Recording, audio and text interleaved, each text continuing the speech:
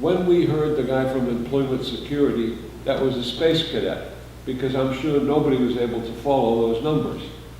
I know I didn't follow them, I'll tell you that.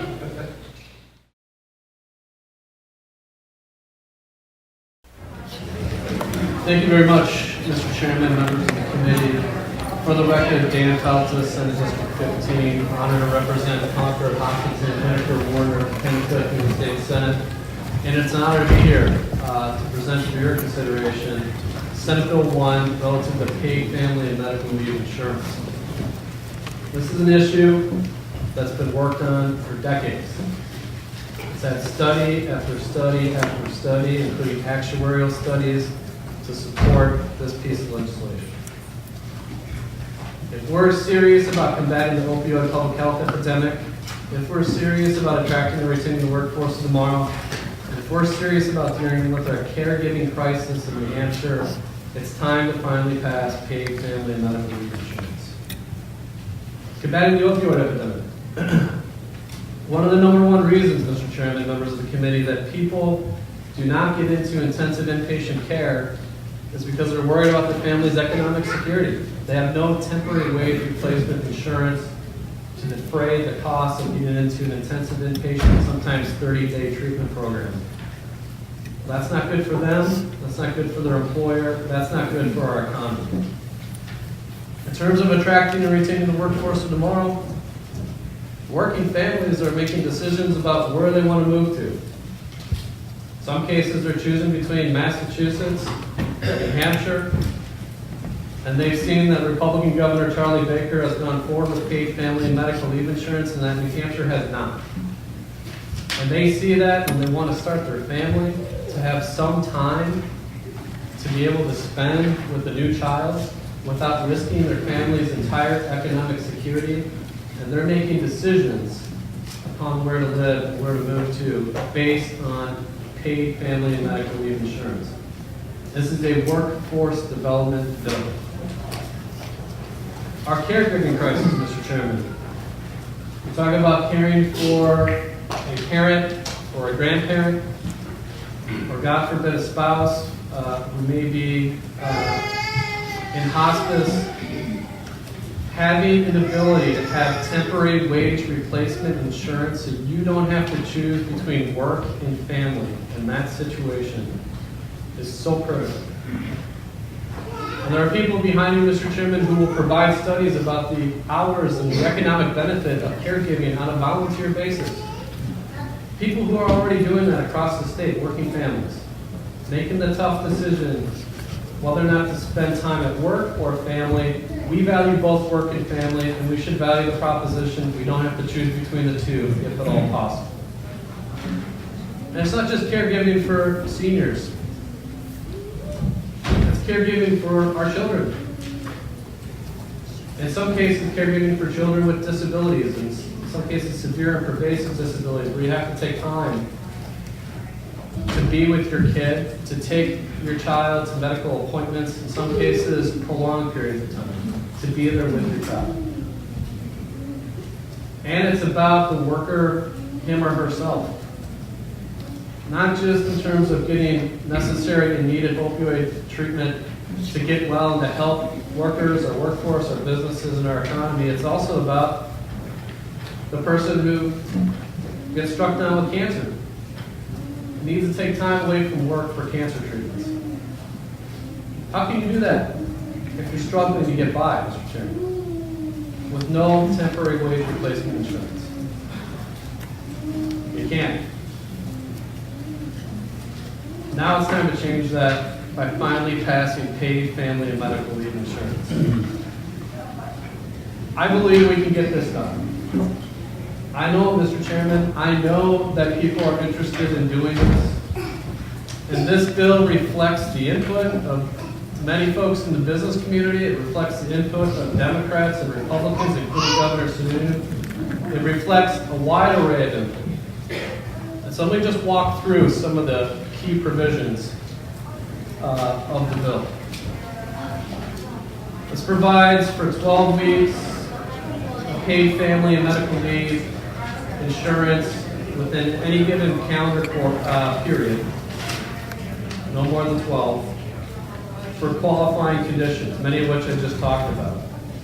But on page 2, I want to highlight something that's been added over last year's bill. Page 2, line 5 through 7. We make it abundantly clear that members of our armed forces and their families are covered by adding the sentence, because of any qualifying exigency arising from the foreign deployment with the armed forces, or to care for a service member with a serious injury or illness as permitted under the Federal FMLA Act. We want to make sure that people who are serving us abroad and their families are taken care of, and make sure we do that with this provision, Mr. Chairman. So that's been added with input that we've received. On lines 17 through 29, this provides the structure of who is in and under what circumstances. It applies to the state, our state employees. It's something Governor Sununu wanted, and we put in the bill. And businesses have the opportunity, on line 18 through 22, to purchase insurance on the private market and or provide those benefits on their own, or some combination of thereof, to meet the provisions of this chapter, 12 weeks of paid leave in qualifying circumstances. So businesses have the option to do what they want to try to meet this. They have the flexibility to do that. Line 30 through 36 talks about the businesses that do not exercise a business option in the private market or through themselves, how it operates. Well, businesses would remit the insurance premium payments on a quarterly basis. It would be 0.5%, equivalent to 0.5% of wages per employee. But just like unlike unemployment insurance, businesses would have the option to withdraw or deduct with respect to the employee, or they could pay, just like unemployment insurance. They could pay the insurance premium payment like they do pay the insurance premium payment for unemployment insurance. Overall, this is an addendum to unemployment insurance. Moving forward, hitting some of the highlights on page 3, line 17. Last year when this bill was debated, at the end of the debate, Governor Sununu indicated that a flaw in the bill was that there wasn't job protection extended down from the FMLA line of 50 or more employees. So what this provision does is respond to Governor Sununu's criticism, and we provide job protection for employees of employers with at least 15 employees. There's a small business exemption, 14 or fewer employees. And it's consistent with all the terms and conditions of the Federal Family and Medical Leave Act. We don't add any new conditions or terms. The job restoration piece, or restoration to a substantially equivalent position, is how this would be interpreted. It's consistent with all those provisions. On line 24 through 27, in response to input from the business community, we included that an employer may require that leave taken under this chapter is taken concurrently or otherwise coordinated with other leave, consistent with the employer's policies, giving employers flexibility about how to craft this and what takes place when, consistent with the employer's wishes. The bottom of that page, we talk about the calculation process. Flipping over to page 4, on line 12 through 15, this makes it abundantly clear that employers can provide family medical leave insurance benefits above and beyond those provided in this chapter. If a business wants to provide more, they can. That's up to them. And that was in response to input from the business community. At the bottom of page 4, there's a sustainability mechanism.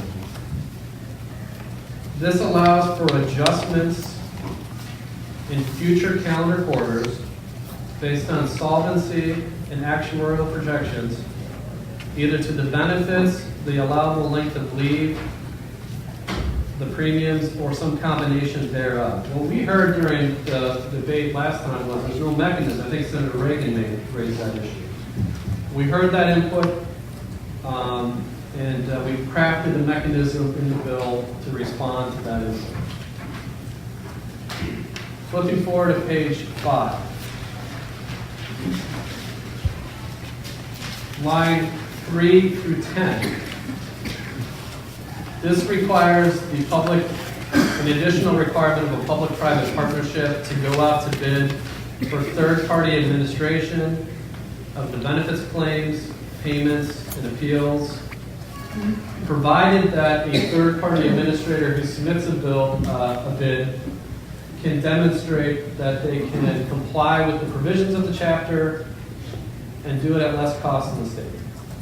If they can do it at less cost than the state and comply with the provisions of the chapter, the relevant third-party administrator could get that bid. That's something I think Senator Gaida, Governor Sununu, a number of people have talked about. We've talked about the business community and interest in third-party administration and a public-private partnership, and so that's in the bill. To be clear, this, as written, allows for the department to undertake the revenue application side, in other words, the insurance premium payment application side, and this goes out to bid on the processing of benefit claims, payments, and appeals. We may want to consider whether or not to include also the fund administration application as well in this provision. There's some indication by the department that it may take a significant period of time to do just the revenue application, some question about how long that will take. So we may want to include fund administration in here too. Line 32 through 35 on page 5 makes it very clear that this is a dedicated fund. That was something that was raised by our colleagues in the House, both Democrats and Republicans, who wanted to make clear that we put this into a dedicated fund. As you know, there's certain protections for dedicated funds that we have done in recent years in legislation. So those are the highlights. But overall, this is a paid family and medical leave insurance plan that's a real plan that's available, accessible, and affordable to all working families and small businesses who are struggling to get ahead and stay ahead. And for those small businesses in particular, who don't have the pool and don't have the overhead to provide these benefits on their own, and they're in competition with bigger businesses that have the pool or overhead to provide these benefits on their own, it's not fair for us to not move forward with an actuarially sound, supported plan that's available, accessible, and affordable for working families and small businesses. Mr. Chairman, I respectfully submit it's time to finally pass paid family medical leave insurance. With that, I'll be happy to answer any questions. Questions of Senator Coleman? Thank you very much.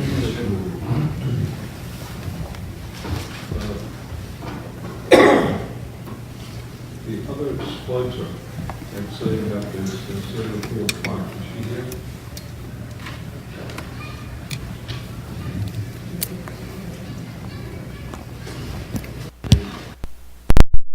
Senator Full Clark here.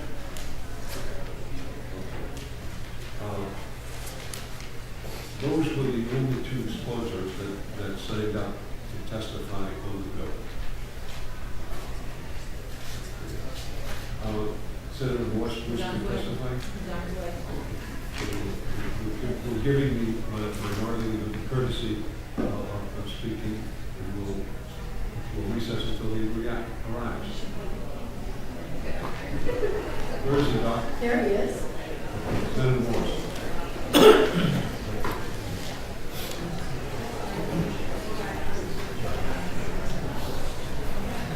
Chair recognizes Senator Morse.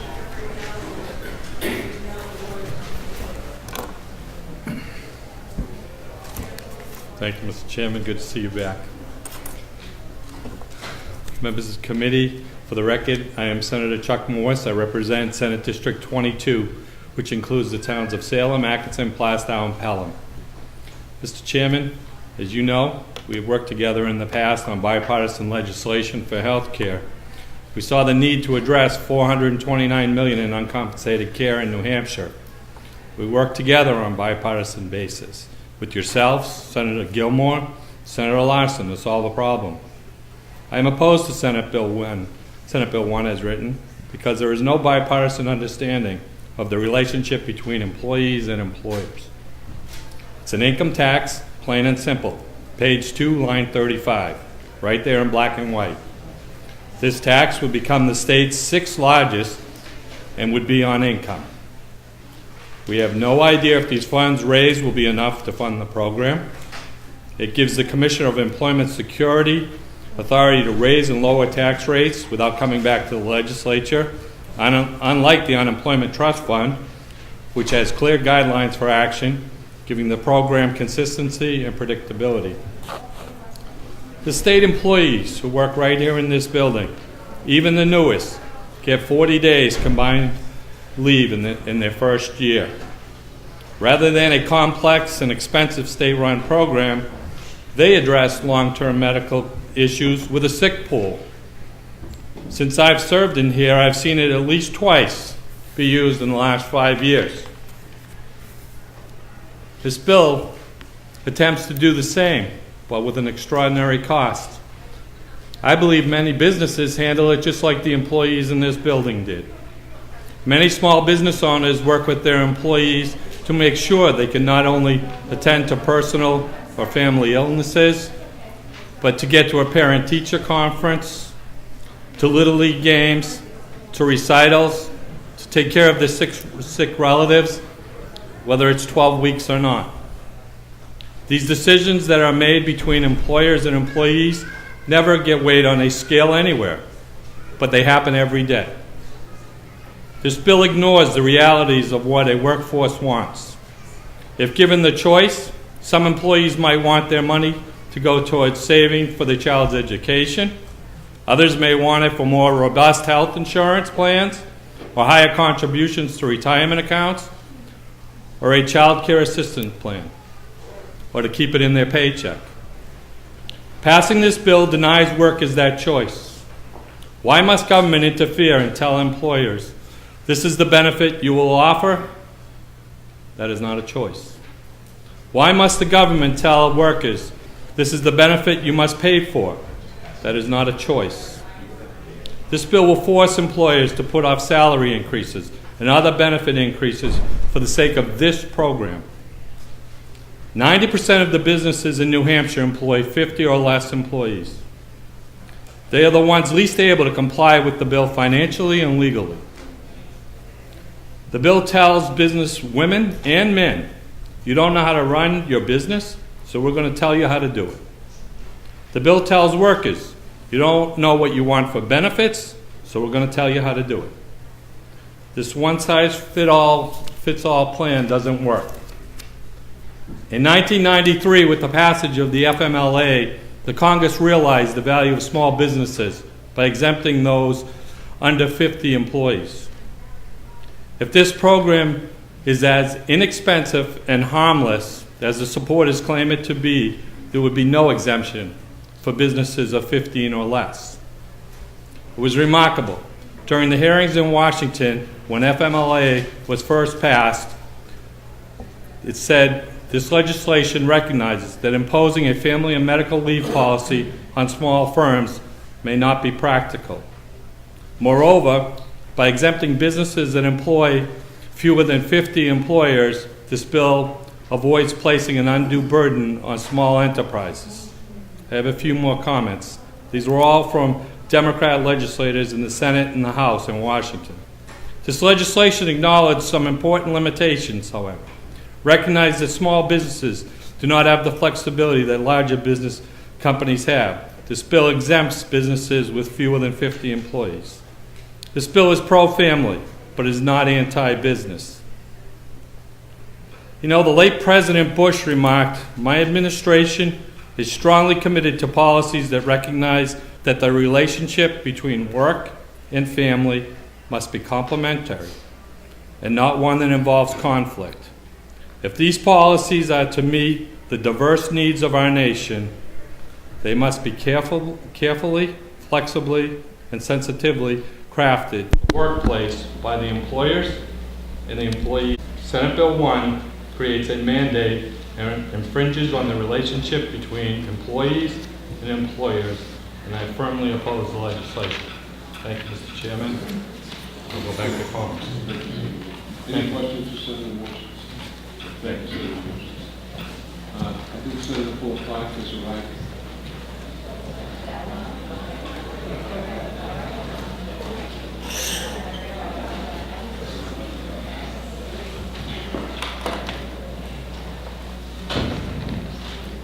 Thank you very much, Chairman D'Alessandro and members of the committee.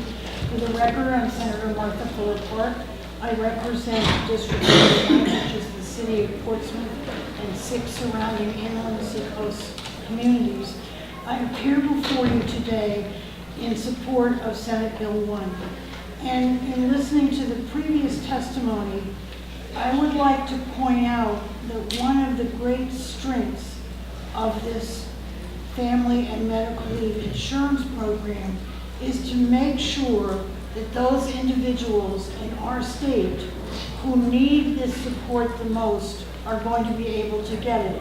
And in many instances, it is for those businesses of 50 or less where there are not the benefits that this bill would provide. We know that many of our larger businesses here in New Hampshire already provide a lot of these amenities in terms of making it possible for parents to bond with a newborn or adopted child. They make it possible for an employee to take time off if they're sick or if they have a sick relative. That is much less common for those individuals who work for smaller businesses. And in particular, I think it's important to realize in our changing climate where we have 2 members, parents working, that there's even a greater critical need, and to understand that in many instances it's women who need this benefit the most. And in particular, if we think also to the fact that it's women who are in many instances earning considerably less than men, so that it makes it harder for them to be able to get the entities to be able to support the ability for them to be able to take the time off that's needed as a mother or a caretaker. So I'm here today to say that, and it's also my understanding that looking at alternative proposal, that it does nothing to help this particular sector of our economy. And so we should want to be able to provide these benefits to every working family in this state and not to pick winners and losers. And frankly, the question of choice, I think, is not really the critical issue in moving this legislation forward.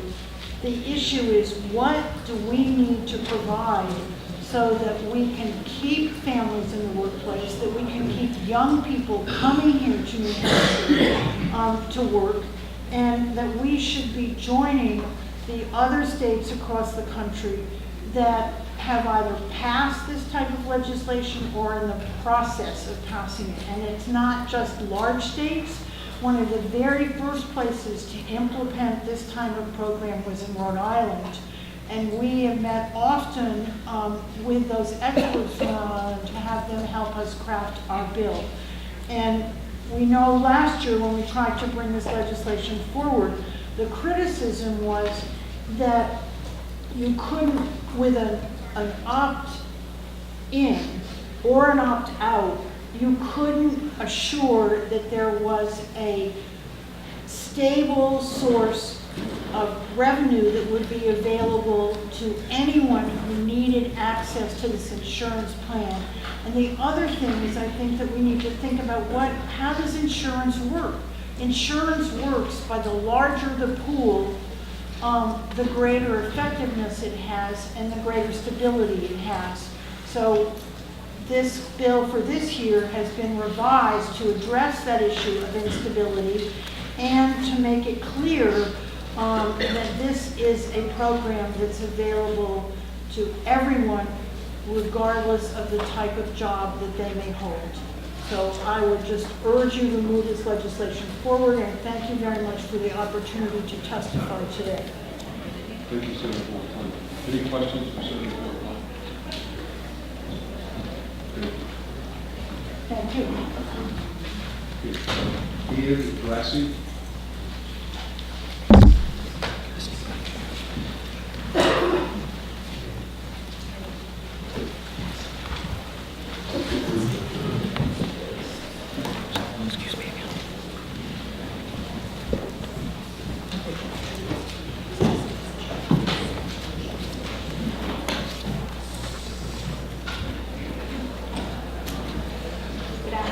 Thank you for hearing my testimony. My name is Ann Grassi. I live in Rochester, New Hampshire. As a lifelong child care professional and early learning advocate, I'm here to urge you to support Senate Bill 1. I work at Rochester Child Care Center. I serve them as the Family Services Coordinator, but as typical in my profession, my colleagues and I wear many hats, many more hats than our job titles imply. We work long hours, receive minimum compensation, and take on impossible workloads. In order to ensure that we are providing the safest and most consistent learning environments for our young children that we possibly can. For so many of the children we've seen coming through our center, the few hours they are with us are the most stable part of their day. While most child care professionals are in this line of work because of intense passion for learning and for children, it's not easy. The turnover rate in the child care workforce nationally is around 30%. And I checked our center alone last year, we had a 30% turnover. The cost of child care is astronomical, and in districts like ours, many families rely on the state subsidy in order to afford child care. These factors tend to keep compensation for employees low, and benefits are very hard to come by. In order to continue to provide consistency to our young children while fighting the high cost of turnover rates and other challenges, we have to be creative. I'd like to share a story of a colleague whose mother passed away recently after having received hospice care. My colleague is a very hard worker, a wonderful person, and a loving daughter. She wanted to provide end-of-life care for her mother and stay with her through the final phase of her life, but did not have any sort of paid leave protections to allow her to do so beyond her allotment of sick and vacation days. We'd love to provide that for her, but we can't afford to. So instead, our center staff donate their sick days and collaborate to cover her shifts after her sick days were used, working overtime on top of our already packed schedules so that she could, at the very least, have a job to come back to after suffering a terrible loss. We were happy to do this for her, and at some point, many of our staff have been on the receiving end of this compassion from our staff, but we shouldn't have to. If my colleague had had paid family leave, she would have been able to take the time to spend with her mother without foregoing an entire paycheck or risk losing her job. She would have been able to take some time to care, to grieve, and to rest before coming back to work. No family or individual should have to choose between caring for a sick loved one, putting food on the table, or losing their job. Our working families need this, and we need to pass it now. Thank you very much. Thank you very much. Any questions? Good, thank you. Matthew, W-I-H-U-E-T-S. Matthew? Thank you, Tom. That's fine. Which one? You?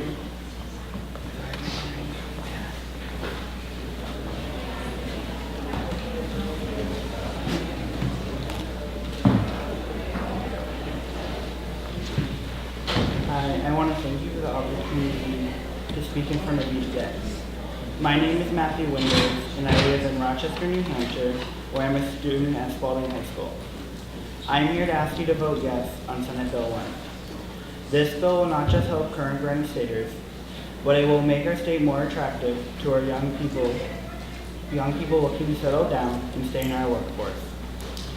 As I am sure you are aware, New Hampshire has been struggling to retain its youth. Stay Work Play conducted a survey targeted to 20 to 40-year-olds. 30% of the sample said that they were likely to leave New Hampshire.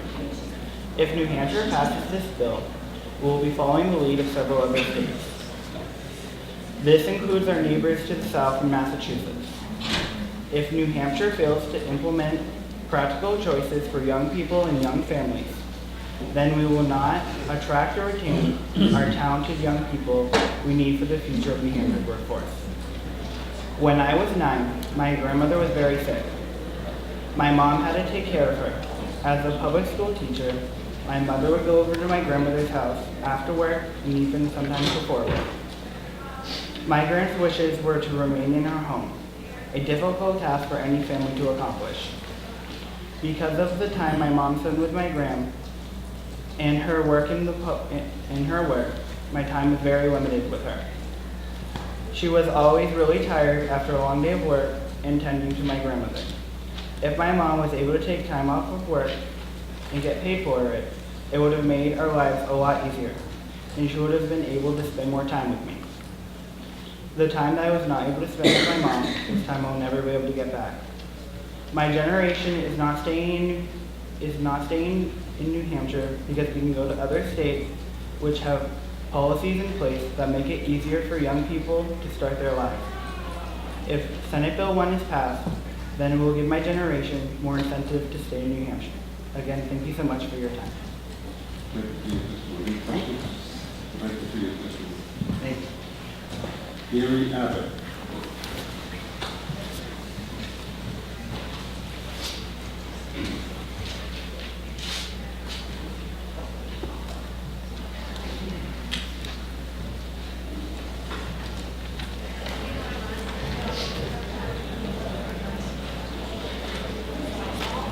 Thank you, Chairman, committee members. My name, for the record, my name is Gary Abbott. I'm the Executive Vice President of the Associated General Contractors of New Hampshire. I did testify last year. I did bring this up to our organization to relook at and take another look.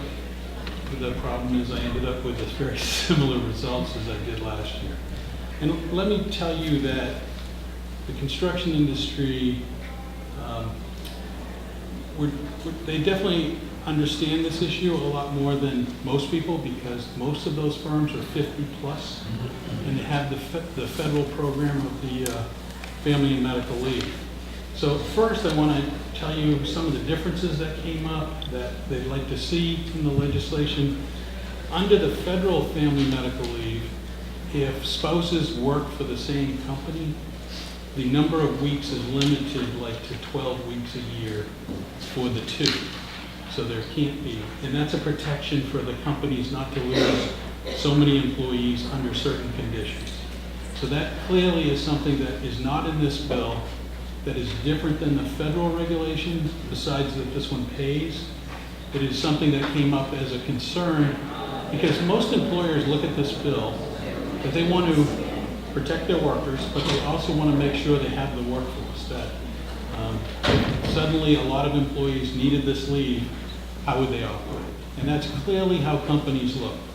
But then the second provision really is the other one that keeps coming into play is the title of this thing says it's a family and medical leave insurance program. And that insurance is usually an option for an individual to purchase or a company to purchase. And so the number one issue for us last year, and it is still again, is whether there's an opt-in or opt-out for those individuals that want to belong to the program. We also looked at New York State. New York State has also to look at winners and losers, fairness across the board of who pays in how much. It's clear that high wage earners are going to pay a lot more than low wage earners, and that in New York there's a cap of how much per year an individual would contribute to the program. Now, their program's a little different. They mandated some disability insurance, so it's not comparable. But I'm putting that on the table as there's kind of two things here, the opt-in, opt-out, or whether there's a reasonable, because the benefits are capped. It's kind of like the Social Security program where the amount somebody pays in is capped. So I'm bringing those issues forward to you. I think this is a very difficult bill, but one of the things I'm still not sure of whether the employees understand that some companies may ask them to contribute and it will come out of their paycheck, and how many want to voluntarily do that. I don't have a good grasp at that at this point, but that is a concern of an employer imposing this regulation on their employees. They're going to be on the front line under this bill. So at this point, as it's drafted, we can't support it, but we would gladly work with the committee or anybody who tries to come up with possible compromise language or something that would work. So with that, I'd end my testimony, and thank you for your time. Any questions? I have a couple. Gary, what you're saying is that there are provisions in the bill that you think can be worked out, and you're willing to work with the sponsors to bring those to fruition. Is that correct? That's correct. I think, well, what I did since last year is I opened it up to our group and said, is there something we could live with? And so I've started that discussion. If there's something that the committee wants to work towards, we would be glad to participate. So what we'd like, it seems to me, what you'd like to see is a bill that handles that particular situation. But indeed, there are certain sections that you want to address. You're not throwing a blanket over the bill per se. Well, I think I'm dancing the fine line between, there's some things you could do that make it less the employer here has got an awful lot to do in the sense of collecting, paying, those kind of things. And there are provisions here where if they were modified, there might be less resistance to that. Any other questions for Gary? Thank you. For your testimony. Appreciate it. Okay, next, I can't read the first name, but it's Murphy from the White Birch Center.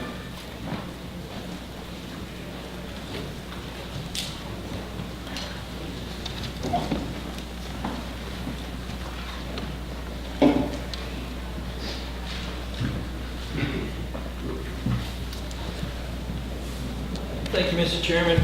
My name is Mark McMurphy. Sorry, I didn't make that particularly clear.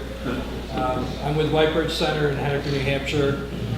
We are a nonprofit in Henniker. Our primary focus is on child care, so I'm going to ditto a lot of what Ann presented so that we're not repetitive.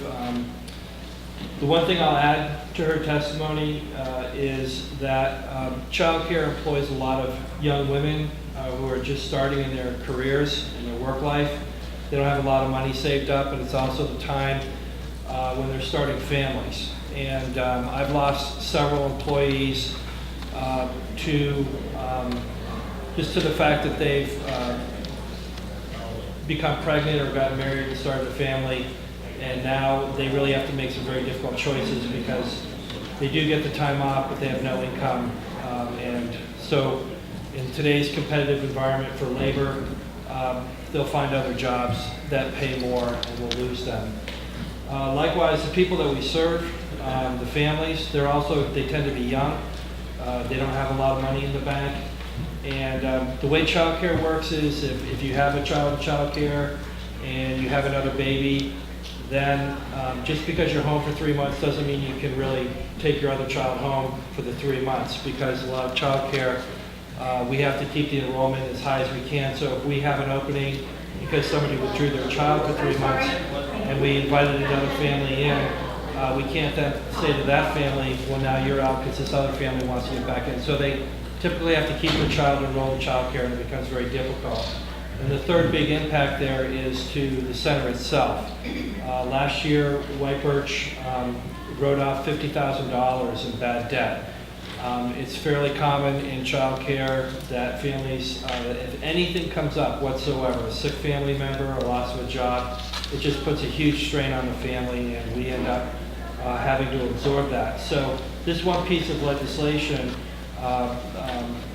would really help in three ways. It would help our employees, it would help the families we serve, and it would help our nonprofit to sustain itself because we would be able to receive some payment, whereas we wouldn't have otherwise. So that's why I support the bill, and I appreciate your time. Thank you very much for your testimony. So your belief is that this will subsidize your employees' benefits? It will definitely help. I think it's very difficult to make a decision if you're going to have a child, to do any planning if you know that you're not going to have any income for 3 months. Because once you have an infant, trying to go find your infant care is a scary thought. First of all, if you can find it. But secondly, it's going to be, approximately college tuition for a year of infant care. So you're kind of behind the 8 ball. The minute you're aware that you're pregnant, a lot of, especially in our workforce, there's just a lot of planning that has to start happening. And if they could have that income while they're out, I think it would help them to plan, and they would see it as a positive, and it would help us also to retain our employees. So, So you could create a program yourself to fund this for your employees, but you believe that your needs to take money from this program are greater than you're willing to produce in your business. So you're looking for other businesses to subsidize your employee benefits. that's a total misunderstanding of how our business works. Yeah, if we had the money, sure. But, I mean, if you are going to start a business and you're graduating from business school, I highly doubt you're going to go into childcare because you're going to make all this money. Childcare, most childcare is a nonprofit, they don't make any money. You have to find money from other sources. You either have to find grants or donations. Yeah, anything that we could do to support employees, we would. But if we can't, it's the same thing with the families. It's the same thing with the families. Families have no money. It's amazing. And most people that I invited to see our business, they're absolutely shocked at how people are living and what it's like to try and maintain this business. Which, if you're worried about the workforce in New Hampshire, child care is an important issue. Other questions? That answers my question. Any other questions? Just a couple of references to two things that you've said. You see this as an advantage to retaining people in New Hampshire as it relates to the workforce. And it also provides benefit that in essence has a positive retention effect on the family, the worker, etc. Absolutely. The benefits to the employees, the benefits to the families that are needing child care are also benefits down the road to the child care agency. We're just trying to sustain ourselves, but if you look at young employees today, and you're trying to work with them, that's the one thing that you want is stability in their lives, because it helps. I mean, you have to have quality people providing childcare, so that when you lose somebody, that transition isn't just a business cost, it's a cost to that child in that classroom. They go through transition, so you're trying to keep it as stable as you can. So you see it as a mutually beneficial situation. Absolutely. Other questions? Thank you very much for your testimony. All right, thank you. Appreciate it very much. Okay. Marjorie Robertson.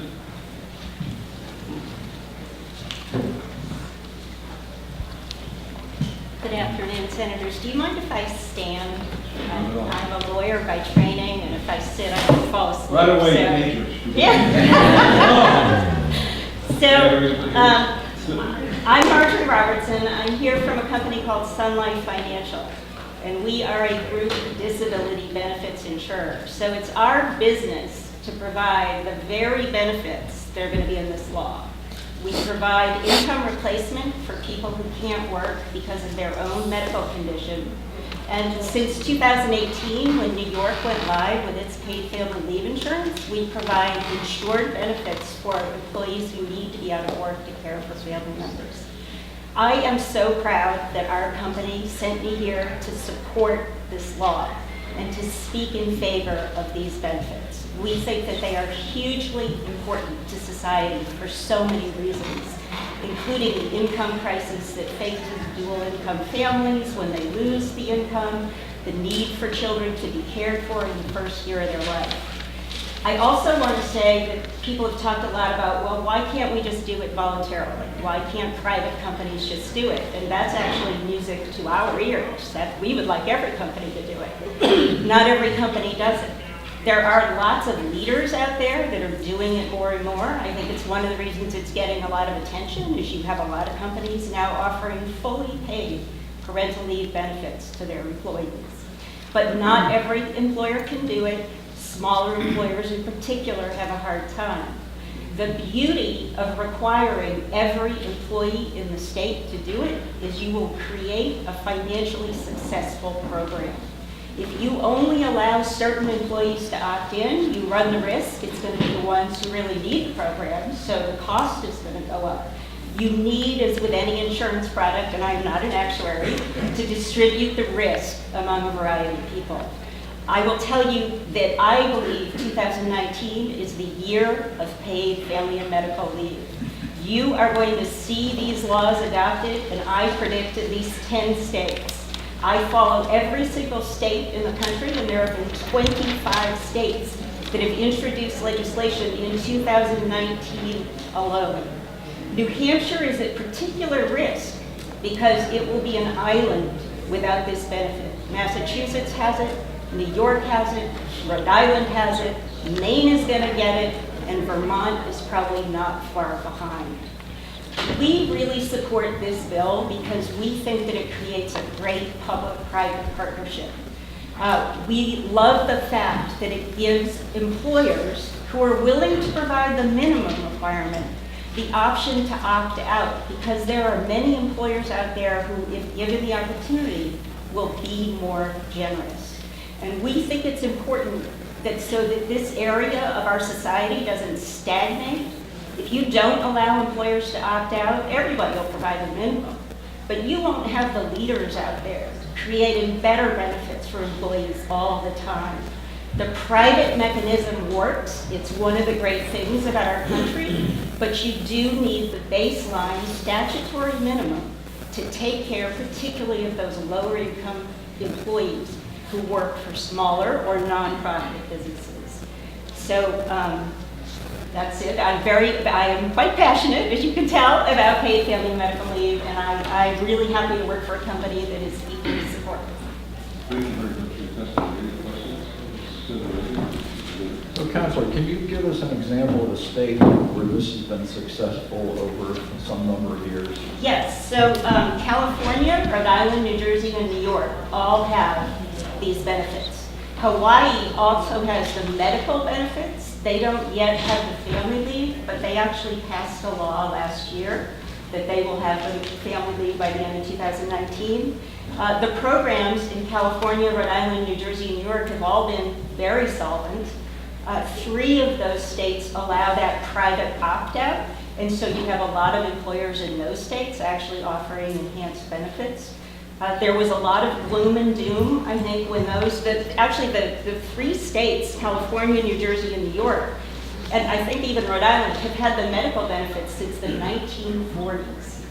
And it hasn't caused any problem. In fact, it's really why the short-term disability insurance market was created, because it took a springboard off this statutory requirement.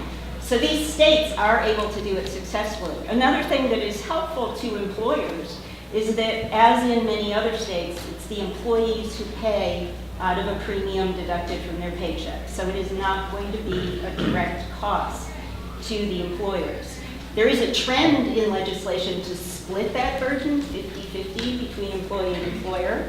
And what we see at Sun Life is a lot of employers will just pay for these kind of benefits for their employees because they see them as important.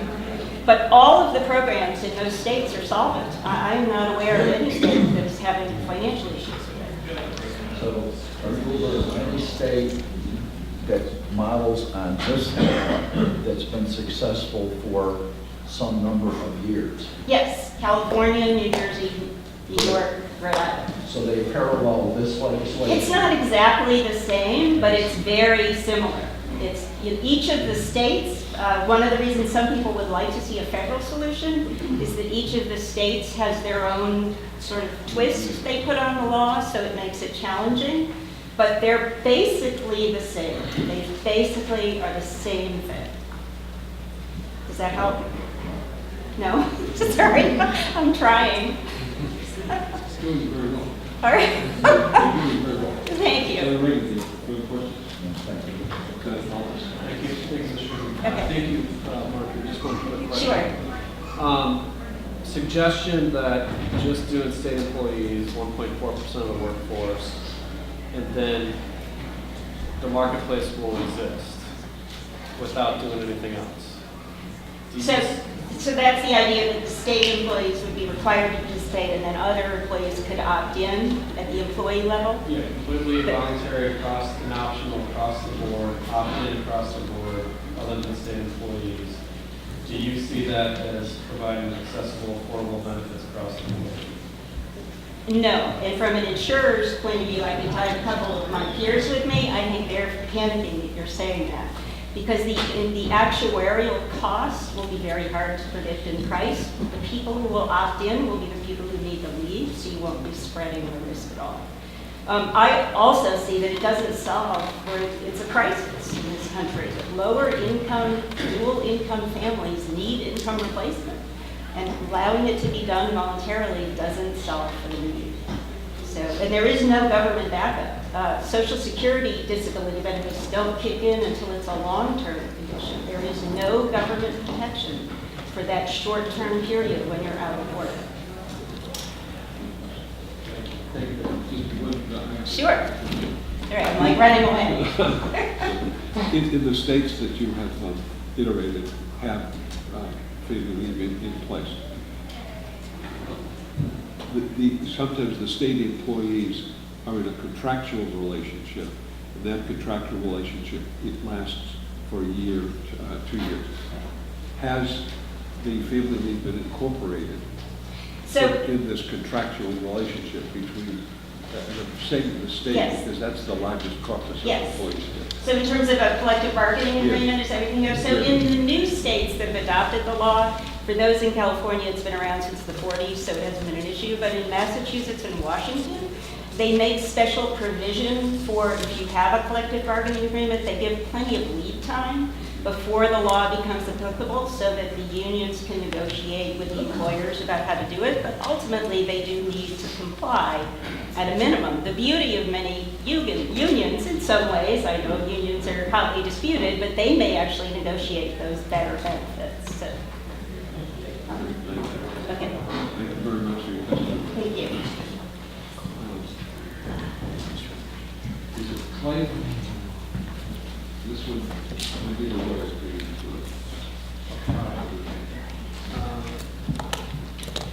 Something clap. Clap. We have a clap. Is But he knows somebody named Clap. it you, man? Yes. Oh, please. Oh, okay, great. You're recognized.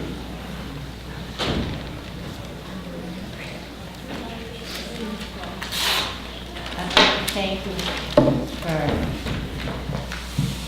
having me here today. I'm not from an employer's or anything like that, but I do have personal experience for trying to get this bill passed through. I had a friend that his wife had a baby and she had complications. And he had to stay home to help her and take care of the baby. As his job did not pay for this, he feared losing his job if he didn't go back, but losing his wife or child because he didn't have anyone else to come in, what then? Would it take to keep them on track and to be paid leave, especially in these circumstances? I happen to be very fortunate. When I had my children, my husband's company did pay for family leave, and so I got the help that I needed. But in this case here, which is in many cases, these people have children, and then all of a sudden, they can't take time off to help, especially in this case here. And then, do I have a job to go back to after I stay home with my wife and my child? I really feel that this is something that is needed for all. When my father had an illness, he had no paid leave, but by the grace of God and his boss, he took up a collection so that any of the medical bills that we had was helped out on. But if we have something like this, then you would not have to worry about that. The community can come and uplift you to a certain point, but then from then on, all of the what ifs. And that's basically all I have to say. Well, thank you very much. Thank you. Okay, thank you. Todd Fahey.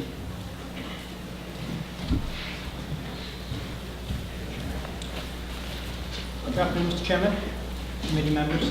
I am Todd Fahey, the State Director of AARP. We have 230,000 members in New Hampshire and 38 million in the country. I'm here to speak today about a few things.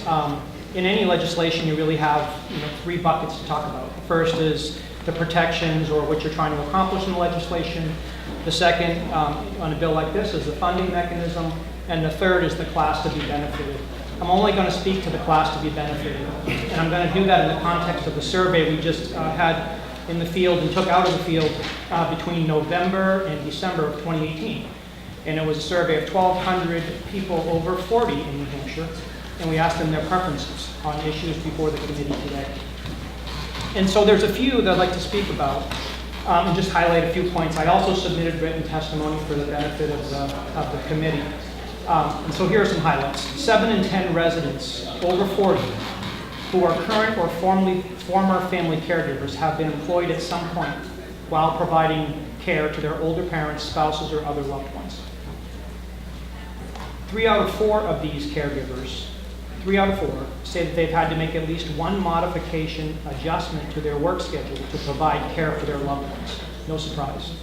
I should say that there's 173,000 family caregivers in New Hampshire. They cross all political spectrums.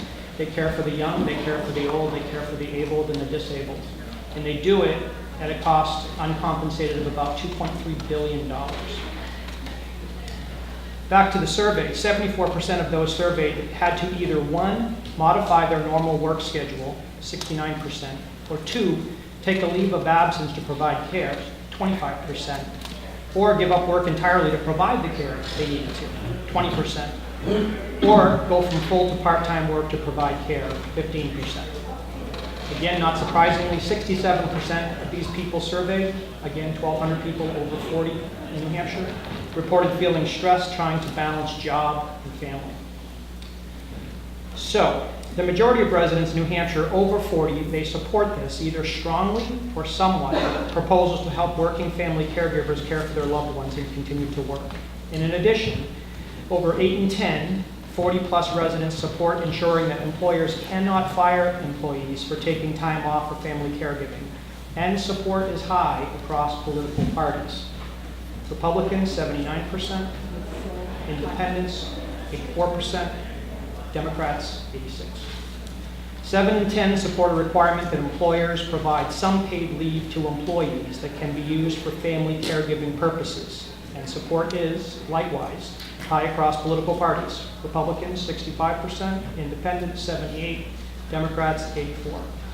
Putting a face to some of the caregivers in New Hampshire, Current family caregivers tend to be women, 58%, who are 57 years of age or older, and caring for a parent who is 81 years of age. But they're not alone. They're currently employed full or part-time, 59% of them, and nearly 4 in 10, 38%, are also caring for a child. 18 and under, or 19 or older, who live with them. Think about grandfamilies. So anyways, it cuts broadly. We're not speaking to the funding mechanism. We have not had time to fully analyze it. But we are, as all of you are, mindful this is a small business state, and it needs to work. It needs to work across all spectrums for the benefit of those who are going to rely upon this. We have a few comments to make. You may want to consider amending the definition of family member to include siblings or in-laws, because oftentimes those people are people who are the beneficiaries of care. And I'm not sure, I couldn't glean from the bill whether you did this or not, but consider thinking about whether any contributions made by employees would be subject for you could structure this in a way that it would be eligible for favorable federal income tax treatment, pre-tax perhaps, and also ensuring that any employer contributions would also receive favorable tax treatment under the state tax law and federal tax law. And with that, I thank you.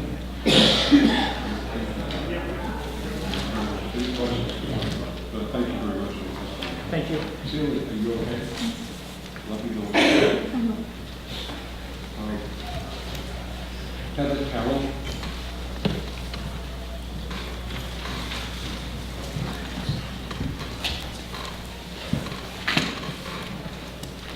Good afternoon, Chairman.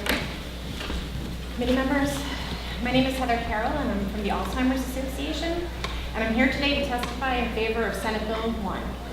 Our focus on support for paid family medical leave is to help the 67,000 caregivers who are currently taking care of a loved one with Alzheimer's disease or another related form of dementia. There are 24,000 diagnosed cases of Alzheimer's in the Granite State. Caregivers are providing 76 million hours of unpaid care here in New Hampshire per year. 2 out of 3 of those caregivers are still in the workforce. Due to the nature of Alzheimer's disease and the many forms of dementia, depending on your specific diagnosis, the span and the symptoms of the disease can vary severely. But in the end, the result is always the same, with a terminal disease that has no cure and no way to stop the effects once they take hold. The stress put on families, not only emotionally, but financially, is enormous.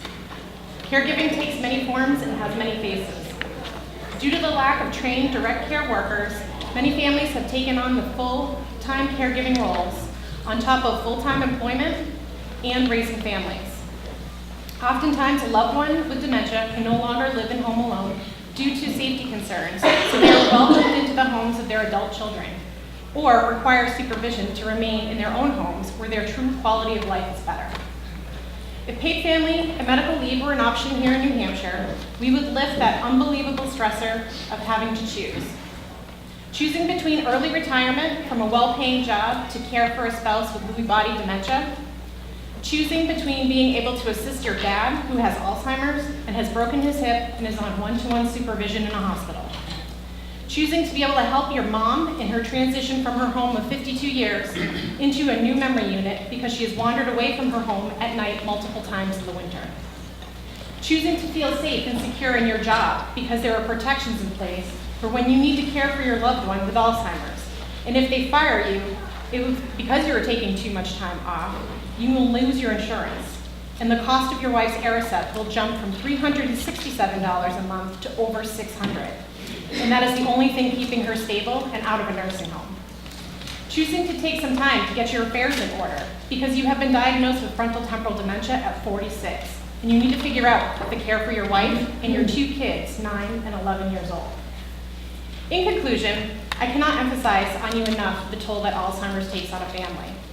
In the throes of a life-changing diagnosis that cannot be cured, you can be assured looking for a private insurance that you may or may not be qualified to have, and finishing a lengthy process of application is not even on the radar for our folks.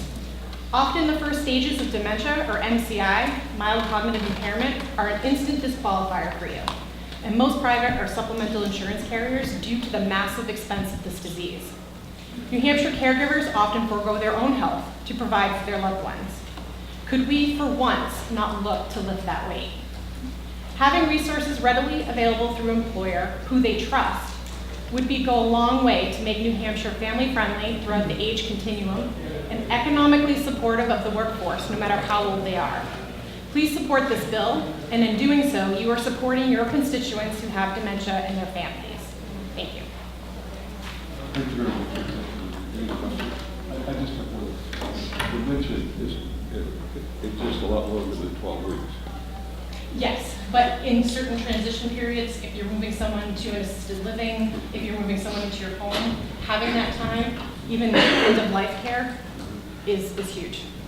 Yeah, dementia is way longer. Have you dealt with that? So your purpose is that this ability to have this leave provides an opportunity to make further changes that would take place. Correct. Thank you very much for this. Chris Ager.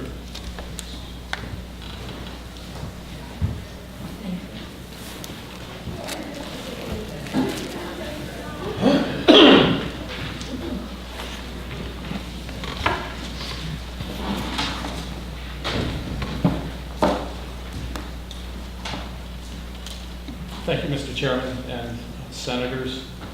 My name is Chris Ager. I'm from Amherst, New Hampshire, and I'm representing the Granite State taxpayers here today. The Granite State taxpayers is nonpartisan, nonprofit, and as our name implies, our focus is on taxpayers. We oppose this bill as written, and our rationale is that we advocate for free markets and competition, and whenever possible, have that free market and competition done by the private sector to allow for the marketplace to dictate the needs of the consumer and the businesses. We think that helps with a positive business climate, and the best way to prevent people from having financial difficulties is to provide jobs and well-paying jobs. And so that's the basis. This Senate Bill 1, we oppose any mandates on businesses to provide things that are available in the free market. And it's our desire to see the free market push businesses towards what the people want, what the employees want. And we think that's a longer-term sustainable approach. There's also the cost. There is a risk to the development dollars, and there are approximately 40 full-time equivalent state employees that this would add based on the bill's tables. And finally, the 0.5% of a payroll deduction from an income, we're concerned that that could lead to the basis of an income tax, where it could creep up and over time become a broad-based income tax, which we believe could hurt the entire business climate of the New Hampshire advantage. We applaud you for putting forward your approach for this. And again, on the income tax, I caught income tax, it's not worded that here, but the commissioner, there is a clause that would allow the commissioner, after duly providing data to the council, the advisory council, to increase premiums. So we have an unelected individual that would impact your payroll deductions, and that's also another concern that could grow without the correct oversight. So that summarizes all my remarks. Do you have any questions? Thank you, Mr. Ager, and thank you, Mr. Chairman, for the opportunity to ask a question. So, the insurance premium payments, your concern could develop into the details, correct? Our concern is that it could expand, even in its current form, by the unelected commissioner, increasing rates based on solvency. And that it would be the infrastructure that you could then generate an income tax, because you'd already have the infrastructure, the information technology system set in to generate that. So that's a concern. It's not embedded necessarily in this bill, but it's a concern for the future. Thank you, Mr. Chairman. You mentioned the free market would you believe at this point the free market has existed in this sphere? There's no barriers to entry for insurance companies, and this insurance product is not offered on an accessible, available basis to all great savings. Would you believe? There is the availability. The structure exists to allow insurance to be provided, and free market pressures, we believe, is a more sustainable approach. And there's another idea on the table that we're looking at, the twin states option, that may provide a more sustainable free market approach. We're not taking a position on that, but that's a possibility. Do you have the actual policy proposal of the so-called twin state approach? Is that written down someplace? No, it's only a concept is all that we've seen, so we're not taking a position on that. Thank you. Thank you, Mr. Chairman. Are you aware that in developing the Twin State program, the unions representing state employees are involved and that those negotiations are ongoing as we speak? Are you aware of that? We're aware of what's been put out in the press release only. Again, we're not taking a position on that concept, since it's not a bill yet to be debated. Are you aware that over the summer, as I worked on numerous meetings with the unions and the insurance companies and the Commissioner of Insurance and the Assistant Commissioner of Employment Security, that this process is ongoing and that a program is being developed that is quite complicated, but is a free market solution? We would be in favor of any solution that would be free market. We're not privy to all the discussions. And if the state is working with its unions and they come up to an agreement, that we see as free market, the two parties getting together determining, not even though one party is the government, not the government mandating to everyone.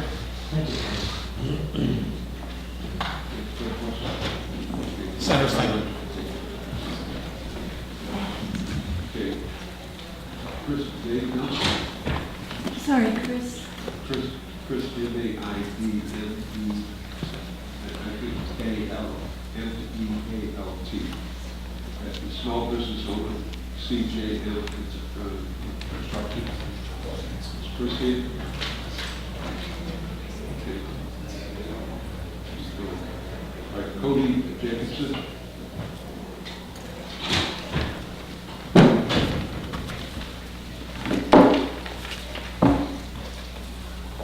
Hello, my name is Cody Jacobson. I have lived in New Hampshire my entire life. I attended Plymouth State University and graduated in 2016, and currently I live and work here in Concord, New Hampshire. During the summer of 2015, my brother Connor attempted to recover from alcoholism that had affected him for a number of years. He did this on his own without any prompting, and for anyone who has a loved one who has gone through that process, it's brutal. Alcohol withdrawal symptoms are terrible. They put an unbelievable amount of stress on the body and often lead to hospitalization, which is what happened with Connor. For 3 weeks, he was in Exeter Hospital recovering. I remember having a conversation with him near the end of that stay that, he was ready to leave and wanted to get back to work, and quite honestly wasn't giving much attention to a full-time recovery facility. I didn't see that conversation in the same context that I do now, but hearing from other folks sharing their story, it speaks to a wider problem that is happening across the state. I can't even imagine the amount of pressure he felt to return to work after missing 3 weeks of pay. For a few months, things continued pretty much as normal. Connor was doing well with recovery, but eventually relapsed, as many people do, in the fall of 2015. In November, he was again admitted to the hospital due to complications from his alcohol withdrawal again after he tried to get sober again. He tried very hard. So this set off a 4.5-month saga of hospital stays, mostly in Exeter, Mass General, and a large amount of time in the Mass General ICU. This whole process was complicated. We didn't know he had an underlying autoimmune disorder that really just depleted his organs and energy and made it extremely difficult for him to recover. during this time, my parents were unbelievable. They had awesome employers that's worth mentioning, Gunstock, Mountain, and Guilford, and the university system in New Hampshire, and they gave them every amount of flexibility you could ever hope for when going through something like this. That being said, they still found themselves running out of sick time or still just needing to get work done, and they would often split days and literally pass each other on the highway as they spent the morning with Connor and the afternoon at work, or vice versa. On March 14th of 2016, my brother Connor passed away after a number of hard weeks in the ICU at Mass General. It was extremely difficult for myself, my family. I was at Plymouth State and luckily could take time to grieve and be with them, but my parents both, after this period of time, felt the need to return to work fairly quickly and ended up, my dad, moving on from his current employer. Not because of the time he missed, but just because he couldn't continue to work under those circumstances. The 12 weeks of this program would allow this partial wage reimbursement. It wouldn't have solved everything. It wouldn't have covered the entire time that my brother was in the hospital. It wouldn't have fixed every problem we had. My parents still would have been under an unbelievable amount of stress. But what this program could have done is given my brother the flexibility to seek further treatment after his first hospital stay. It would have given my parents another option besides the goodwill of their employers in taking time to be with him. And during extremely difficult periods like the last few weeks of Connor's life, it would have provided them with one less worry during that period of time. So for my family and families across New Hampshire that are facing these issues daily, I truly encourage you to support Senate Bill 1 and establish a paid family leave program here in New Hampshire. Thank you. Thank you. Senator, Yes. the previous Chris Miller, who is now in the room, a lot of some of these are We'll put an NPV on it. right. Chris, I think. So if I call your name and you're not here, if someone could just open that door and mention that the name has been called so that anyone that's signed up gets to speak. We want everybody to have an opportunity to speak, though. Everybody shut up. So where's that Chris? Chris, on the other.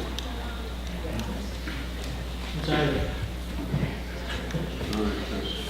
Thank you, Mr. Chair, committee members.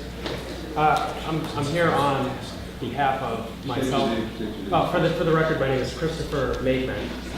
I'm a small business owner in Peterborough, New Hampshire. I'm also a young father to a wonderful 18-month-old child. I am here in opposition to this bill today for several reasons. One is that New Hampshire has never had an income tax, and I believe firmly that it never should. I believe there are better ways to handle certain social issues and social funding issues that we need to fund as a state and as good citizens towards each other. My key problem with Senate Bill 1 is on the last page of the bill in the fiscal note here, and I will read that. It says, after the program is operational, if the commissioner determines the solvency of the fund is in jeopardy, the commissioner shall provide data supporting this determination to the advisory council and may, I'm going to input my own word here, unilaterally increase premiums, decrease benefits, or decrease the length of leave. So this bill, I believe, is well intended, and I can certainly understand the reasoning and sympathize with the families that could benefit from a program such as this. We could have benefited from such a program about 18 months ago when my son was born. The fact that what we saw last year, I'll digress for a second, with HB 628, although it was voluntary through the means of an opt-out clause, that I won't digress too far. We saw that it went from 12 weeks to 6 weeks for benefit period, and it went from a 0.5% payroll deduction to a 0.67% payroll deduction, and it was still determined that that program would have been insolvent from the get-go. I can't imagine that this program, despite being mandatory, will be solvent in the same fashion that 628 last year was not. And to give the power to an unelected bureaucrat to raise the rates, increase the premiums, decrease the benefits, or decrease the length of leave does not provide any family that hopes to gain from this program any concrete assurances. When you go to use the program, it might not be there despite paying into it. So that is my principal opposition to the bill. Furthermore, as a small business owner, while I have no employees currently, to hire an employee, I've looked into this. I hired one in the fall for 4 weeks. Unfortunately, it didn't work out.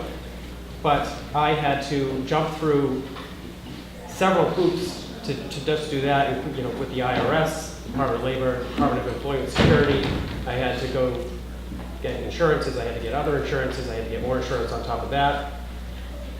Being forced to buy into yet another insurance program is onerous for small business owners. And I don't think, there's no small business clause in here that protects a growing small business in this state from having to develop the infrastructure for these payroll deductions.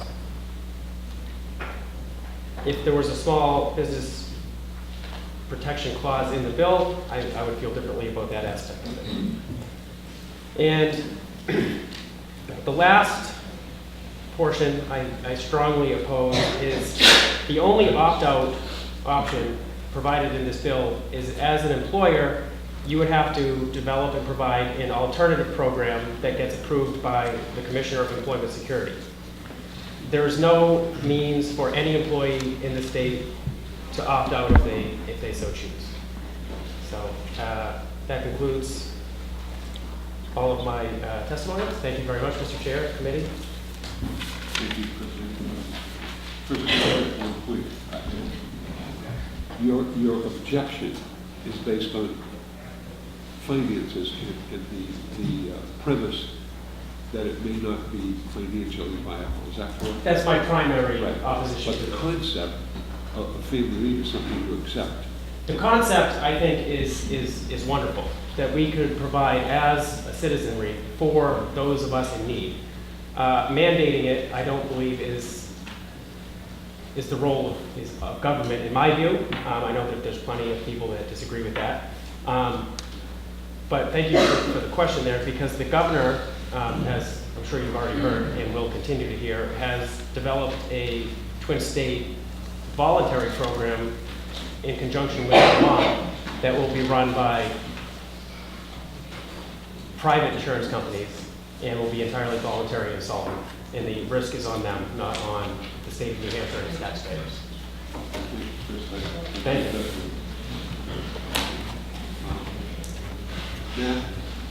Matt Cohn.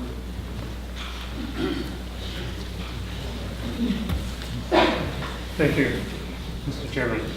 My name is Matt Town. I come to you today in support of this bill.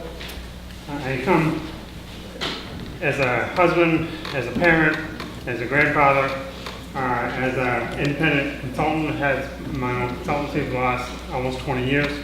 I'm also a nurse, and I'm also in the New Hampshire legislature from your colleagues across the way. Today I'm really speaking to you mostly as a parent and as a grandparent. Now I want to give you a short case study in what this means and put a human face on what we're really talking about. Back in 2013, my daughter lives in a nearby state that did not have FMLA benefits. She delivered a stillborn at 39 weeks. About 2 years after that, she delivered a child that had what was called duodenal atresia, which required that Alice to be in a NICU for 2.5 months. Now, during that period of time, the hospital that cared for Alice was about 3 hours away from her hometown of Duluth. So my daughter worked for an employer who understood Sarah's need and her family's need, and straight up, right up front, gave her the benefits for 3 months in both of those situations, where she sustained her full-time pay. That enabled Sarah to live basically in the NICU with Alice and care for Alice along with the nursing staff. That was instrumental in Alice's recovery. It also allowed her husband to take care of their other daughter at home back in Duluth. My point is that when they emerged from that whole tragic situation, they were still financially viable. Sarah still had her income, she still had a job, a deep and unrelenting loyalty to that employer. Her employer wanted to keep her. Sarah was a key player on his team. She developed almost $8 million worth of exhibits at the Great Lakes Aquarium. So she's a key player. So my point is really, to summarize, that Sarah was in many ways very lucky. Now we can say, she had an understanding employer who stepped up and did what the state did not do. And GLA is a nonprofit, but that employer stepped up and did that. The second is that she maintained her own employment situation, which helped the city of Duluth and helped her employer. So there was a back and forth with that. And finally, and perhaps most importantly, she had a great outcome. Alice survived. She's now a happy, bouncing 3-year-old girl. And much of that was due to the fact that Sarah was there on a constant basis. So she was in a really fortunate situation. All these things fell into place. Most of the people in this room, one time or another, will have a similar tragic event. Name your color, name your flavor. It really doesn't matter what flavor it is. An elderly parent, a sick child, a spouse. There's all kinds of things that can happen to the human condition. The point is that she was lucky, but many of the people in this room that experience that, if we don't pass this legislation, they won't have that benefit. They will have to figure it out on the fly. And as a nurse, I can tell you I've cared for patients who try to figure it out on the fly when they're standing by the bedside. It doesn't work well. I am an advocate professionally for more than 4 decades. I am a planner. All my friends, all my relatives say, if we want something done, we'll give it to you because you plan it to death. Well, that's what I'm talking about. We should now, in the cool of the moment, and it's an obligation of the Senate and hopefully a company in the House to pass this law. Plan ahead. And if small business or a business in general was going to do it, they would have done it by now. So we need to urge this process forward. I'm happy to take questions. Thank you, Mr. Chairman. Representative, with all due respect, okay, it seems you have a much higher opinion of employers in Minnesota than you do of our small business. What reason can you give to make me, as a member of this committee or the Senate or this body, believe that our small businesses don't or won't go out of their way the extra mile to care for their employees? Very simply, sir, they haven't done it yet. And I speak only, let me finish. I speak only the fact that in Minnesota, I talked about one employer. Not all employers.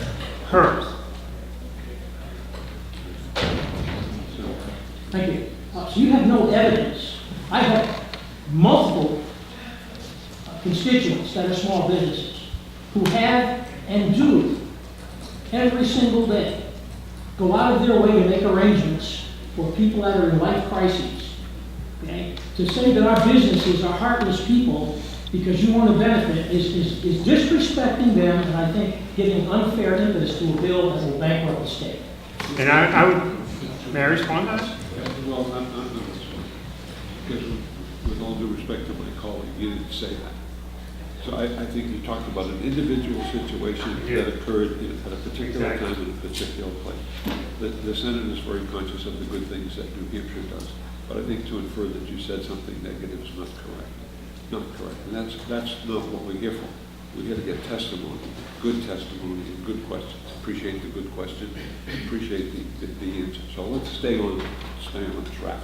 What you said was a particular situation that you were aware of. That's a good iteration. It's a good example, and we respect that. You could reply, but I thought. Thank you. And indeed, having a structure is important. If we want to move the process forward, having a structure for that change to take place benefits everybody in our state. Thank you, Mr. Chairman. Thank you, Committee. Thank you for your time. Appreciate it. Okay. Challenge here to move it. Is it Gaye-Fedorcha? Why does everybody always spell it? Is it spelled correct? I hope so. I think I spelled it right. You get the opportunity here twice. So it's gay like in Marvin, Fedorcha. Hi, my name's Gaye Fedorcha. I'm from Guilford, New Hampshire. I'm here with a New Hampshire story to tell you. And it's a story from a daughter's perspective, but it also illustrates, I think, in parallel, something that millions of workers across the U.S. experience, and certainly people here in New Hampshire experience. So I'm going to try and give you a first-person account, and then give you a parallel the way I think it applies in a more large sense. This is about being there for my mom. In 1999, I was 45, and I was working for the state of New Hampshire. My husband was a teacher, and our daughter was a freshman in high school. We were struggling back then to figure out how, at 45, we were struggling back then to figure out how we were going to save enough for her to go to college and for us to retire. In order to get our jobs, we had to put ourselves through grad school until just before we were 30 years old. And I realize that sounds like white privilege or whatever the heck you call it, but it cost us a lot of money and a lot of years of income to get the credentials we needed to do our jobs. By age 45, we had just paid off our school loans and really had no savings at all. We were just beginning. Now about Mom. Mom was amazing. She and Dad raised 5 kids. We all became successful adults. Mom and Dad were incredible parents. But Dad became gravely ill when he turned about 40. He became what's called a delta alcoholic, which means that he was the most severe alcoholic possible, very severe alcoholism. We didn't know it for another 10 years. He actually had bipolar disorder type 2, manic depression, and he'd been trying to self-medicate. Back to Mom. Mom held the fort together in those years when Dad was so sick. She literally took over and ran Dad's insurance business, ironically, while raising 5 kids. She took care of Dad and our entire family for more than a decade. When Dad was gravely ill, she stepped up for us. Dad eventually healed, came back to us, but she was our rock. In '89, Dad died. 10 years later, in 1999, Mom was living alone in her mobile home then in upstate New York, little rural town, Montreux Falls, when she herself was diagnosed with stage 4 lung cancer. My brothers all lived and worked across the country. My little sister lived in New York State but had a newborn baby. I lived here in New Hampshire and worked for the school at the State Department of Corrections. I had 12 days leave, I believe, at that point I had accrued, but I had used 10 of them because I had taken unknowingly a 2-week summer vacation to be home with my daughter. I had 2 days left. It was up to me to step forward and help Mom. Someone had to be with her 24 hours a day. Cancer radiation treatments were started right away and stopped within the first few weeks. They were destroying Mom, and it was known that she, at best, had only a few months to live. She began hospice at home. There was no local hospice facility. It didn't exist. It quickly became obvious that she needed one person to coordinate her care, who knew what to do, how to do it, and who could work and learn from the visiting nurses and be there to help Mom in the bathroom, with dressing, bathing, eating, oxygen, everything. Later, I was the one who had to give her the drop of morphine under her tongue every 2 hours while I slept on the couch next to her hospital bed in the living room. That's where she died, quietly, 3 months after the diagnosis. I was by her side when Mom died. In hindsight, it all happened so fast. Mom was just gone. Those 3 months were especially hard for my family in New Hampshire. I had no money to cover 3 months' loss of income. We were living paycheck to paycheck, as many people do today. As you know recently from our shutdown, people were living, we were too. We could barely afford the gas for the few trips back and forth from New Hampshire to New York for my husband and daughter. Those two stood strong for me back at home. The school held my position open for me under FMLA, thank God. I'm deeply grateful for that. But they could not have done so for very much longer. This 3 months hospice care for Mom was a gift I'll always cherish. It's time that was precious. But it impacted our savings for our daughter's college and for our own retirements to this day. We needed some kind of support during that time. Many families can't handle this at all. Please pass this bill to support our families. It would have given us peace in a time of loss that we had no control over. We could not control this. We could not foresee this. Families need insurance. Please pass Senate Bill 1. And what I want to tell you is that I want you to know that I'm 65 now. And last year, I left the Department of Corrections for more money later, for private industry. And last year, I was laid off after, I was in a third series of massive layoffs at our company, and I was one of the ones laid off in the third series. So my savings for my retirement were cut short. I say that only to cap off the upper end of my career, because the early end of my career was grad school. Remember that? We had to pay for grad school and pay off our school loans. And in the middle, when I was 45, I had to stop working to take care of my mom. In the middle of my working years, I could have used some insurance to help me keep going in the peak of my earning period, to keep my training going so the company didn't have to hire and train somebody new. It would have helped both the company and it would have helped my family at the time we most needed it.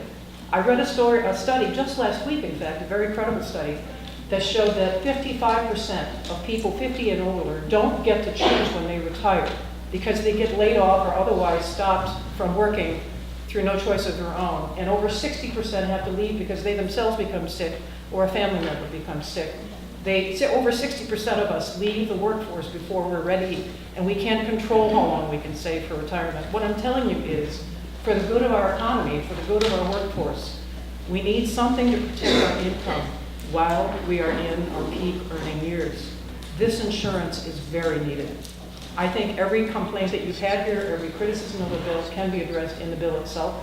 I think you can correct the weaknesses that this bill may or may not have. I end my testimony and thank you. Thank you very much for sharing your story. I have just one. Oh, you have a question?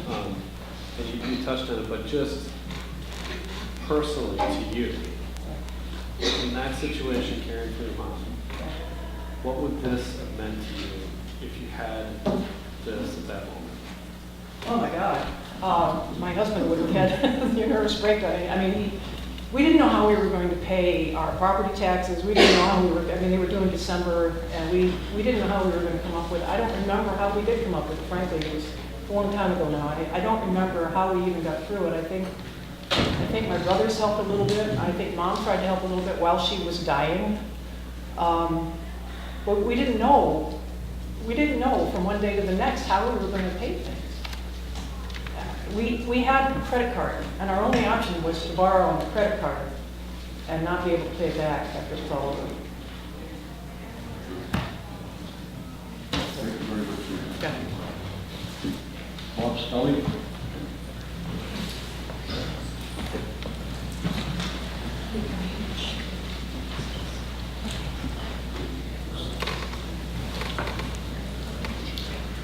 Thank you, Mr. Chairman, members of the committee. For the record, my name is Robert Scully, President of New Hampshire Motor Transport Association, and I couldn't hear a lot of testimony, so I'm not sure if I could have said ditto or not, so I'll be brief.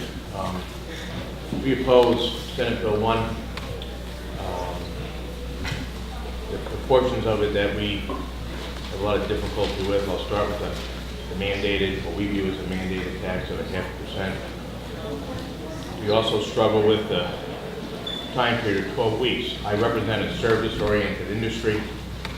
I'm going to use the winter time and my oil deals that are part of our group. So if you have a small company with 8 drivers and you have 2 of them that have to be out for this time of year for maybe a 12-week period or 8-week period to comply with this legislation, we would have a very difficult time, or they would have a very difficult time taking care of their customers. It would almost be impossible. The single largest problem our industry has is lack of drivers today. So to compound that with a mandate giving people off an extended period of time, and there's many different examples I could use, but it makes it extremely difficult. And then I think The issue that we have that hasn't been talked about much, at least I haven't heard it, is a large percentage, and I've heard support here today for this piece of legislation, but a large percentage of our employees do not want a deduction taken out of their paycheck. So we're a small business in New Hampshire.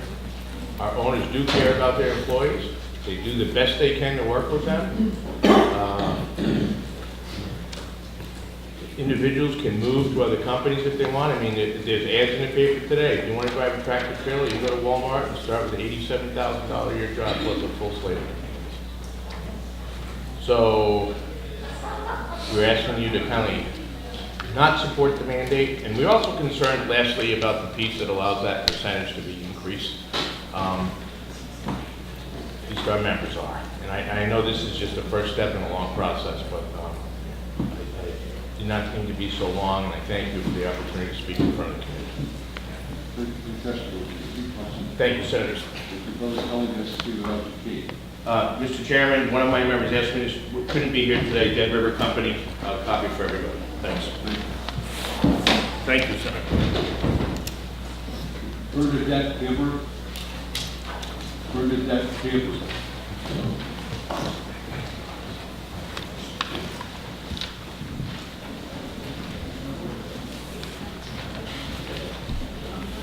Chair, committee members. My name is Bernadette Cameron, and I'm from Deerfield, New Hampshire.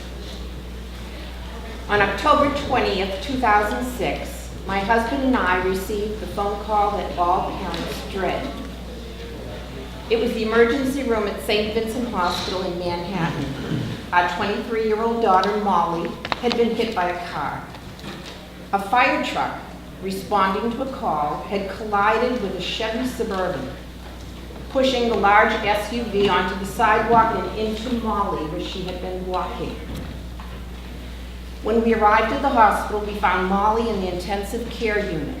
She had a broken jaw, 2 broken legs, a fractured pelvis, and her right arm had multiple fractures that would require immediate surgery to install a metal rod. She was unable to move her right hand because of nerve damage. I stayed with Molly for the week she was at St. Vincent's. My husband had to return to work after 4 days. After that week, she was transferred to Health South here in Concord for rehab. When she arrived, it was discovered that what was originally thought to be a bad road rash on her lower right leg was actually a 3rd-degree burn. She was transferred to Concord Hospital for debridement and skin grafting.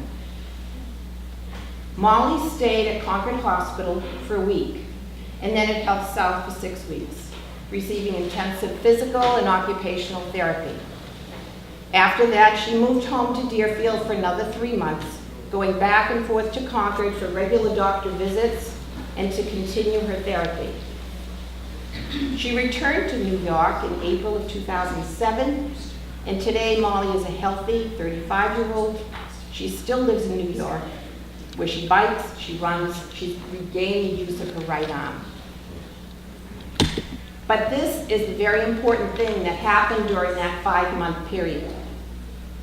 While I was at the hospital in New York with Molly, I received a call notifying me that a coworker had initiated an earned time donation bank for me. A coworker initiated. And that extended my paid time off. Because of my coworker's generosity, I was able to be with Molly the extra time to stay with her during the skin grafting at Concord Hospital, as well as driving her back and forth for multiple medical appointments while she was home. Many times, my husband and I have reflected on how lucky we were. Molly had no internal injuries. She had no brain damage. She was 23. She wasn't 13 or 3 years old. She could understand what was happening. She didn't need one of us with her constantly. She was able to be home alone for those months of recovery. My husband and I both had professional jobs with supportive staff. If any one of these circumstances were different, it would have been a totally different outcome for our family. Many families have not been as lucky as we were. I know that. I'm a nurse. I've been in community health for over 45 years, and I've met many of these families. The injuries could have been worse, their supports could have been fewer, and families should not have to depend on luck during these times. Events happen in all of our lives that we have no control over.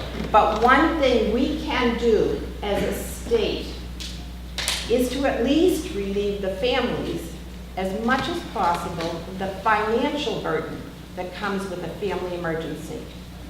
Paid family medical leave would do that, and I strongly support this bill and ask you to as well. Thank you very much. Thank you.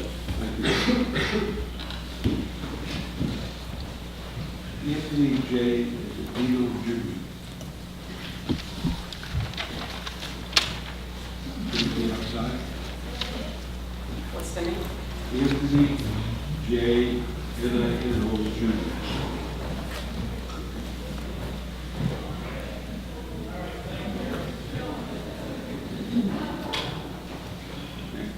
Mandy's going to check.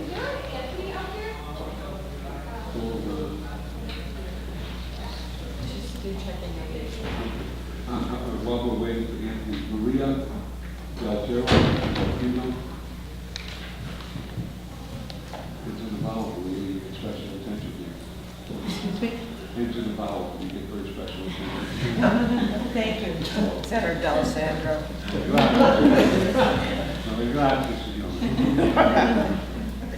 Good afternoon, Mr. Chairman and members of the committee. My name is Maria Dalterio. I'm here to speak in support of SB 1. I served as general counsel for the Department of Employment Security from 2007 until I retired last summer. I want to make clear, however, that You're next. that the testimony I'm about to give in no way represents the position of the department. I'm now a private citizen, and the thoughts that I want to share are strictly my own.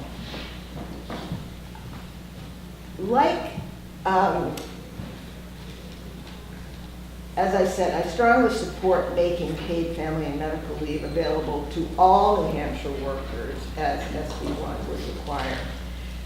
Like unemployment compensation, as well as Social Security and Medicare, paid family and medical insurance is a social insurance program. It would protect individuals and their families, as you know, who have been separated from their employment and have, as a result, might have to forego income to pay for the necessities of life. Neither unemployment benefits or family and medical leave insurance provide the worker with 100% of their weekly earnings, but both help to put food on the table, pay the rent, and keep the heat and lights on. And I think all of us have seen in the last month what a lack of 2 paychecks has done for 800,000 employees in our country, and what harm that has caused not only to them, but to businesses. And I agree that I understand that that's a big thing that happened all at once, and this doesn't happen that way. But it does also benefit employers by stabilizing the economy, and because citizens will continue to have money to pay their bills, and the businesses who rely on that, the landlords, the utility companies, the grocery stores, the restaurants, and whoever else, will continue to be receiving income from that. I had a few different things I wanted to say, but as I sat here listening to the testimony, I think that the most important point that I want to make, and in the 11 years I was at Employment Security, I think for at least 10 of those, we have been considering implementing family and medical insurance. And so I thought a lot about this over the years. But I want to just say that this is not a tax. It is an insurance program. It may be a mandatory payment, but like Social Security payments and like Medicare payments, which we all pay as deductions from our income, you pay a premium and you get a specific benefit for that premium. When we pay a tax, whether it be income tax, sales tax, property tax, we have no control about how those funds are used after we pay them. Basically, our elected officials make those decisions. They could be for school funding, they could be for all kinds of things. This is a very specific benefit that people get. And I would challenge anyone to, I mean, I know there are a few people who would prefer not to have Social Security retirement benefits or not to have Medicare, and I'm talking about those are the ones that are paid out of our own pockets as employees and with a match from our employers. This program could be paid completely out of employees' pockets. It's the choice of the employer. And I certainly am glad that I'm going to be eligible for Social Security benefits. And, you know, would I like to have had that money coming directly to me while I was working all these years? Sure. But I'm sure glad I'm going to have it when I reach, I'm a little short of the age for Social Security.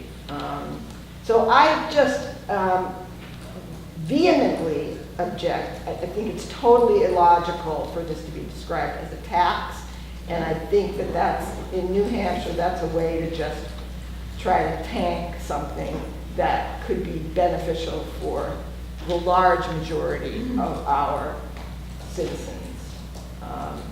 And infrastructure is already in place to do this through Department of Employment Security. There's no reason to think it will go bankrupt, and especially because it's mandated. You know, the testimony that I heard over the last years was that, you know, studies have been done to show that it'll be financially feasible. It was just the opt-in or opt-out provision that brought up any question as to the feasibility. So I just have heard discussions about this year in and year out, and I think it's going to be one of these things that once it gets put into place, people are going to be very happy with it. Not only employees, but employers who can get their employees back after a leave, rather than those employees having to get a different job and waste all the training that they received. And anyway, I know I probably got over my time, but I really think it's time we go ahead and embrace what I see as a very positive change for New Hampshire. Thank you. Any questions? Thanks. Okay, Anthony. Good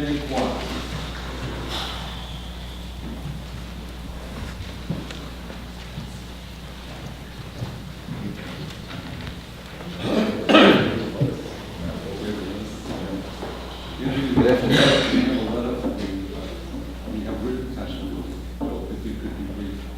Yes, my name is Anthony Nito. I'm from Amherst, New Hampshire. I'm representing myself. Now, my presence here to oppose this bill is going to turn a lot of heads because I've been in a lot of meetings in favor of family leave, and it's something I believe in, both because of my events that have occurred in my life, my in-laws' life, care of the elderly, and so somewhere between all the work done to to get this bill together and the writing of the bill, something's been lost. Because as I look through the bill, there are so many good things that are addressed here. But there are a couple of technicalities, I think, that are going to make for the failure of this bill. And one of which may come up in the courts is, as I understand it, all revenue bills have to originate in the House, according to the Constitution of the State of New Hampshire, Article 18. And so I think this bill has to be a bill that is presented in the House of Representatives, not in the Senate. I'm afraid that a bill with a very good issue, a needed issue, would fail on technicality in the courts. The second issue I have is the commissioner is granted an undue amount of power in this bill. He or she has the ability to vary both the premium, called a tax if you will, and also the benefits. So we could see a drop in benefits and we could see an increase in the fee, purely on the whim of one individual. So this bill is counting on the good character of one individual. We do have an advisory council. I'm very glad to see that was set up. But the advisory council has no teeth. It has merely an opinion. And what I personally would like to see is the requirement that the commissioner make a recommendation for changes to the House so that the commissioner acting on sole authority cannot vary the benefits. The most important part of this bill, the benefits. So that the benefits cannot be varied except through a serious debate, serious public debate through the House of Representatives. Now, I'm not a fan of an income tax, so I'll ditto the previous remarks to that. But I would encourage all committee members to please read my letter that was emailed out, and I'm open for any questions. We have your letters Thank you very much. Thank you. And if other speakers have submitted written testimony, please let us know. We have a woman with a child. I'd like us to express the extent of courtesy of letting her testify. Please take me to our seat. So Jenny Bellwood. See how it's done. Jenny Bellwood.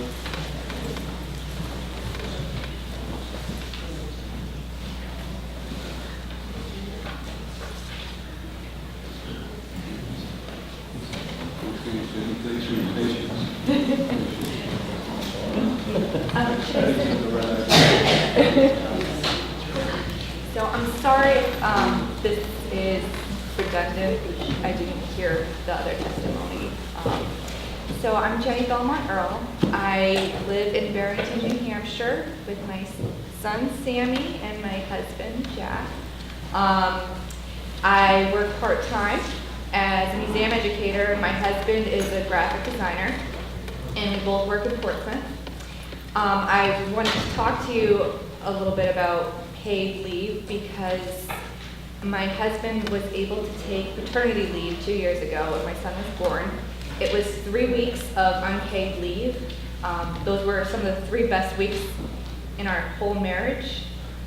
He supported me in a way that it's just mind-boggling.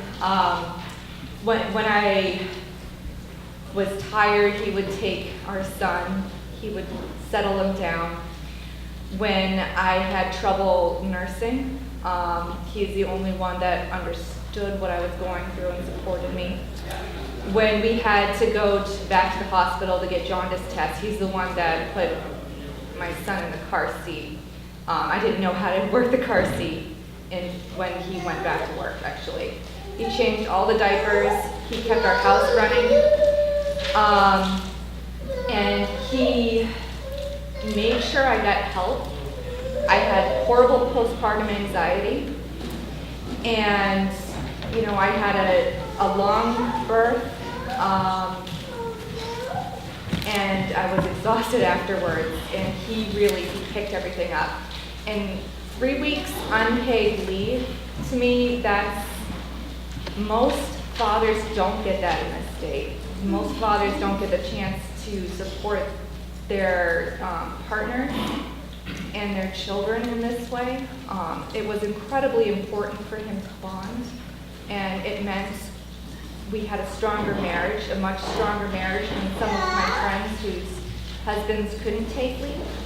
And we were only able to do this because my husband's grandparents had left him a little bit of money in a savings account, which we used to pay the unexpected hospital bills and our mortgage. And I know that most people with small children, with new families, don't have that kind of savings. They don't have the ability they have to choose between paying their mortgage and taking care of their baby, and I just don't think that's fair. So I guess that's all I wanted to say. We should give families the option. That's very much. Thank you so much.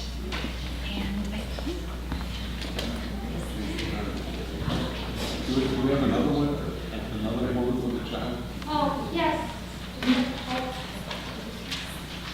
We're having trouble at school.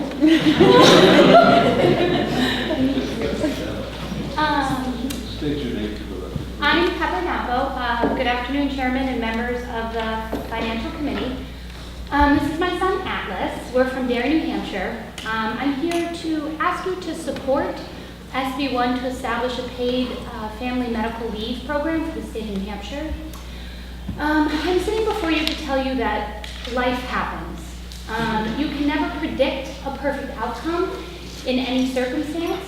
And when I was pregnant with Atlas, it was really rough, and I ended up breaking 3 of my ribs, resulting in the need for me to take time off of work.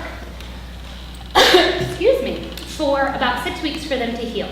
When I was working at a local, hockey. While I was working at a local barber shop, there were no benefits available. After 6 weeks, I had to recover. My son came into this world, and I was in labor for 2 days, spent 2 additional days in the hospital. And my husband, Jeffrey, works as a landscaper. He's a foreman. He also works for a small business in New Hampshire. And his job also does not offer any paid leave due to the lack of wages from my broken rib and Jeff not getting paid for the 4 days surrounding Atlas's birth while we were in the hospital. He had to go back to work the day after my son was born. So I was left alone caring for a newborn while I was still recovering from a very, very hard labor. For both my husband and I, our employers held our position for us when we were ready to return to work, but the loss of wages influenced us greatly as we were still finding ourselves struggling financially as of today. And we both work for small businesses, and those small businesses wish there was something that they could do for us when we were going through this experience. Not only does this policy impact families who run into unpredictable circumstances during the birth of a child, but even now my family is in constant worry of any other unexpected illnesses. My husband last week had the flu, and he had to go to work. He had a fever of 105.2 just to be able to pay our bills. Taking the week off from work was advised by his physician, but we physically can't get any farther behind.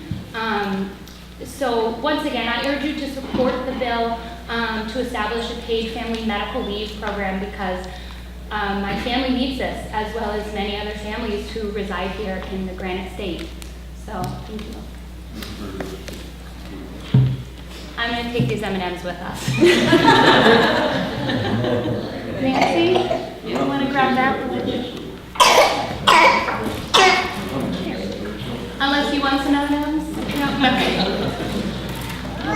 We'll just leave. I know she's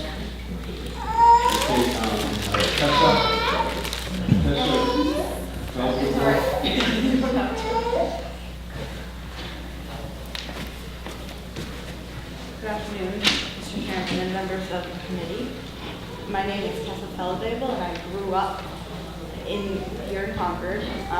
After attending school in Maine, I returned to New Hampshire to look for work.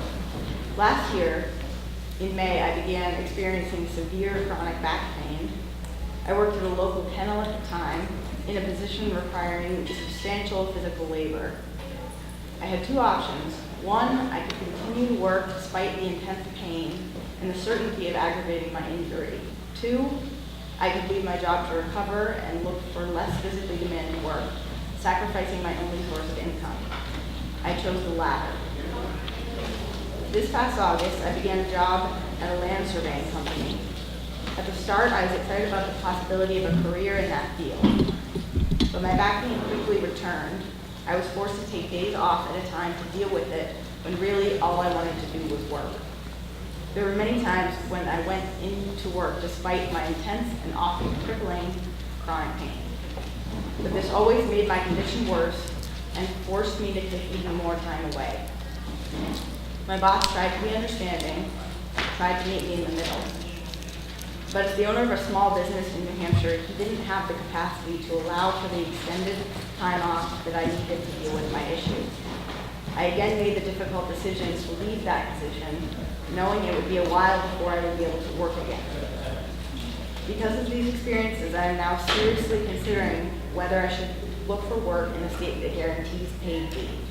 Had my employer been able to provide this, I would likely have been able to return to my job. I could have gone on to get my license in the trade. Instead, I am one of many who have been forced out of New Hampshire's already limited labor pool because of unpredictable but frequently unavoidable circumstances. It is time to pass paid family and medical leave in the Granite State. Both our small businesses and our workforce depend on it. It is a necessary support we can provide to help businesses attract and keep young working people like myself. Without it, we risk losing more of our workforce to jobs in states where such support is guaranteed. Please vote Senate Bill 1 out of committee favorably. Thank you. Thank you very much. Megan, that one? B-A-U-B-L-I-N? Yep. Okay, Megan. Thank you.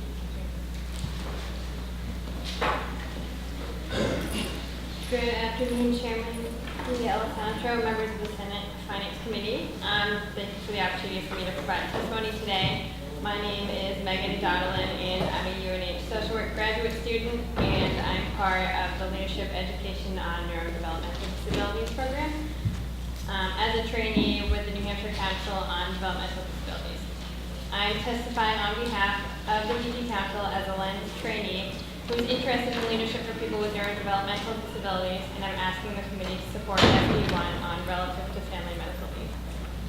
Paid family medical leave is important for people with disabilities because when dealing with healthcare appointments, it allows reassurance that jobs and finances are one less thing to worry about. It creates a balance in a person's life to know that they can worry about their own health needs or a loved one's first, and that they can still pay their bills. We want people to be protected when they have healthcare needs and not have to worry about their careers on top of it. Within my testimony, I provided the committee a fact sheet by Georgetown Center on Poverty and Inequalities that highlights the benefits of paid family medical leave and why it's important for someone, especially with disabilities. Two of the bullets do claim that the need for paid family medical leave is universal, and paid leave helps workers care for family members with disabilities. Paid family medical leave provides much needed protections for people with disabilities and their families so they can focus on their healthcare needs without any fear of financial instability. So I just ask, please support SB1. Thank you. Thank you. Thanks for your question. Any questions? Vanessa, please.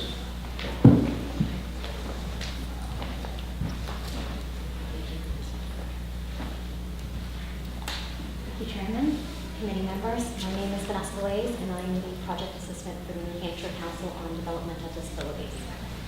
The Council's mission is to ensure equal rights and full citizenship for people with developmental disabilities in the state of New Hampshire, and this includes the areas of quality health care and employment.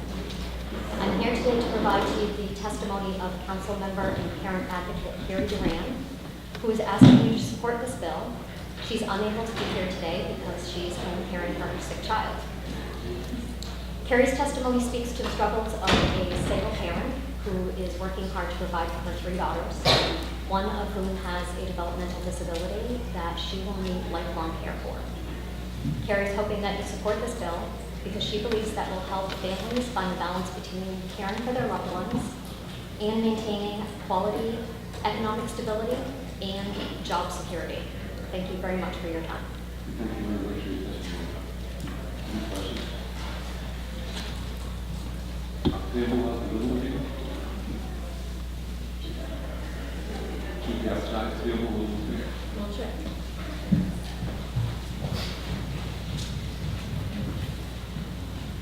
Is it good for me to justify? Could we take a short break? No, we can take it after the next witness. I was going to ask if we could. We should do it right now. Okay. Okay. We'll take a 5-minute break so that the seal can get themselves. Here we have a woman with a child, and we're going to take her testimony immediately. Thank you. Could you state your name for the record, please?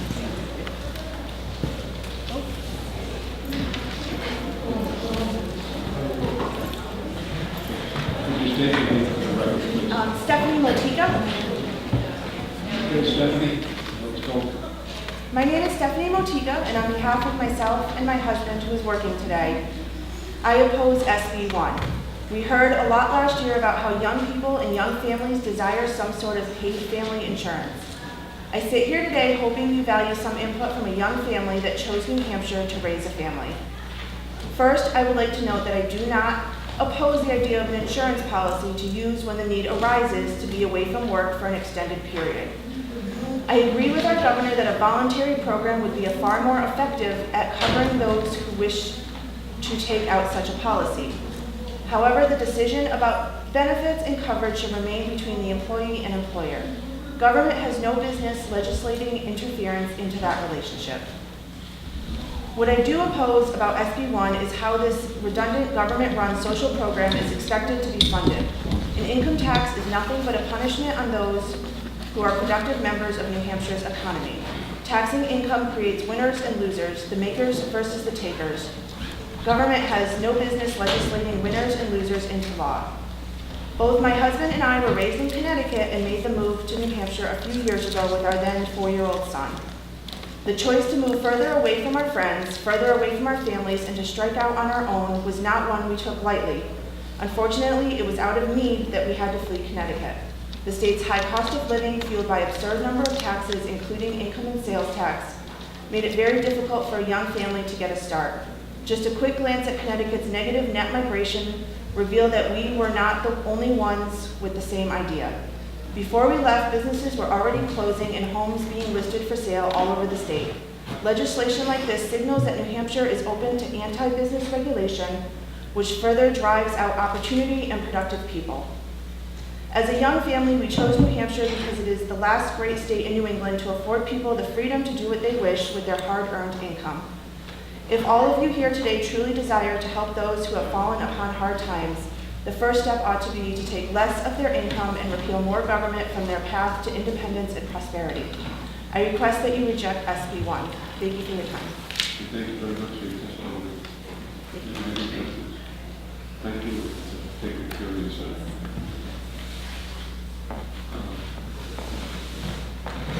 Nancy, Eggheads, Fellowship Housing.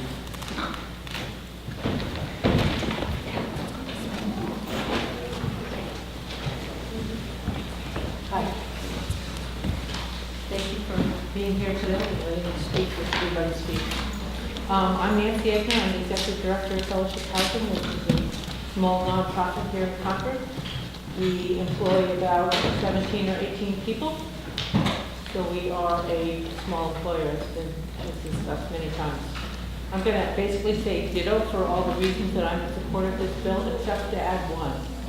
It is beneficial to us as a small employer, given the fact that we estimate it costs us about $3,000 each time we need to add a new employee.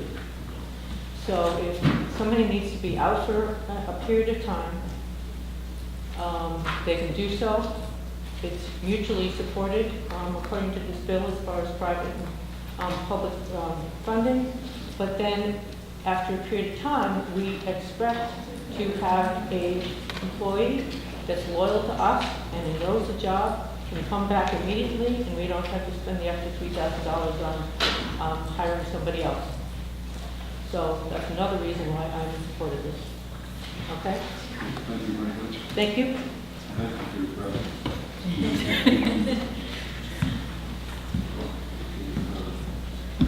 Dr. Young?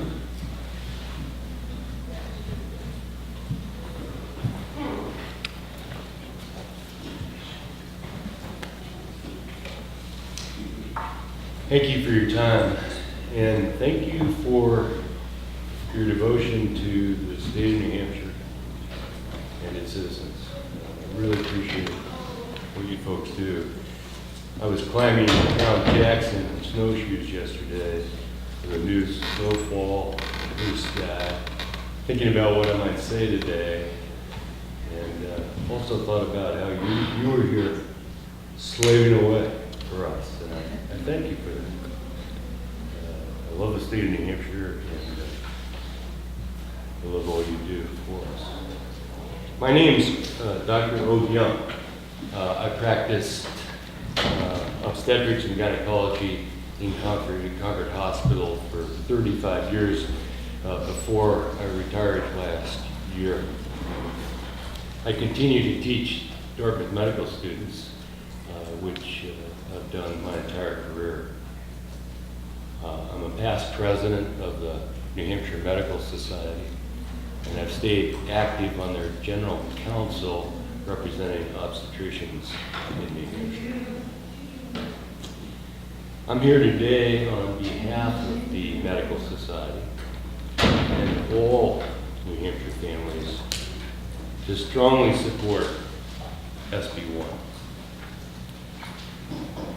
It was almost 20 years ago that former Representative Mary Gile called me and first asked me to testify on behalf of a family leave bill which she was sponsoring in the House.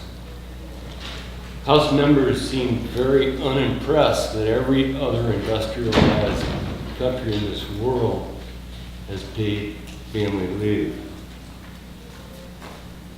France allows 6 months of paid maternity leave after a woman's first child and 9 months with every subsequent child. Germany, the UK, Italy all provide 9 months of paid maternity leave. Russia provides 12 months. Japan and China provide extended paid leave for new moms. I have remained an ardent supporter of a plan to give new moms a chance to spend the early months with their babies.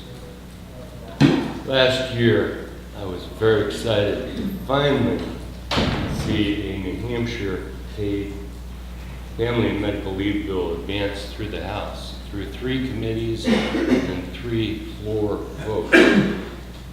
Unfortunately, as you know, this nonpartisan legislation was voted down by 14 Republican senators.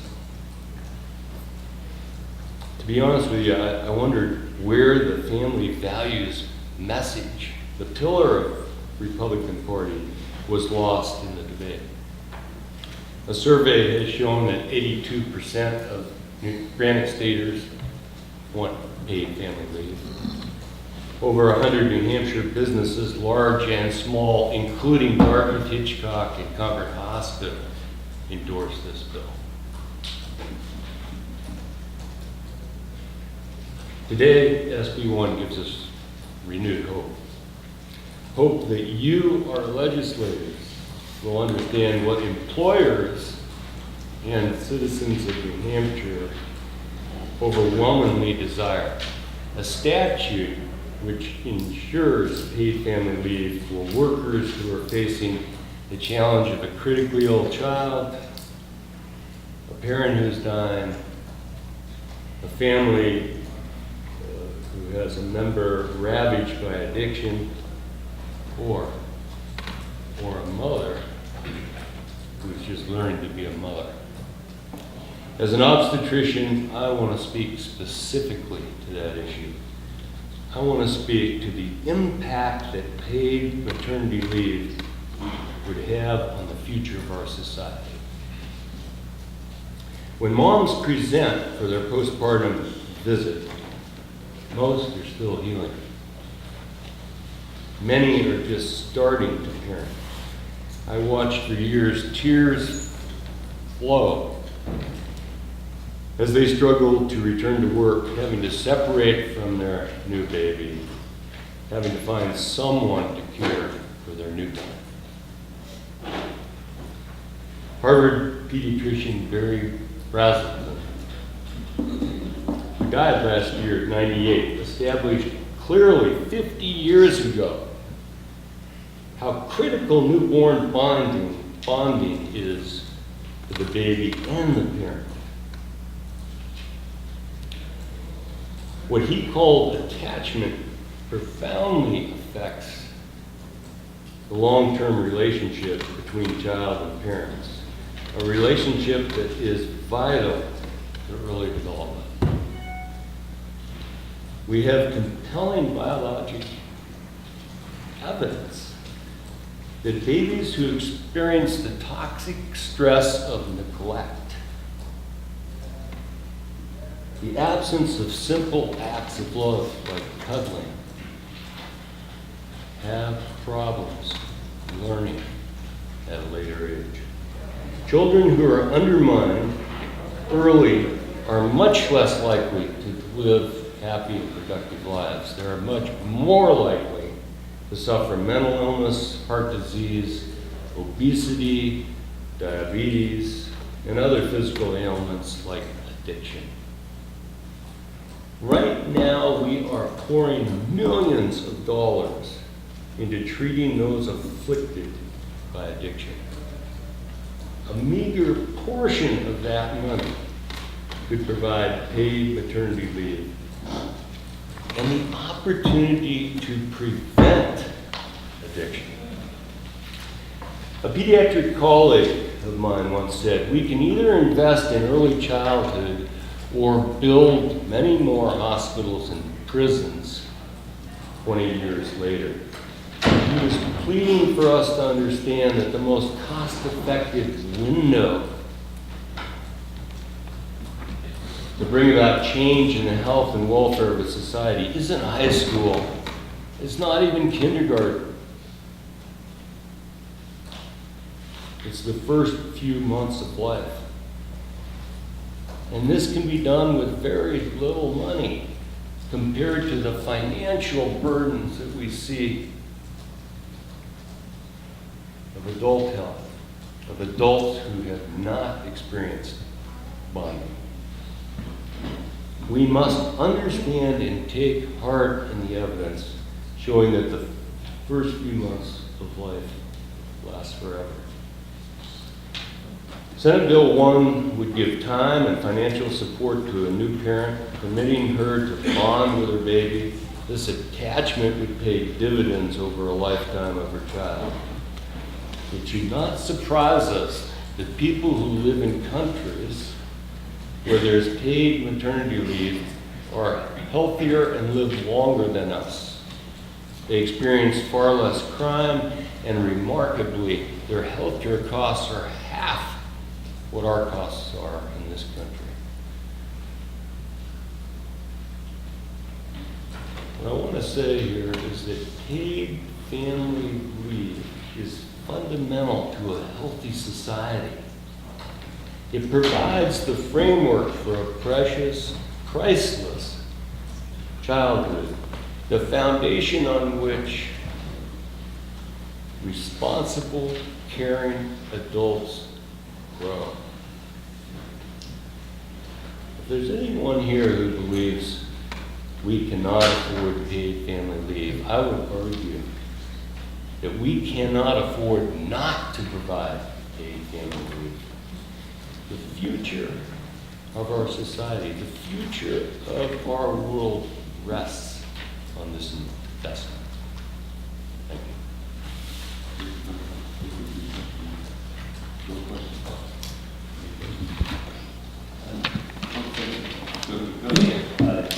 Chairman, I recognize Dr. Young's experience is very helpful in describing the benefits. No doubt you treated some of the people that you've seen here today. I was so hoping I would be called after those two young mothers. But, Thank you for your testimony. The docs know how we feel. What's that? Know how we feel. We drove this thing. Thank you. I guess I missed Jen Alford. She did. Oh, how do you fucking do that? Hi. He even left me a cough drop. Thank you, doctor. Hi, I'm Jen Alford Teaster. I live in Sutton, New Hampshire. I'm here today representing myself. I had this really long, extensive written testimony, but after listening to these folks here, I realized we need to get out of the weeds a little bit to what we're actually talking about, because as Og illustrated, this bill has been worked on for 2 decades. 2 decades. And this is literally the bare minimum that we can do for hard-working, New Hampshire residents. So, I was, really moved by the testimony of the Sun Life representatives and the AARP representatives, and I kept thinking, gosh, I'm a scientist, I'm a public health researcher at Dartmouth College. I could provide you with lots of additional statistics that would tell you why this bill makes a lot of sense, even with the bare minimum that is before you. But I would like to talk to a couple of different bigger picture issues. So first and foremost, this is an issue of respect and dignity for hardworking families. This is not just, about economics. We're talking about a community for which we live in and we participate in, and I am a native Granite Stater. I grew up here in New Hampshire, and when, there's arguments against this bill because it's gonna cost money, well, let me tell you a little story about how it's gonna cost you anyway if you don't pass this bill. So I grew up here in New Hampshire. My mom was a single mom. She had 3 kids before she was 18. She had another child at 23. My dad left us. We moved in with my grandmother, who was widowed. Both of them worked minimum wage jobs to put food on the table. My older sister, Jamie, and by permission, she's allowed me to share this story, was diagnosed with juvenile rheumatoid arthritis, which anybody who's familiar with that disease, it is a chronic disease that becomes debilitating as you get older without proper treatment and intervention. My sister started treatment at 3 years old. And my mom, because she was working minimum wage jobs, often lost her work because she was unable to take care of my sister the way that she needed to and the way that the treatment required. So you know what she ended up having to do? Go on Medicaid, food stamps, Section 8. So we're talking about you don't want to provide the upfront tools for hardworking families to take care of their families when crises come out of nowhere, but then you end up paying for it anyway in other ways. And so that's an extreme example of how you end up paying for it. Another example is I ran for Senate last year. I ran for Senate District 8, and I met thousands of people across District 8, which encompasses 24 towns. This is something that crosses political divide. I had been at a home of a Ware resident. He's a self-declared strong Trump supporter, conservative Republican. And he had told me he had been working in New Hampshire for 40 years, since he was 16 years old, really proud that he embodies the very values that as native Granite Staters we take seriously, hard work, and found himself with an aggressive cancer last spring. Now, this is a person who is responsible for his entire family. He is the breadwinner. He's got a wife. He's got kids in school. He was telling me how he felt abandoned and cheated, that there were tools to help other families, but where's the tool to help him? Someone who had done right by the values of New Hampshire working families. I mean, he worked. I mean, he's a working person, right? So I said to him, well, what about paid family medical leave? And he had never heard of it before. And then he was even more surprised that it didn't get passed, considering the bare bones for which it is now. And so what he's had to do in order to pay for the time off he needs, in order to get the aggressive treatment for his cancer, he had to be on the phone with his mortgage company to be able to push out his mortgage payments until he recovers, if he recovers. If he doesn't recover, his wife will lose their home of 40 years, and the complete nest egg that they had built is gone. So you talk about this being an economic issue, you're gonna pay for it. So you can either help families who are working now, because the time is really now to pass this bill. We've been doing this for 2 decades. This is really the bare minimum. So let's get it done for hardworking Granite Staters, because this is a reflection of our sacred values here in New Hampshire. I'm a strong supporter for Senate Bill 1, and I'm happy to answer any questions you have. Any questions? Thank you very much. That's it. I got a lot to say. Thank you. Dazzling. Okay, thank you very much. Carlos Cordona. Is Carlos Cordona here?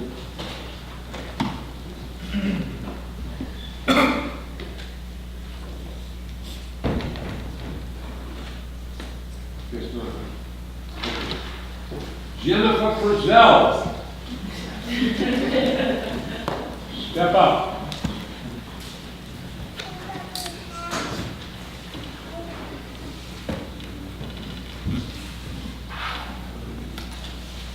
Thank you, Senator D'Alessandro, members of the committee. For the record, my name is Jennifer Frizzell, and I am here today on behalf of the New Hampshire Women's Foundation. The New Hampshire Women's Foundation is a nonprofit organization that invests in equality and opportunity for women and girls through research, education, advocacy, and philanthropy.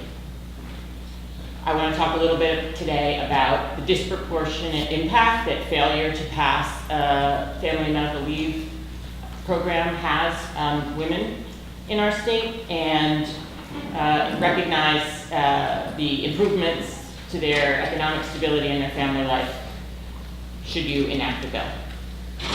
While cultural and workplace attitudes and practices regarding gender roles and caregiving are evolving toward a more equitable balance, recent data shows that across the lifespan, women are still twice as likely as men to take time away from work to address medical needs, care for family members.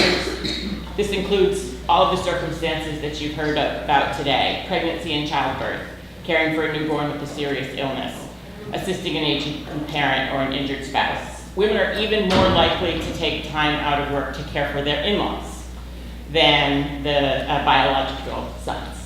And when women shoulder significant caregiving responsibilities, they experience the heavier burdens of work and family conflict when no paid leave is available. And you've heard so many of those stories today.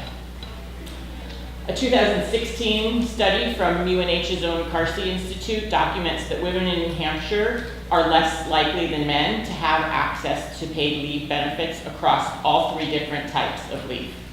Paid leave to tend to their own illnesses, parental leave to care for a newborn child through birth, adoption, or foster care, and paid leave to care for an ill family member.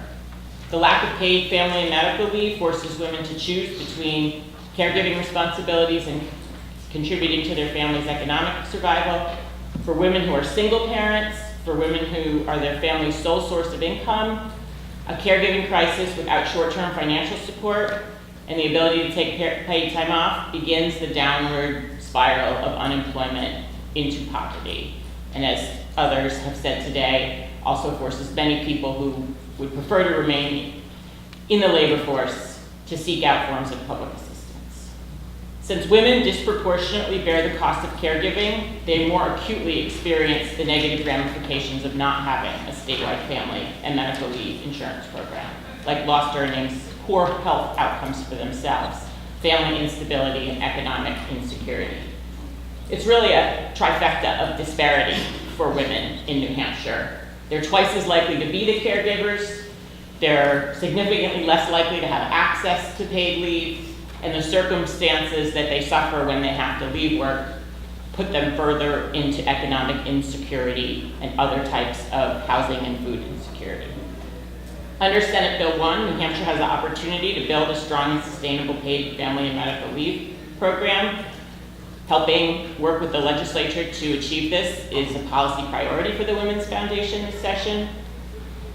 Quite significantly, it will help close the gender gap that exists in access to paid family leave with the current lack of a program. Thank you for the opportunity to provide testimony. I did want to address just a couple of things that I heard offered in opposition to the bill. Specifically, in early testimony from Senator Morse, he referenced some of the findings from the 1993 enactment of the Family and Medical Leave proposal at the federal level. I'd like to point out that that was 25 years ago and that there have been significant changes to the economy and the emergence of women in the workforce, as well as New Hampshire's recognition of issues like its aging population and the impact of the opioid crisis, none of which could have even been contemplated at that time as far as being real public policy drivers for the need for a program like this.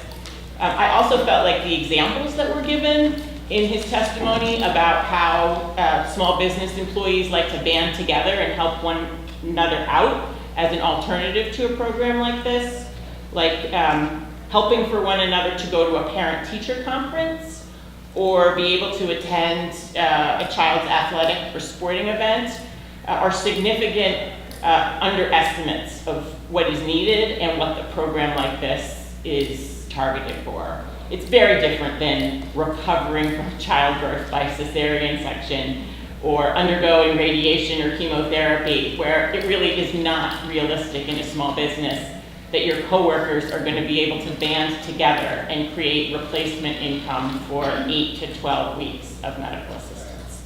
I certainly hope that we'll be able to work with you all towards a bipartisan solution.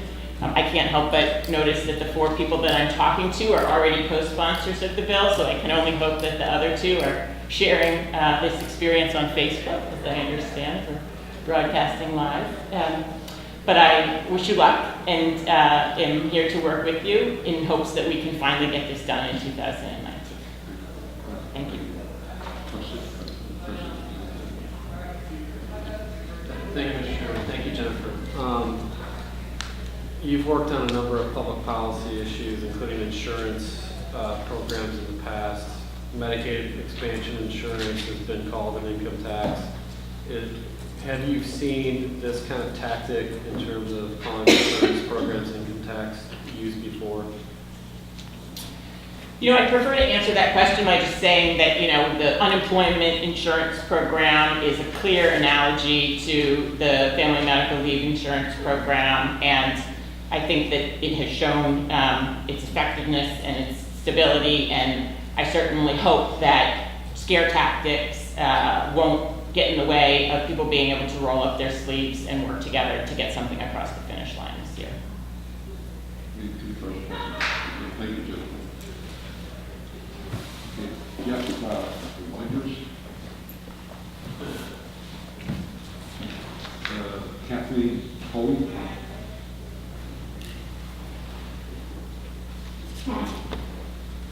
Is it Mike Rutmore?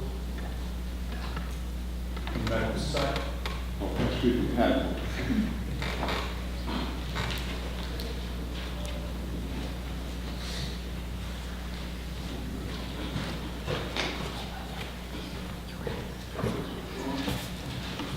Chairman, members of the committee, thank you. For the record, my name is Mike Padmore, and I'm the Director of Advocacy for the New Hampshire Medical Society, and I'm here to speak in support of SB1. I don't want to repeat some of the points that Ode has made, and we actually have another position who will be speaking and get to address a few other points. Speak up a little bit. Sure. I don't want to repeat any of the points that Dr. Young had already made, but we also have another physician who will be speaking after me, and I'll let him address some of those points as well. But I want to actually share a few pieces of testimony.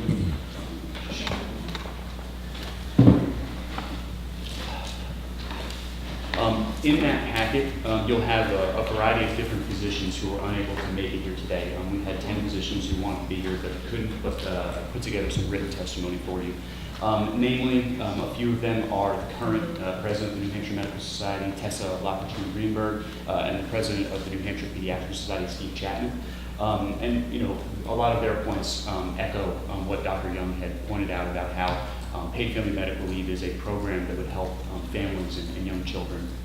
But I do want to point to one piece of testimony that hasn't quite been addressed just yet from a medical perspective, but that's from Dr. Seven Savage. She is the current chair of the Opioid Task Force and the co-chair of the Healthcare Task Force for the Governor's Commission on Alcohol and Other Drugs. And she really wanted me to emphasize how important this bill is for the recovery community. I know this has been addressed a little bit, but I think one point that she really wanted to make was when folks are suffering from substance use disorder, seeking treatment can be incredibly difficult. And having the time to be able to take off means that that person is no longer choosing between a paycheck and going and seeking that inpatient treatment. And then, of course, another aspect of this is that I think we all are aware that there is a shortage of treatment beds here for folks suffering from substance use disorder. So outpatient treatment is just as important. So having the ability for parents to be able to care for their children and their loved ones in their time of need is incredibly important. And with that, I'm happy to take any questions. Thank you. Questions, Senator? Mr. Chairman, thanks for your testimony. And you mentioned the recovery community. Would you just go through that timeline, because those family members, I mean, it's not a family member, this is an individual who's seeking medical support, right? They go through a cycle, right, of recovery. You're probably familiar with that. Hopefully this program, with this 12-week timeline, is able to accommodate a recovery person better than needing to leave the workforce. Certainly, and I would certainly encourage you to read Seven's remarks when it comes to that. You know, she articulates how important it is for that person to be able to know that they can take that time off, because having that 60% wage replacement is a huge deal and really makes the difference between that person making that decision to just stay, to basically just stay in the workforce and not seek treatment. But then having that ability to have that wage replacement really encourages folks to be able to take the time off to get the treatment that they need. And I think that's really articulated well in Seven's remarks. Thank you. Thank you, Mr. Chairman. So we have it in the folder, Seven Savages. Okay, just one. All right. And happy to thank you for Sure. questions. Appreciate it. Thank you very much. Thank you. Diego Hassett. Diego Hassett.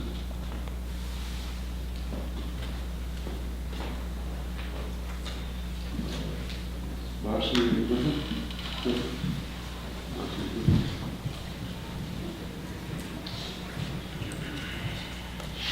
Hello. Good evening. How are you? Thanks for having me. Thanks for coming. My name is Marcia Griffith. I want to thank you for allowing me the time to be here today. Everyone, every family has a story. Some have faced and continue to face monumental challenges in supporting their loved ones.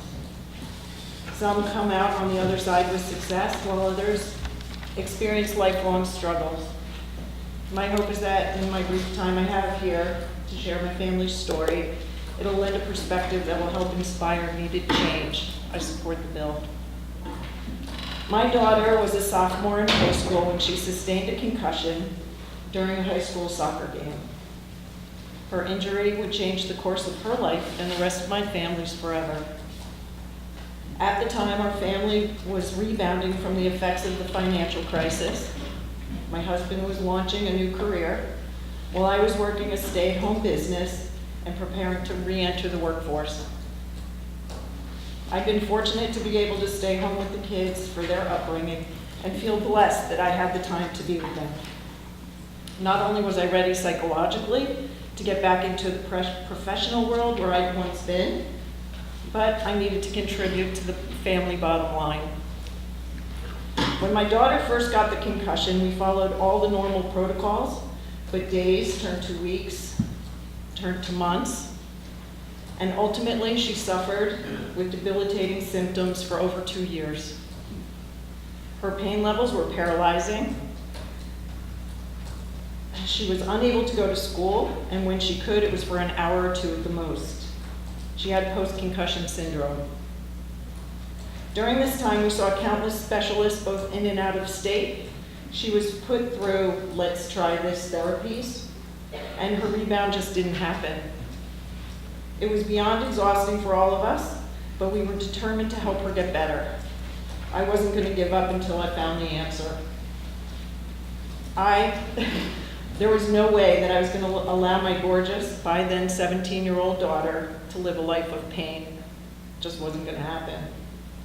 I said periodically throughout her treatment, and I still say it today, had I had a job at the time, I would have had to have quit or I would have been fired, because the amount of time needed to focus on her health was just not going to be accommodated. When you have a child or a loved one who's going through some type of challenge, you end up connecting with others who are going through something similar. You offer moral support and a much needed shoulder to one another. I've spoken to families who had jobs but weren't given the opportunity to take their kids to treatment because of lack of employer flexibility. They missed opportunities to have specialty care, and now years later, their kids are still suffering. In a couple cases, parents feel as if they've completely failed their child. So in the end, no, I didn't have to deal with an employer hoping that accommodations would be made to allow me to get to the next appointment. No, I didn't have to reschedule that appointment. No, I didn't have to have the added stress of asking for yet another day off because it was the only day she could be seen. No, I didn't have to find an alternative caregiver because I had a meeting that I just couldn't miss. But I do know people, lots of them, who are living these struggles all the time. It's just not right. By the time we found our last chance treatment, it wasn't covered by insurance. We'd exhausted our personal resources, and I swallowed my pride and I hit that GoFundMe button. The outpouring of support was incredible, and we were able to pay for her treatment that in the end literally saved her life. She had been suicidal. Our family, we sacrificed, we've lost so much, but she's got her life back. She's now symptom-free. We're still rebuilding. Other families deserve the same chance.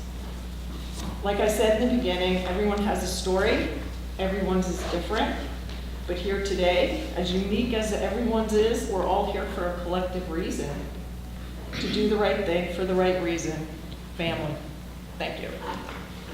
Thank you, Senator Collins. Thank you, Mr. Chairman. Thank you so much for being here, Willis. Thanks for being here too. What, at that moment in time, with your daughter and your family in that situation, can you just really say what personally this would have meant to you and your family if this had been in place at that moment? Had something like this been in place at the time, we wouldn't have basically lost everything. I would have been able to go back to work with some comfort in knowing that there would be some resources there, that I would have the time, have some accommodations. Insurance would have been cool to have it. I have a huge Tupperware bin thing at home with over $65,000 worth of personal and insurance coverages that didn't work for her. I mean, it's ridiculous, but I was relentless, our family was relentless to find the answer, and honestly, we found it out of state. But it is what it is, she's better. I know countless families whose children have post-concussion syndrome, and it's a huge, massive struggle. You know, there's the cancers in the world, and there's post-concussion syndrome. There's people who have developmental disabilities, Alzheimer's. I mean, it would have been a savior for our family. So we're rebuilding, we're all good, we're moving forward. And it was the least I could do to come and share our story. Thank you very much for being here. Thanks. The persistence. Thanks. Okay. Susan Howard.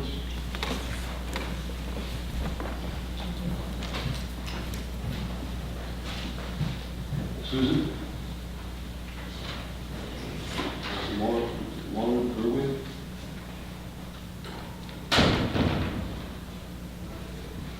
Amanda Sears?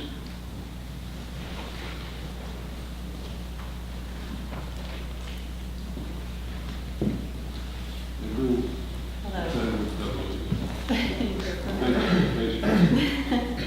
I have a few things this is something I prepared for members of the committee.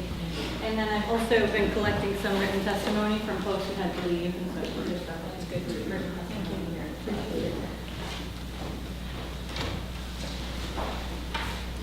Hello, and my name is Amanda Sears. I'm the director of the Campaign for a Family-Friendly Economy, which is a New Hampshire-based effort to advance effective policies that help families to make ends meet and to be there for their families when they need to be. We have 26,000 supporters in the state, and I hear regularly the stories from working people who lose their financial stability because they lack access to paid family and medical leave. Currently, 2/3 of New Hampshire's workforce lacks access to the kinds of leave to take care of oneself and a family member. We've heard about some of that, but the people who lack access the most are part-time workers, people working low-wage jobs, women, and people working in small businesses. And the majority of New Hampshire small businesses, which are the majority of New Hampshire employers, those folks are all least likely to have access to paid family and medical leave. But whether or not people have access to paid leave, people from all walks of life are still providing care. The economic value of unpaid caregiving is $2.3 billion, and most of that economic cost is being borne by working families who need to take time out of work to provide that unpaid care.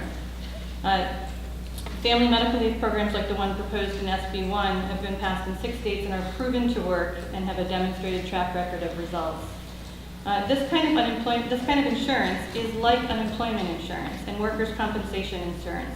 It's an income protection program and part of a social safety net that recognizes that ensuring working families have temporary financial bridge when they need it to avoid missing a car payment or a rent payment or many of those when the unexpected happens, that's good for all of us.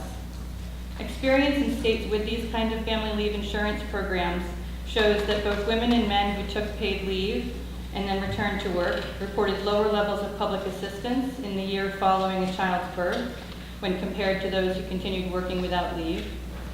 Women who take paid leave are 39% less likely to report public assistance receipts and 40% less likely to report food stamp use in the year following a child's birth.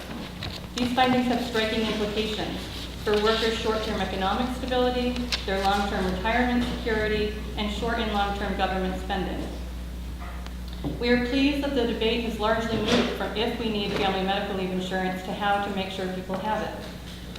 Recently, Governor Sununu held a news conference and outlined an alternative idea to bills like Senate Bill 1 to meet the need for family medical leave insurance. And the governor's idea has yet to, I haven't seen it as a legislative proposal and specific policy, so I'm judging it on what I heard from the press conference. But the broad outlines of that concept raise several concerns to me and lead me to conclude it falls well short of SB 1. And I want to tell you why. SB 1 is based upon actuarial analysis that was conducted for the state of New Hampshire. It allows the state to predict with confidence the cost for this insurance product. The concept outlined by the governor creates 2 or more classes of workers, punishing those who work in small businesses with higher rates. This proposal would result in premium rates for employees of firms with over 50 employees to have lower rates than those with some smaller firms, and would not ensure that employees have access through their employer, setting up instead a high-risk pool for individuals to be still more expensive than that available to employers large or small. This would preserve the disparity that exists now, with those least likely to have paid leave now remaining those least likely to have it in the future. It's also hard to imagine how a patchy system would work for people with multiple part-time jobs or seasonal employment. SB1 would ensure wages earned across part-time and seasonal employers would all count toward the benefit people receive during leave.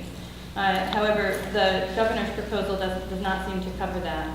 Other larger questions remain. There's no regulatory structure described in the governor's proposal, leading us to wonder whether individuals with pre-existing conditions or those likely to need to take leave would be eligible. SB1 would ensure all working people have access to affordable, reliable benefits when they need them. Perhaps the biggest flaw with the governor's idea is that the basis of the premise itself, that we could start a private market here and entice a private market here that doesn't exist in any other state. According to one of the speakers earlier and other sources I've heard, the other speaker was the woman from Sun Life Financial, remaining states in New England are all likely to have bills in this legislative session that have strong chances of success. If those states also pass, that those programs are like the program proposed in SB1. So gambling on the governor's untested concept could leave New Hampshire on an island, the only state between Maine and New Jersey without a family medical insurance program covering all working people. Hold for 1 second. But in all fairness, we're talking about this bill. That's right. That's why I tried to keep saying what the difference between this bill is. Everything that's good about this bill. We don't have anything else before us at this time. So let's be specific about what we're talking about. These people here want to know about this piece of legislation, what this means to each and every one of them and to their families. I appreciate that. And I did try to make everything I said relative to also to SB1 because I do think that it's important in the public context is there is an ongoing conversation that compares these legislations to this idea. So I think it's important to evaluate that in this context. That conversation will go on through the entire legislative process, as will the conversation about this bill. So let's get this bill where you want it. Absolutely. So let me be clear that we believe this bill is the right way to go and will ensure that people have access to family and medical leave when they need it. I do want to also say one piece of personal comment aside from my professional comment. So the other half of my household income comes from a small business. My husband owns a small construction company based in Rochester. He right now, when he has an employee that needs to take time out for something like this, it's a kitchen table conversation between he and I about what can we afford to do for an individual that needs this kind of leave. Having a system like this, like family and medical leave insurance, would make it dependable for him and other small business owners to know that what they need to deal with during this time when somebody needs to take time out is finding how to get the work done, not making sure that their employee can continue to make their truck payment. What I think is really important is that we address these issues for individuals and small businesses so that we can have a program that works. Thank you. Thank you very much for your testimony. Yes. Thank you, Mr. Chairman. And I missed like 2 hours of this hearing, so I don't know if this came up, but as you know, I'm always interested in Medicaid, and I'm wondering if there's any data that you have access to showing that somebody who has access to paid family leave insurance might be able to be the caregiver for their elderly parent and then thus delay the need for that parent to enroll in long-term care under Medicaid and have their costs paid by the state and county. Yeah, that kind of information definitely exists. It is the case that having access to a program like this can help delay the kinds of long-term care needs outside of the family through paid caregiving. But I can get you some follow-up data to help answer that question. Thank you, Mr. Chairman. Thank you for your testimony. Have you read the fiscal note on this bill? I have looked at it, yes. And you made a comment that the program is actuarially sound. Yet, are you aware that there is in the fiscal note, and I quote, this is by the Department of Employment Security, who would be responsible for this oversight. It is not possible to estimate the total annual FMLI benefit costs as the number of participants in the program and or the number of applications for leave cannot be predicted. Without that data, you may have actuarial predictions and varying models, but I would submit that it's a far cry from saying it's actuarially sound. Thank you. Thank you for that. And I would say the state did have a study that was done that looked at performance, it was an actuarial analysis that was done through a Department of Labor funded grant that predicted, based upon actual experience in states with family and medical leave insurance programs modeled for the New Hampshire workforce, what the participation rate, what the usage rates would be in New Hampshire for the New Hampshire workforce. It is that information that the numbers in the bill, for instance, the 0.5% of wages, are based off of, is based upon that analysis that was done for the state.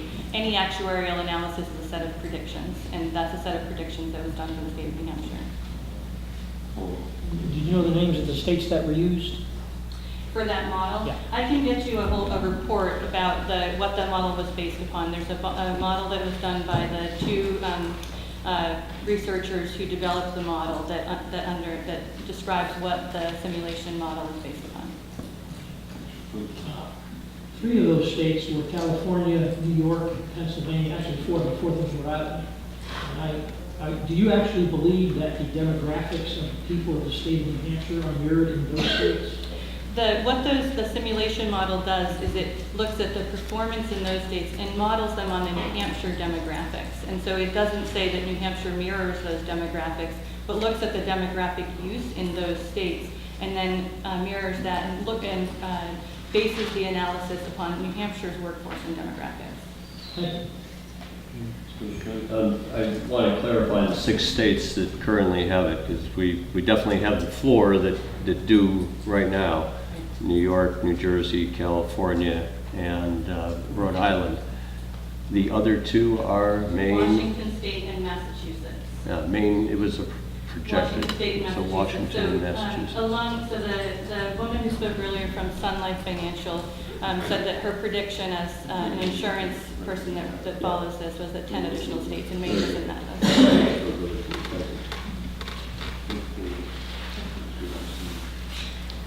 Jake, Larry?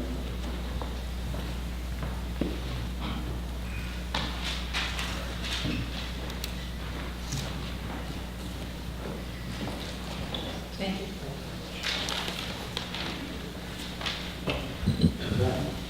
Mr. Chairman, honorable members of the committee, my name is Jake Berry. I'm the Vice President of Policy at New Futures. As you may know, we are a nonpartisan, nonprofit health policy and advocacy organization. We've been working for more than 20 years to address issues of alcoholism and substance misuse in our state. Before you have written testimony both from New Futures and from John Udis, who is the Program Director of Addiction Recovery Services in the state, which has offices in Salem and Portsmouth. John couldn't be here today, but he asked me to pass in his testimony as well. What we have seen and what we have learned over the years is that 2 of the biggest obstacles to maintaining and achieving long-term recovery from substance misuse are financial insecurity and a lack of support from children, from families, and lack of the support structure. This bill would address both of these concerns by providing some wage replacement. This bill would give individuals who are battling substance misuse disorder the financial support they need both to access services and to support their families throughout their treatment process. Further, it would provide family members and loved ones the flexibility that they need to be able to be there to provide the support that is so essential to see their family members through treatment. Finally, this bill would go far to protect the next generation as well. As New Hampshire's Kids Count organization, we know that the financial instability financial instability within families can lead to toxic stress, especially among children. These adverse childhood experiences can lead to impairments in the developing brain. So this bill really could go far to providing the financial security that these families need to investing in our children. If we don't get this right now, we're going to be paying for it years down the line, as we've heard over and over and over again. And with that, I'm happy to take questions. Any questions? Thank you very much. Thank you. Tracy Hall.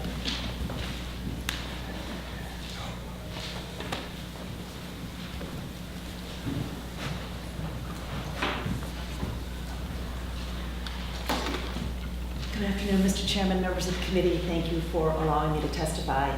I'm Tracy Hall, President and CEO of the Greater Nashua Chamber of Commerce, and I really wish on the sign-in sheets there was a way to check off neither opposed nor in support, because we're in the middle right now. We are not opposed to family and medical leave as a concept. We understand and agree with many of the concerns brought forward with speakers before me today.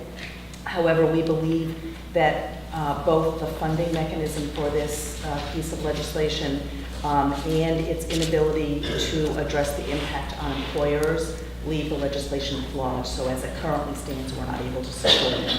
I want to talk about funding in particular. I know there has been a question raised about whether calling it an income tax or a payroll tax or a tax of any kind is accurate. We do look at this as the government taking money out of someone's paycheck, and that to us is a tax, and we do not support that.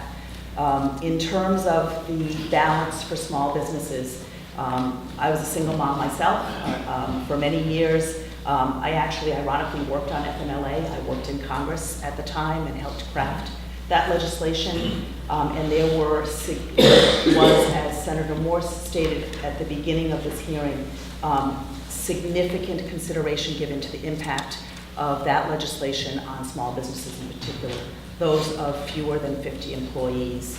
As was also mentioned, 90% of our employees in the state of New Hampshire. And this legislation does not address the ability of small businesses to continue to keep their doors open, produce their products, serve their clients while employees are on leave. There's no balance there for the employer. And until some sort of balance and flexibility becomes part of a plan like this, it's very difficult for us to stand behind our 500 plus members and say, we support this. So that is a significant concern for us. The size of business covered makes it a real challenge for us. If you're a 6-person shop and you have somebody who's going to be out for that extent of time, and you're not able to hire someone to fill them in the interim, your hands are tied, you're going to lose business. It's almost a default there. And the business owner does not have the ability to compensate for that. Again, we recognize fully the impact on the employee, but we believe that right now the impact on the employer, particularly with regard to size of business this covers, is lacking. And I would say in conclusion that the cost to the state of administering this program is a concern for us as well, both for getting it up and running and its administration and management throughout the course of time. I'm happy to answer any questions that you may have. Thank you, Mr. Chairman. Thank you very much, Tracy. It's great to see you. You said that you have a concern about a 6-person shop and being able to hire in the interim.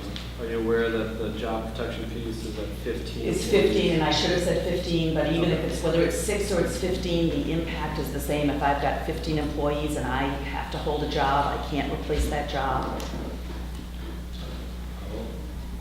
Thank you, Mr. Chairman. Are you aware that under the FMLA, you can replace the job? You can hire new workers. It's just that an employee, upon return from the leave, is entitled to his or her job back or a substantially equivalent position. Are you aware that that's... I am aware, and I would say that that means the odds of my being able to hire somebody to fill that job for 12 weeks, especially in today's economy and the tight job market in New Hampshire, are basically nil. I won't be able to do it even if I'm allowed to do it. And if I do hire someone successfully, I either have to let that person go, or I would have to let that person go, or I have to increase my payroll, neither of which are tenable for most of our small businesses. Thank you, Mr. Chairman. Thank you, Tracy. And are you also aware that even notwithstanding that job replacement and substantially equivalent position, that there is a further exception for undue financial burden right now under FMLA for employers of employees, 50 or more employees? So there's an undue financial burden exception already in law. For 50 or more employees. Right. Which are not 90% of the employees covered by this, nor are they the majority of businesses in New Hampshire. question. Thank you, Mr. Chairman. And that this bill dovetails exactly with those requirements, so that undue financial burden exception will apply to employers of 15 or more employees as well. I'm aware of what the intent of the legislation is to do, and I believe that it does not accurately account for the difficulties that small employers in this state have had, and that has only gotten worse in recent history. I hate to say it's a worse thing, but unemployment is so low, and employers are so strapped to find people to fill positions that they have open now, that it just places an additional burden on small employers when they have employees who have to go or need that leave. I truly do not mean to say that those employees' needs are not real. They are real needs. I don't think that this legislation balances the needs of the employees and the needs of the employers. And I think in order for the program to be successful, something needs to be done that addresses that. I don't know what it is, but something needs to be done to address that. Thank you, Mr. Chairman. Tracy, you and the National Chamber have been very practical how you approach legislation. Is there ideas about this job protection piece that seems to be your major concern that you have that might get you to the point where you might support the bill? Yeah, that's a great question. We're working on that. We started our advocacy committee, met yesterday and discussed this legislation as well as the proposal that Governor Sununu has put forward. And I think there's another bill as well that addresses, I forget the bill number off the top of my head, but so we discussed it in depth, talked about what we could support and what we couldn't support, and we've begun outreach to our members specifically on that. What ideas would they have? This isn't my area of expertise to come up with what the solution might be, but I think getting feedback from our members and ideas from our members would be valuable. And I'm very happy to share that. Actually, Cindy sits on the advocacy committee for us, which is great to have. We can certainly make sure that the results we get back we share with the committee in its deliberations. Final question. Thank you, Mr. Chairman. Thank you, Tracy. You mentioned that you have concerns with how it's funded. Do you have any alternative funding ideas or maybe your numbers about a sustainable and financially viable funding mechanism? I don't right now. I will, among the concerns that were raised, is employers right now, with the way that it's being proposed, have the option of paying for it themselves, which means it's money out of their pocket. And what was raised in the conversation yesterday was, so some other benefit's going to go. There's a limited amount of dollars that employers have to spend on the total compensation package for their employees, benefits and salary and bonuses and whatever else that might be. And employers would in all likelihood take a look at what the benefits are that they offer and let something else go in order to be able to offer this and pay for it. Or their employees are going to take a pay cut. And benefit or not to them, and at some point down the road, they may want to use this, all of that taken into consideration. This is going to mean that somebody's take-home pay week after week after week is going to go down unless the employer steps in. So I don't have an answer for alternative ways of funding this, but I'm raising the concern that we have that the way it's funded right now is either going to come out of an employer's pocket or it's going to come out of an employee's pocket. And neither has limitless pockets.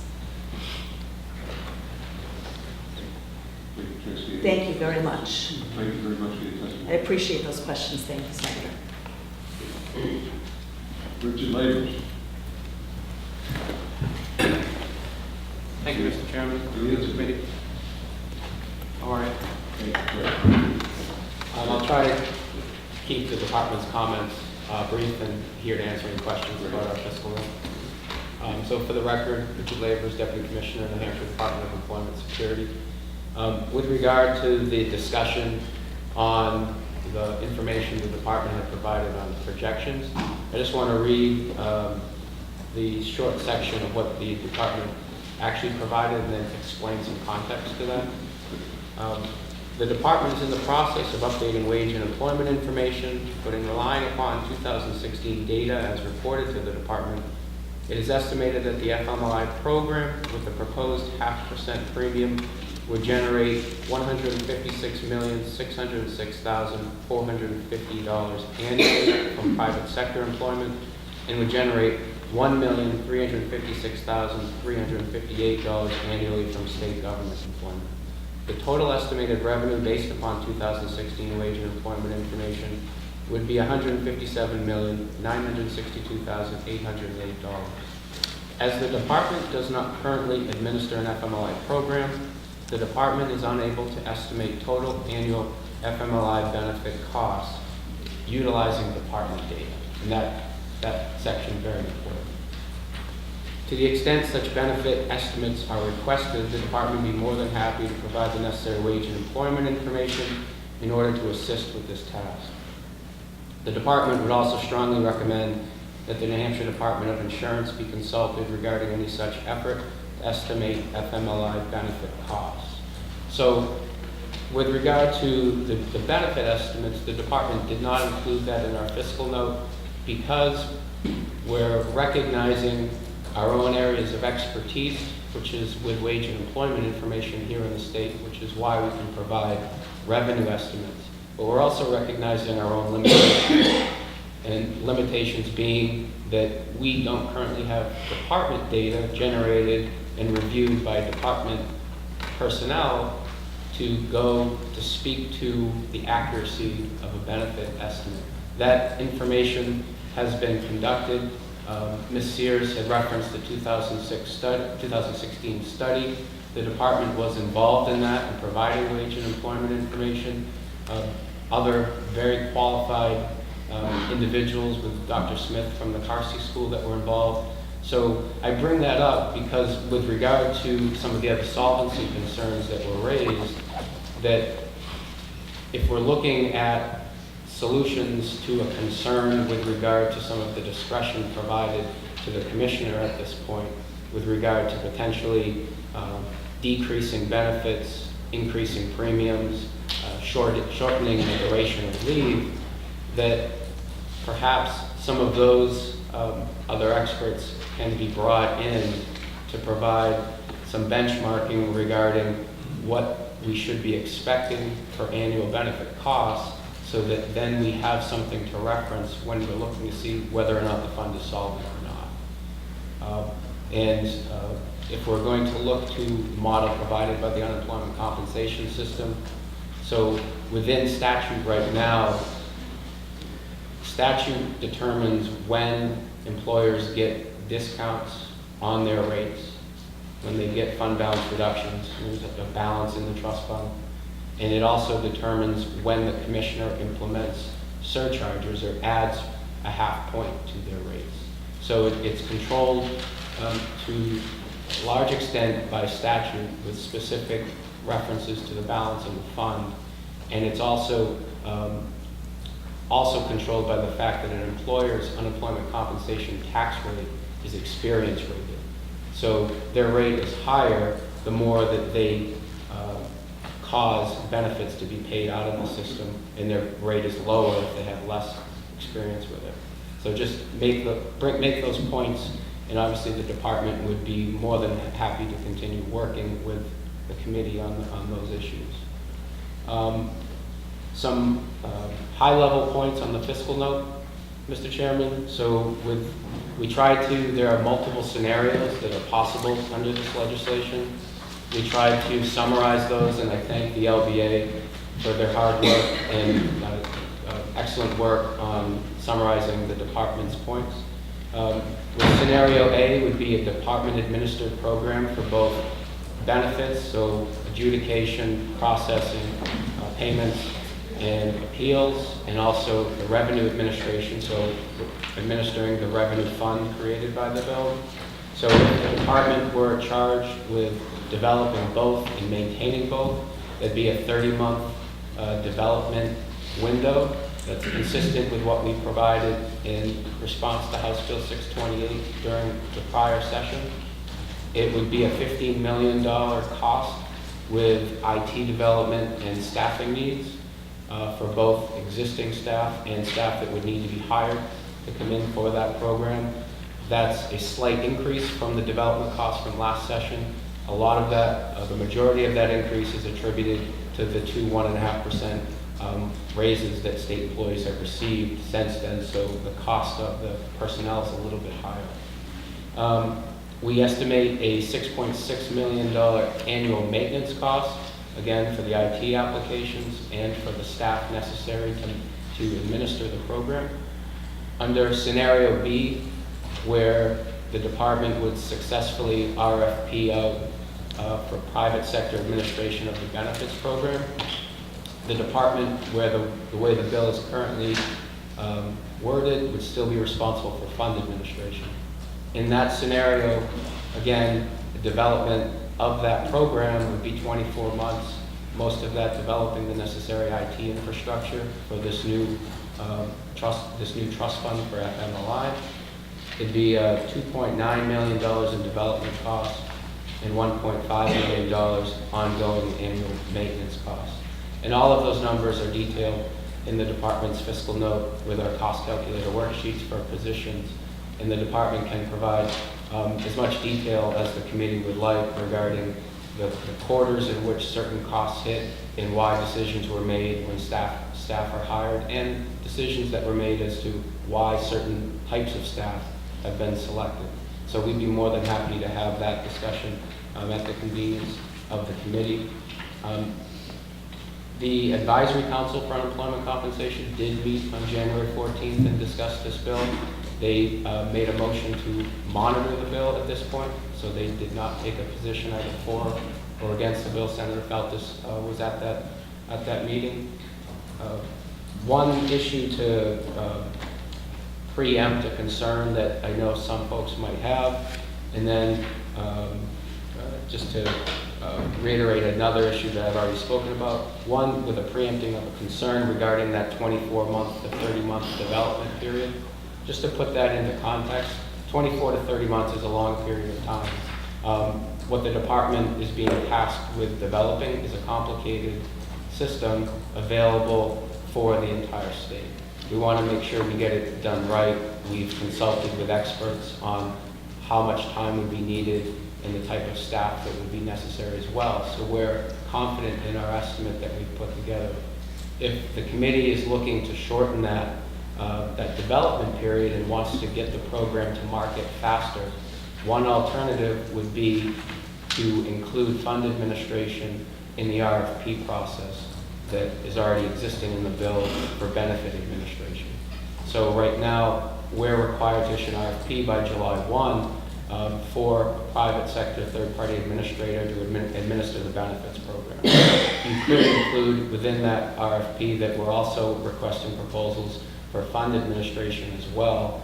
That way you potentially could shorten the time to market by having a third-party administrator who presumably would have a product already available and would meet the requirements in the RFP, and then the resulting contract would codify the requirements in the statute. So from what you're saying, you could use a model that's in place and replicate that. And that would, in essence, take the time period and compress it to some extent. It would, I don't think we would model after a state like California, because that's a whole different world, but it seems to me like Rhode Island, maybe Massachusetts, possibly, as the person from the insurance company said, Maine is going to move in that direction. There might be some evidence available that we could use in terms of preparing the documentation, et cetera, as we move forward. I don't think we're going to reinvent the wheel.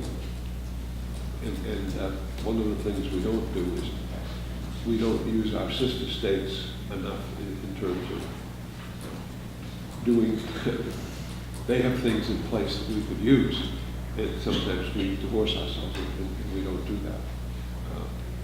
But indeed, I understand it at the time, but it's got to be done properly.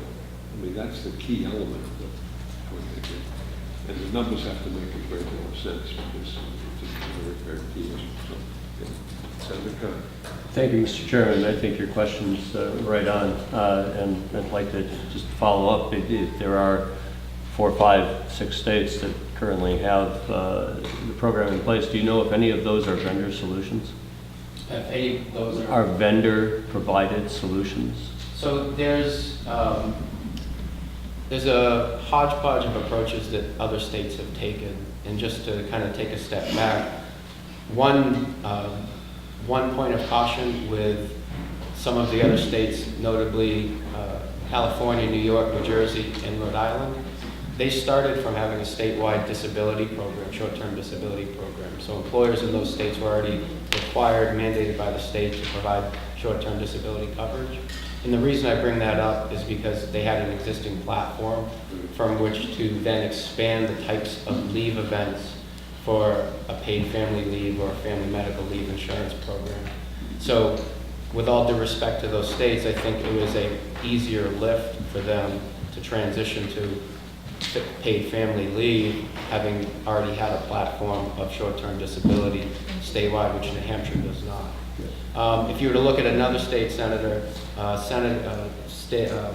Washington State is currently in the process of developing a state-developed, state-administered family medical leave insurance program. It's the Washington Employment Security Department is doing that. I get email updates every week on their progress for what they're doing. To put our estimates in context, I believe their original estimate was a 3-year development, and total cost was somewhere around $80 million. Washington State, much larger state people-wise than New Hampshire. You look at their estimates, and then you look at what the department has put together. We take the time and effort put into the fiscal note, we take very seriously, and we put into context what other states have done. I think it's consistent with what Washington State is experiencing. The good and bad of Washington State, and they did not have a statewide mandated short-term disability program from which to start, so similar to us. The good thing about that is that they could be a state where you look to see how they do. The other good thing is that if we were to go ahead with Senate Bill 1 and we were hiring staff to create this program, most notably our IT staff, we're not going to be competing with them. They're on the other coast. The bad side of that is they're on the other coast.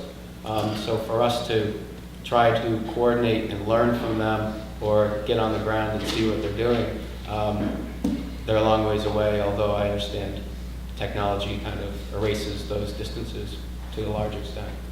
Other questions? I can follow the art technologist. 2 questions, Mr. Chairman. I'll give you 3. Thank you. I was quiet for a while. First is, has DOIT opined on the time and price estimate? So, yes, to answer your question is yes, and I'll give you some background there. So currently the department, we utilize an outside IT vendor for our benefit system, for the unemployment comp benefit system.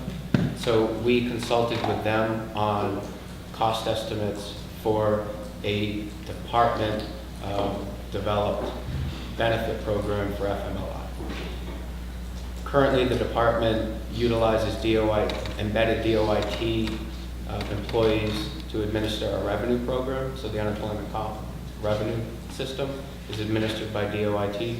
We consulted with DOIT. They're the ones that provided the 24-month estimate along with the staffing needs that they would have, and as well as the hardware needs that they would have to develop the revenue program. I spoke with Commissioner Goulet this morning, and he and I reviewed some of the issues around the timing of 24-month development, and he did raise a good point that DOIT is in the process of submitting a staffing support proposal to Governor and Council that basically allows them to have a contract in place for bringing in IT contractors for projects specific like this. So that is another option if, say, because there would be new staffing requirements to create this revenue application. If the department was experiencing difficulties with hiring those IT staff, we could utilize that if approved by Governor and Council, we could utilize that DOIT contract to bring in, say we need a developer, we need a DBA, to bring those in for a project-specific time period. Just to echo my earlier point, if the 24 months is a concern because of the length to get the program up and running, one other solution would be to RFP that out to a third-party administrator along with the benefits program. Presumably that would be allow for the program to be up and running a lot quicker. We're also looking at consulting with IT vendors on if we were to RFP out just that revenue fund administration rather than having DOIT do it, and seeing if there's some time saving or cost savings with doing that as well. And when we have those numbers, we'll certainly share that with the committee. Thank you. So the options are many. They are. Still exploring them. I just wanted to ask you a question earlier about something that's in here. It says vendor develop FMLI benefit payment application. And there's a $10 million that's a plug number, I imagine, because as you indicated, you really don't know what that vendor provided solution cost would be. You don't, and that's a good point, Senator. You don't know the exact cost to develop the benefit system until you issue that RFP and you get those proposals back, and you have a contract resulting from it. So, with that $10 million estimate, that was based upon providing some data to our existing IT vendor, who's responsible for our unemployment compensation benefit system, and saying if you had to design a system that had this much activity in terms of this many benefit claims, paid out this much in benefits, had this much revenue coming in, what would your time period be? What would your estimated cost of that be? They had provided an $8 to $10 million cost at the time. We had gone with the higher end of that, knowing that a lot of IT projects come in towards the higher end of their estimated cost and the estimated time frame. So again, if out of the many scenarios that you have described, Senator, if the scenario of the department administering the entire program, benefits and revenue, then we would be looking to have the benefit portion of that, the IT component, developed by an outside IT vendor. And that cost could come up higher or lower than what we've estimated. That really, that doesn't come into play if you're in the second scenario where the department successfully contracted out benefit administration through the RFP process that's required in the bill. Thank you, Mr. Chairman. Deputy Commissioner, your fiscal note says that the department is not able to predict the number of claims or the number of participants. So I'm wondering if you could tell us what the modeling was that you gave to your IT vendor to get them to come up with the $8 to $10 million cost. What were the numbers of claims and participants that you put in there? Did you give them scenario A, high usage, medium usage, low usage? How exactly did you get to this number? It's a good question. So what the benefit usage data that we used and tried to estimate cost was taken from the 2016 study that the Carsey School with Dr. Smith had done, relying upon some actuarial work that Dr. Hayes had done with the Women's Policy Research Institute. So we had taken what their estimates were for average duration of claim, average weekly benefit amount of claim, and then also the utilization rate, how many people are going to utilize the benefit. We had taken those assumptions, not developed by the department, but in order to try to have something in order to estimate costs, to have a more complete fiscal note, we had used those estimates from outside of the department. But in order not to paint myself into a corner this session with some of those estimates, Senator, I feel it's the responsible thing for the department to point out exactly where our area of expertise is, and that's wage and employment. That's why we've provided revenue estimates. But I don't want to mislead the committee to suggest that the department has internal expertise with regard to benefit estimates, because we don't. Thank you. But as I recall that Percy Institute study, weren't there several scenarios that they looked at? So which did you pick? They had several scenarios. The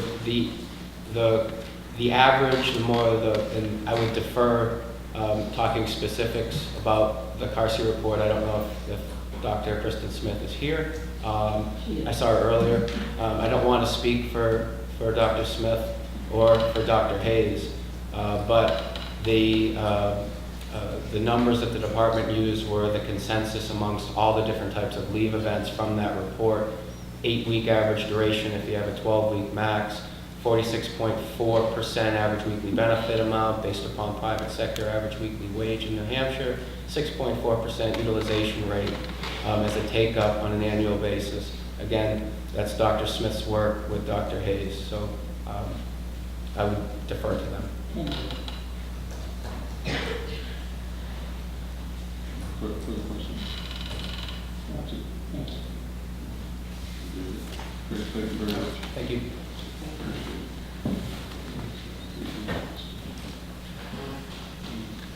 Steve Fitzgerald for the Badger Company.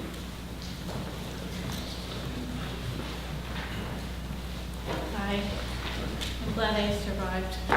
It's been a long afternoon. You're glad you survived. What about us? I'll be very proud. Come on. Thank you, Mr. Chairman. Thank you. So I'm here today on behalf of Badger, and my name is Deirdre Fitzgerald. Sorry, your name is? Deirdre Fitzgerald. Thank you. So Badger is a small, family-owned, family-run, mission-driven company, and some of you may be aware of who we are. We've got about 100 employees, and we're well known for our family-friendly benefits in such a small company. While we're not one of the 50 employees or smaller, we are definitely considered a small business. And we've been around since 1995, and we manufacture personal care products that are organic and natural in nature.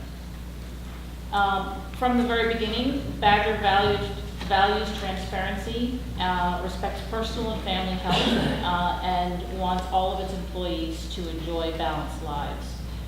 We feel that regardless of the size of the company, treating workers with respect should be number one, and finding ways to support your workers should come regardless of what your revenue or the size of your company is. This caring approach has enabled us to attract and retain a diverse and highly skilled workforce. If you know who Badger is, we're in Gilsum, New Hampshire, which is practically nowhere in New Hampshire. It's a very tiny rural place, so you can imagine attracting employees is not easy. Keeping them is not easy. But Badger has been able to do both. In fact, we are probably considered an employer of choice in the region in that we spend virtually $0 on recruiting because people want to come to work. And I'm telling you all this because of the way that Badger operates. We believe in paid FMLA, and in fact, we offer paid FMLA currently. While we don't offer 12 weeks of paid FMLA, we offer 5 weeks paid, and in addition to that, we have a lot of progressive benefit programs that we offer to our employees. So our employees are highly satisfied with us as a company and highly engaged. And I know New Hampshire has a problem with finding workers right now, retaining workers, and we just don't have that problem because of the way that we approach benefits. Just to list some of the things that we do in addition to the 5 weeks of paid paternal leave and 2 weeks of paid FMLA, which means anyone can take that 2 weeks off to take care of a ailing parent or a loved one that is sick. It doesn't have to be just for the birth of a child. We also do 40 hours of additional paid time, a Babies at Work program, which is probably what we're most notable for, subsidized near-site childcare, a paid half-hour lunch, wellness plan, and that's just the beginning of it. And also free lunch every day. As a business, we're proud of what we've been able to achieve, but we're well aware that not every employer can afford to offer the level of benefits that we do, and that not every employer is fortunate enough to work, or every employee is fortunate enough to work for a business that can provide paid time off to care for themselves, the birth of a child, or a family member in time of sickness. However, we feel strongly that no one should have to choose between earning a paycheck and caring for a sick child or an ailing parent or having a medical emergency. We hope that by lending our voice and sharing some of these best practices and serving as a leader and role model within the business community, that we demonstrate that no matter what size business you have, you can step up to support workers in the state of New Hampshire. Because when you step up to support workers in the state of New Hampshire, you're rewarded tenfold. You get better productivity, higher engagement, and retention goes up. So in addition to the individual reasons for doing this, I know, the economic reasons within the state of New Hampshire. We have an aging workforce, and we want to attract young people. And you can't attract young people if New Hampshire is made up primarily of small businesses, if there aren't benefits that are going to keep them in the state of New Hampshire and make it viable for them to be able to live and thrive here. In closing, I'm going to keep this short because it's been a long afternoon, and we've heard some really wonderful testimony already, and a lot of the points have been made. I just want to say I hope that 2019 is the year that we get this passed.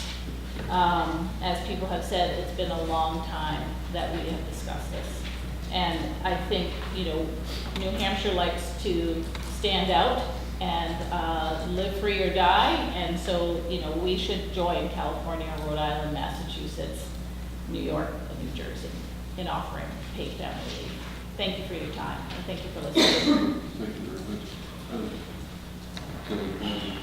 I would. You go right ahead. All right, thank you, Mr. Chairman, and thank you for your testimony and your persistence here. The annual turnover rate in Badger, what is that?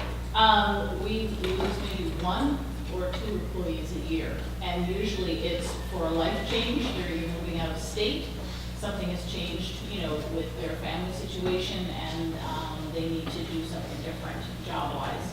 But most of the employees that have been at Badger have been there, for 10, 15, 20 years. I've been there for almost 6 years.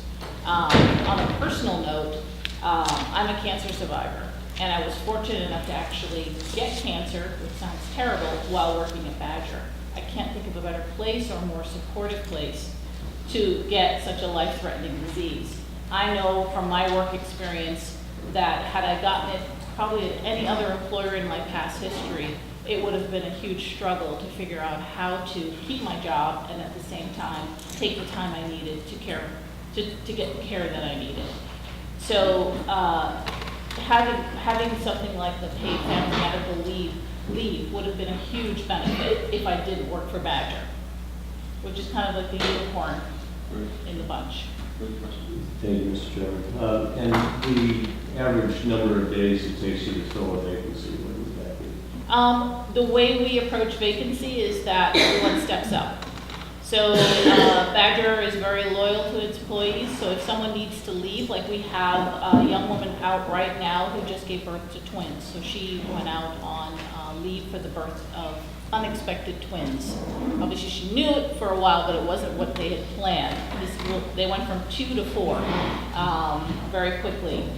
Her job position, they trained someone within the company to step in to take over some of those duties, and then they shared the rest of her job duties out within the department. And everyone is willing to do it. Mr. Chairman, just one more. Given these 2 pieces of information that I think is pretty well acknowledged in our territory, would you say that the benefits that Badger offers its employees is the reason why your turnover rate or your choice of place of business to work. Yes. Are keeping your employee base stable. Definitely, and I think a lot of small businesses, while I understand it can be a struggle to think about the financial side of either having an employee out for an extended period of time or having to fill that position internally with other employees. You know, you're going to get employees that are loyal. You've already spent all that money training them. So to lose them means you have to start all over again anyways with a new employee and invest that time without the guarantee that that new employee is either going to perform at the level of the old employee, the employee that's no longer there, or that they'll stay for the, you know, the near term, for the long term. So none of those things are guarantees. But if you have a willing, loyal employee who happens to be experiencing a medical emergency or a family emergency, they want to keep working for you, but they need the assurances and the help to be able to do so. Thank you, Mr. Chairman. A couple of questions. Do you have a 5-week maternity benefit? Right, so we offer FMLA, the 12-week. We also have short-term disability, which helps to cover the 60-40 that you get when you do short-term disability. But we have a 5-week paid. So in addition, so it means that people don't have to tap into their time off or lose their salaries to that 60% by being able to be paid fully and whole by Badger for the 5 weeks.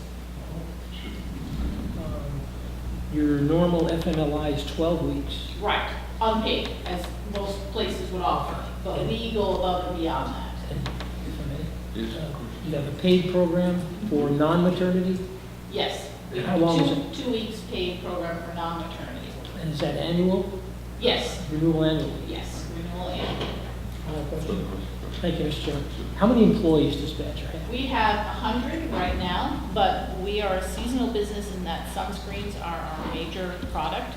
So we start to ramp up right around now, and in the next few weeks, we will end up with probably about 120 employees. Thank you. The way you finance the program is you have short-term disability. Yes. That's your base. Yes. And then the company On top of that. on top of that. Mhm. Now, does the individual employee contribute to a corpus of dollars that could be used to support this? Are you talking about the short-term disability, or are you talking about the paid? The paid, no. That is something that Badger just straight out offers. Badger does all of it, and the short-term disability is part of the compensation package. Right. And you found that to be successful. Yes, because, you know, I think typically in a situation where you have an illness that's going to keep you out for a long period of time, short-term disability, as you know, only covers 60% of your salary, so that you're still having to find that additional money to make yourself whole. Most people, if they have saved up their time off, they will use that time off to help offset you know, that portion that's not covered by short-term disability. But once that time off runs out, or if you're not prepared for that, you know, the birth of a child you can prepare for. Sudden illness you can't prepare for. So you may have been happily using all your paid time off, as you should, to stay mentally and physically healthy and, you know, to enjoy your life with your family. But if something comes up and you don't have any time off left, then you are faced with 60% of your salary and having to make those adjustments. And if you're a single parent, that can be very hard. So having something to offset that as a safety net would be, you know, a huge benefit. Thank you, Mr. Chairman. The company pays for the entire FMLI benefit. Yes. Could you have a number, a figure for what it costs the company per employee per year? I don't have that information with me, but it's something I could. Could you do that? I could get that for you, Thank you. yes. I'm Yes, sure I you wasn't know. prepared for that question, so I didn't. Thank you. Thank you very much. Happy to do that. Thank you. Thank you again. Thank you. Positive thoughts. Thank you very much. Thank you. Molly Owen.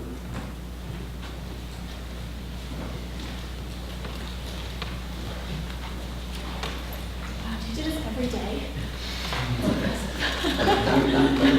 You love it. That's We do it every day because it's worth repeating. Apparently. Well, for the record, my name is Molly Lunho, and I live in Manchester.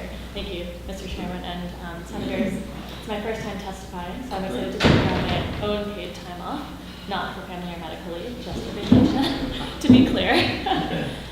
So I want to give my testimony because I'm one of those young professionals that everybody wants to move to New Hampshire. My husband, well, we're thankful that everyone wants us to move to New Hampshire. My husband and I moved here in May, live in Manchester, and I work for a nonprofit in Concord. My husband was in the Navy. He was stationed at Portsmouth Naval Shipyard when we met, and he's now working for a defense contractor in Merrimack. Over a couple offers in Boston, but we decided to move to New Hampshire specifically for that job offer and to be closer to the White Mountains and the lakes and all the things we love about this state. So we're thankful to be here. So we moved to New Hampshire, we got jobs, and now we're looking to start a family.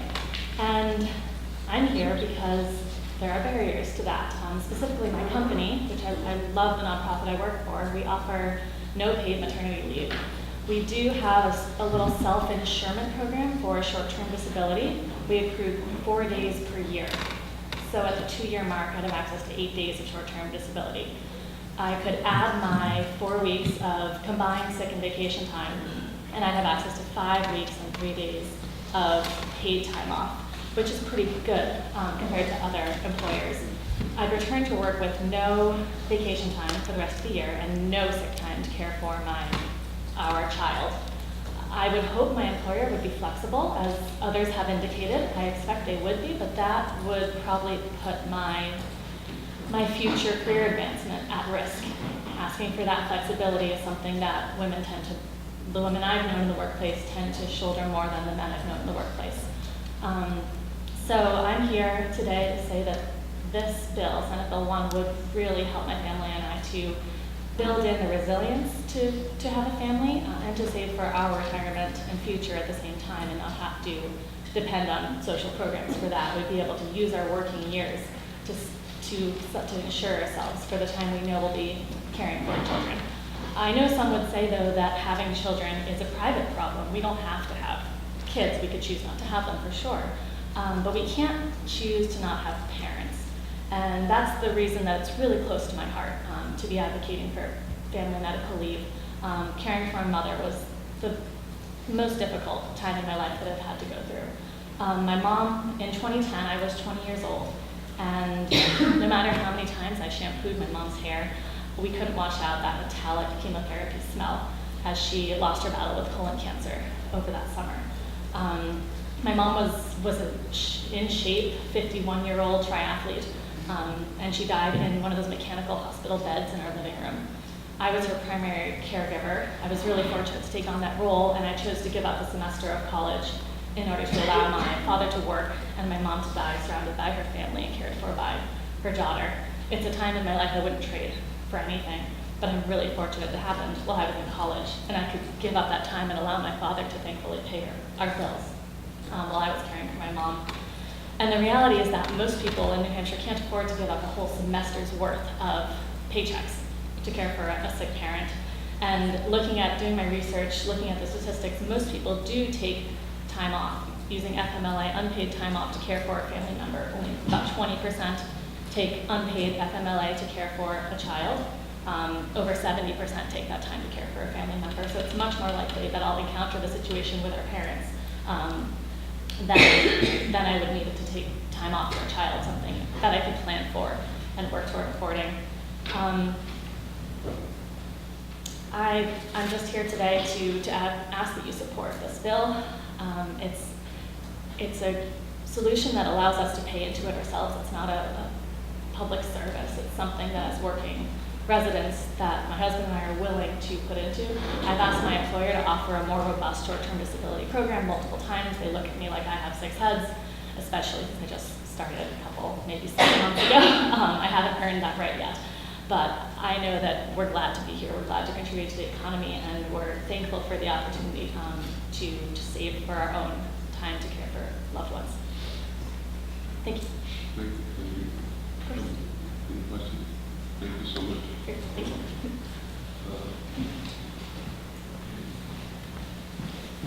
Dr. Blumenhart?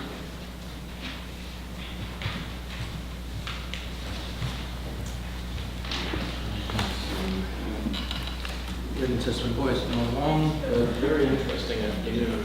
And thank you for your continued attention, Chairman and Senators. My name is Ken Belcart. I'm from Brampton, New Hampshire. I'm a physician who's practiced primary care adult medicine and geriatrics, that I care for older adults in New Hampshire for these past 36 years. And some of the comments you've heard already, I've personally needed to attend to the care of an aging parent whose health care was punctuated by sudden crisis, as many people in this room have done. And we live in a current age when our loved ones are living for much longer periods of time than when Medicare was written at 65, average life expectancy was 70. Our parents are living in their homes for extended periods of time into their advanced years. And this is also a time, of course, when nearly half of younger households need both parents working out of the home to make ends meet. This is a different age from years ago.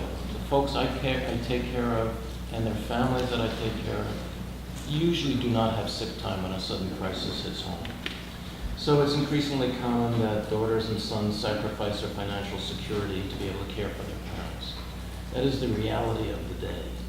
And as a physician who cares for such families, I could personally attest how emotionally as well as financially draining it is for many working people to grapple with these sudden needs. So as an example, there's monumental tasks arise with the care and necessities of a family member who develops a hip fracture, a pneumonia complicated by delirium, a stroke, a new diagnosis of cancer and its treatment, a surgical procedure, or many other acute illnesses which typically result in things falling apart at home. Everybody's home. When a loved one returns home from the hospital or the facility, the visiting nurses and hospice nurses can fill in, but they only provide limited periods of time for care. Grasping new care responsibilities for the family member, filling the pill plan, assisting with the activities of daily living, arranging ongoing care for when they return to work, arranging therapy, and new living arrangements are very typical. Where is that parent or that loved one now going to live? So aids might be arranged, but they're expensive, and we know in the state of New Hampshire that aids are scarce in many communities in terms of elder care. And equally important, at the end of a loved one's life, during hospice care, the emotional stress that is natural is compounded by financial worries of unpaid absence from work. So we've heard this testimony this long afternoon. What we've also heard from Alzheimer's Foundation and other groups are some statistics. Clearly, life expectancy has increased in the U.S. as we discussed. We now in New Hampshire have the second highest life expectancy in the Union. The vast majority of New Hampshire residents have limited needs. They do not have the luxury of having a mom or dad living in assisted living settings. And at the last census in 2010, only 5% of older Americans anyhow were living in congregate settings, were living in an assisted living facility, nursing home, boarding home, etc. We also know that on multiple polls taken across the country, financial insecurity based on health care costs is the number one concern. It's a greater concern than housing, it's a greater concern than food or most other issues.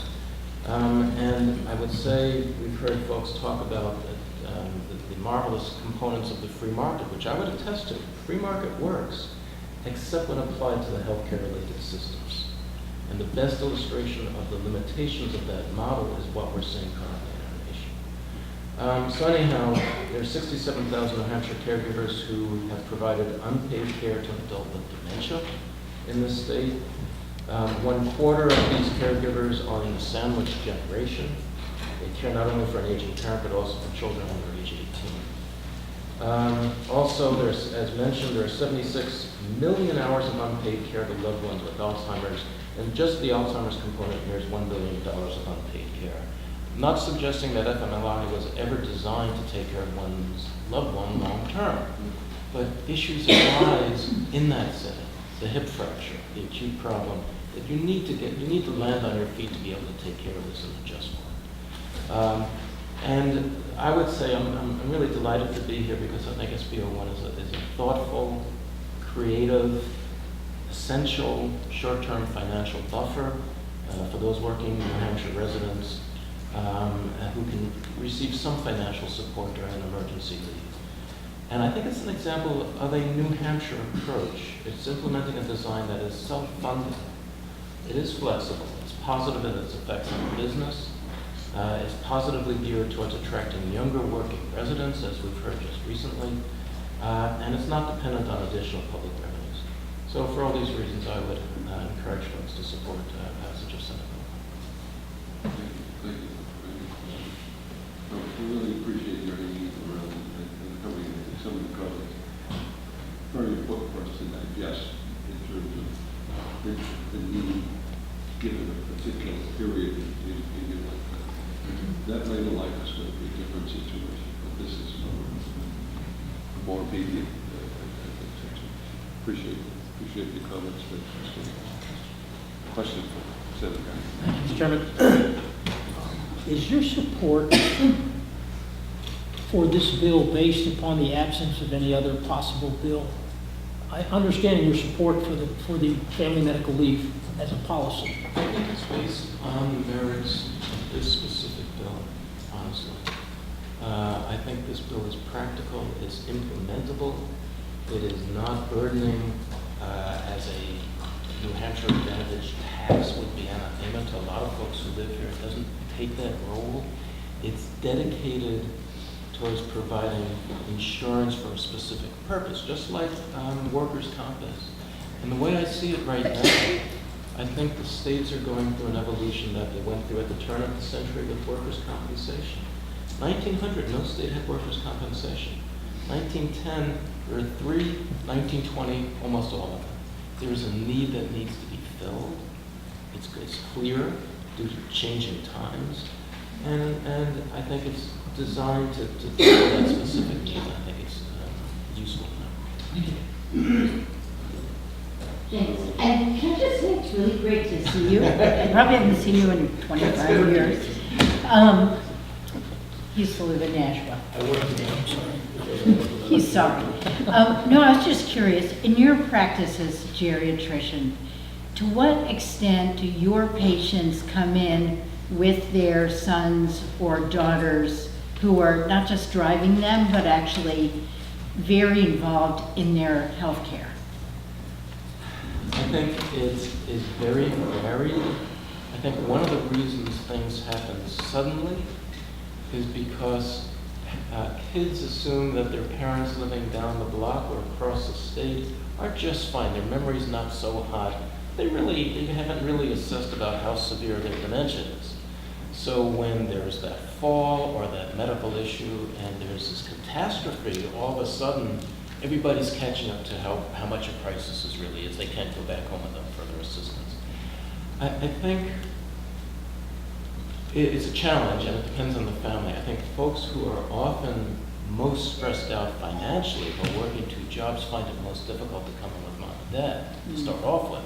They would love that time to catch up, not just at the time at the end of their life, but also when they're continuing, and they know that something's not quite right with mom and dad. But I think the degree of engagement is as different as families might be, and who, as a geriatrician, will often reach out to families with permission of the patient to try to connect folks and get folks to recognize what they're sort of seeing but not recognizing. But I'm not sure if it's helpful. This is pretty variable. And you often see folks who really need more support than they're currently getting and need the context to get it. Thank you, Doctor. Appreciate it.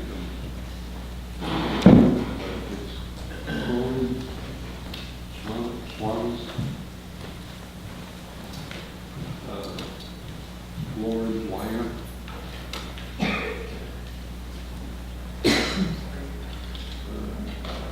Josh Reyes. Are we yes? Agree. Okay, Josh.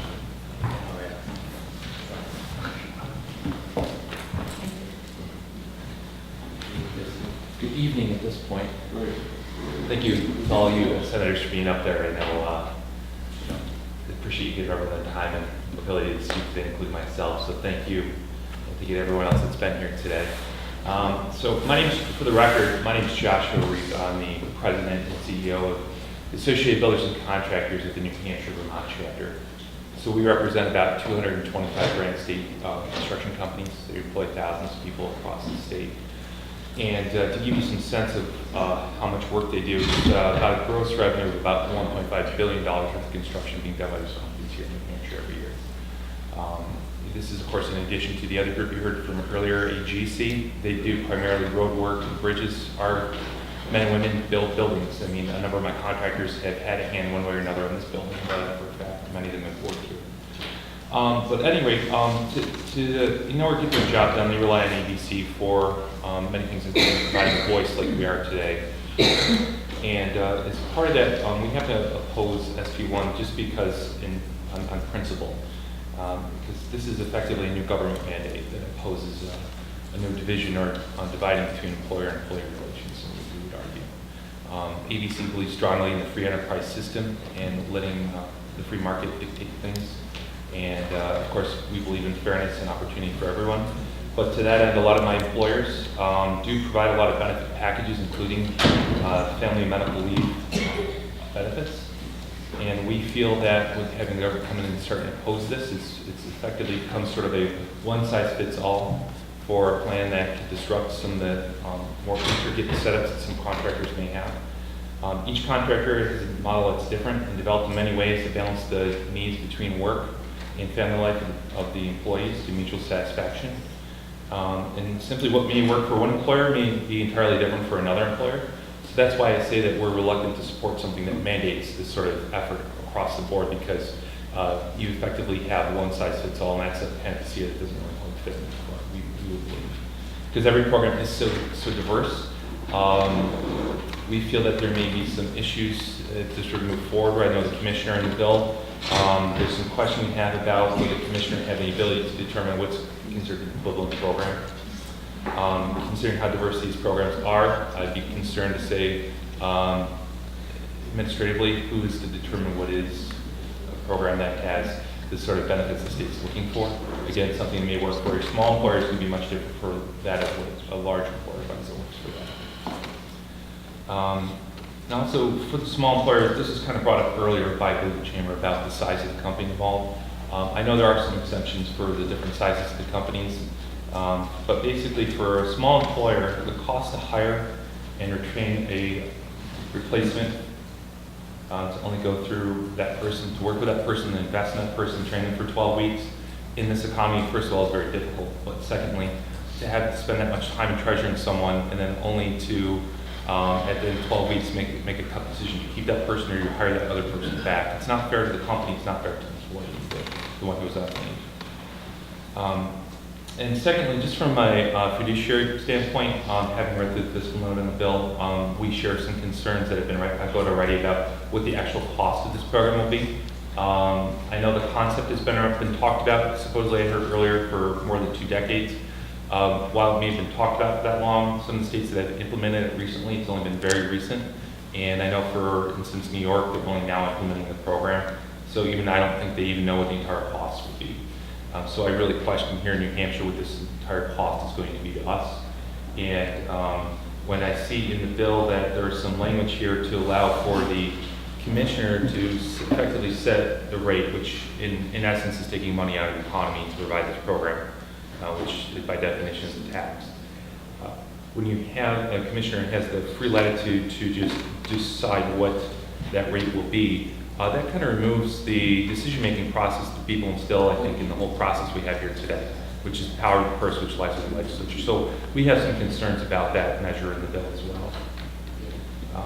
So just in summary, again, just real quick, my members in general and principle are opposed to any sort of new government mandate, in part because I think it diminishes the value that comes out of the free market enterprise system when it comes to the creative options that are there now for the good employers in the state that do have these programs. And it's been a long night. I have any questions, but my testimony does have more details in it. So. Thank you very much. Great, thank you. Kristen Smith, Wisconsin School.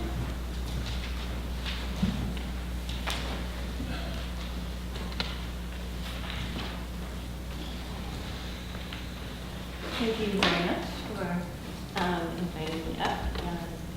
So my objective, oh wait, I did say my name. So I'm Dr. Kristen Smith with the Carsey School of Public Policy, and I do research on working family balance and paid family medical leave insurance in New Hampshire. So I'm here to share results of my research and others' research to help the committee as they think about policy options within SB1. So we've heard today that in New Hampshire, a lot of workers are relying on Family Medical Leave Insurance, Family Medical Leave Act, and that is an unpaid program, and it doesn't cover all the workers because of the requirement, the eligibility requirements of having to work with your employer for 1 year and having to work a total number of hours, which is 1,025 per year, which roughly equates to 24 hours per week for 1 year, so it's a part-time employment. This leaves out many workers. About 41% of workers nationally are not covered by FMLA, and in New Hampshire, about 40% of workers are working for an employer with less than 50 employees in 2015, which is representing 90% of businesses. So a lot of workers are either relying on unpaid FMLA or relying on no leave at all, or they have paid leave through their employers. And we've heard from some employers today talking about the programs that they have and that they offer. New Hampshire employment security data from 2011 shows that 10% of the really small firms, those with fewer than 10 employees, offer paid leave. A larger share of the larger firms, so 30% of those firms with 250 or more employees offer paid leave in New Hampshire. In the summer, I contacted and interviewed small businesses in the hospitality and talked to them about retention strategies for working parents, including paid family medical leave. And businesses stated they would like to offer paid leave, but they can't because of the cost of providing this benefit is too high in terms of their tight profit margins. So as a result, in New Hampshire, we have this fragmented and unequal system where some employees have access to leave and others don't. And we've heard some of those statistics already cited in other people's testimony, so I won't go through them again. But in essence, women, lower income women, and workers who work in smaller firms lack access to medical leave, paid family medical leave. So I want to talk about a few programmatic considerations that are inside the Senate Bill 1 that can help you sort of think about when you're contemplating this bill. The first is job protection, and job protection has been shown to be a really important factor in increasing take-up rates. So if the goal of SB1 is to increase access to paid leave, then job protection is a really important factor that needs to be considered. Workers are going to be hesitant to take leave, whether it's paid or unpaid, if their job is not available to them when they return after taking leave. And research from Jane Walfogel, who's an esteemed researcher at Columbia University, she studied maternity leave. She found that job protection increased maternal employment and wages in the long run because women return to that pre-birth employer and they maintain their skills and they maintain their position in that firm. Recent data that I've collected shows that over 90% of New Hampshire residents support including job protection in a paid family medical leave program, and that data will be coming out hopefully in March. The other programmatic consideration that I want to talk about today is the length of paid leave that's offered. The length of leave has ramifications for children's health. There are connections between the length of leave and whether it's paid and whether mothers initiate and continue breastfeeding. And multiple studies have shown that breastfeeding protects children from acute and chronic diseases and conditions. So women with paid maternity leave, they take longer leaves. This gives them more time to initiate and continue breastfeeding when they return to work. There's evidence from California that states this as well, and you can read in my testimony. And then finally, in order to have a sustainable program, you need a sufficient pool of participants paying into the program. Participants that have high risk, medium risk, and low risk.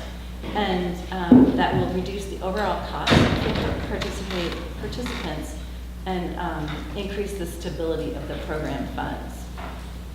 We've talked, some others have talked about the simulations that were the cost-benefit analysis that Dr. Hayes has conducted. And in those analyses, there's several scenarios. The voluntary program had higher premium costs than the all-inclusive program. Those simulations found costs that were 30 to 60% higher than an all-inclusive program, depending on the participation rate.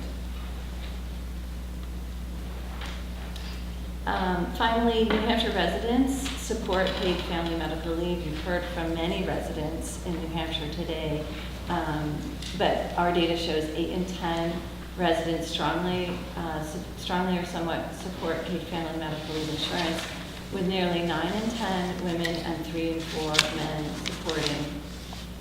And this support was widespread across marital status, education, income, political party affiliation.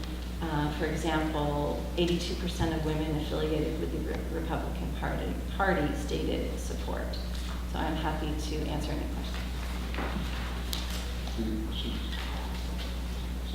Thank you, Mr. Chairman. Thank you, Dr. Smith. You mentioned with respect to what you call voluntary programs, that the costs are 30 to 60% higher.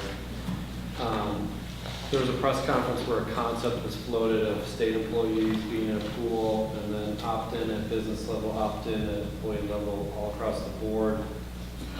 We don't have any details on that at all, but that was floated at a press conference. Would you conclude that that would be 30 to 60% higher cost than this plan, or we don't know because we don't? I can't answer that question until I see the details of that program. The 30 to 60% difference, and we're talking about the premium cost. I'm not talking about the overall program cost, but the premium cost. Right. That refers to varying levels of participation levels in the voluntary opt-in program. But without seeing even a plan, I wouldn't be able to comment on that. Thank you. Sort of. Following on your previous comment, given that 9/10 of the women and 3/4 of the men of the state want FMLI, if a voluntary program were offered, could one reasonably conjecture that 90% or a high percentage of women and a high percentage of men would in fact participate? Thank you for that question. So the 9 in 10 and the 3 and 4, those were statistics on all New Hampshire residents, regardless of whether they were working or not. We did ask questions in that survey that looked at willingness to pay. The question that was posed was, would you be willing to pay $5 per week and pay into and participate in the program?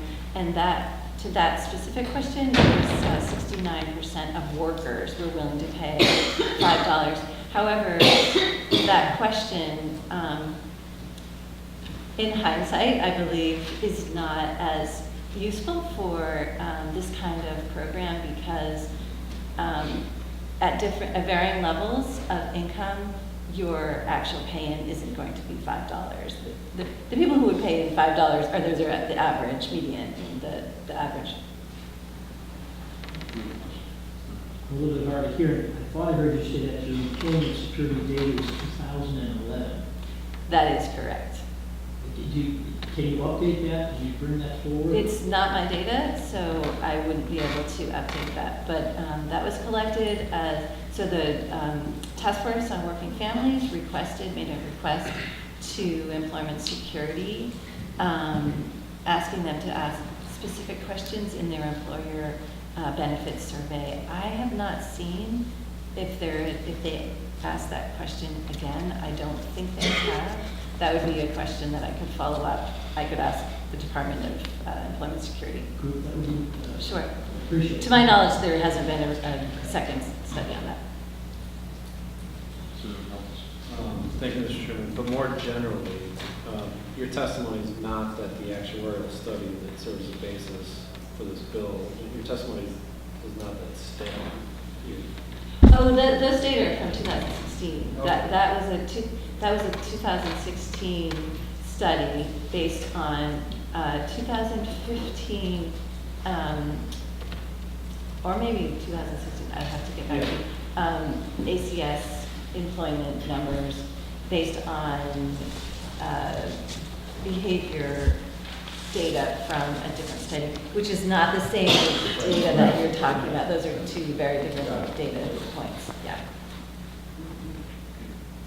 So to answer your question, no, that is still very relevant. That actuarial analysis is very relevant.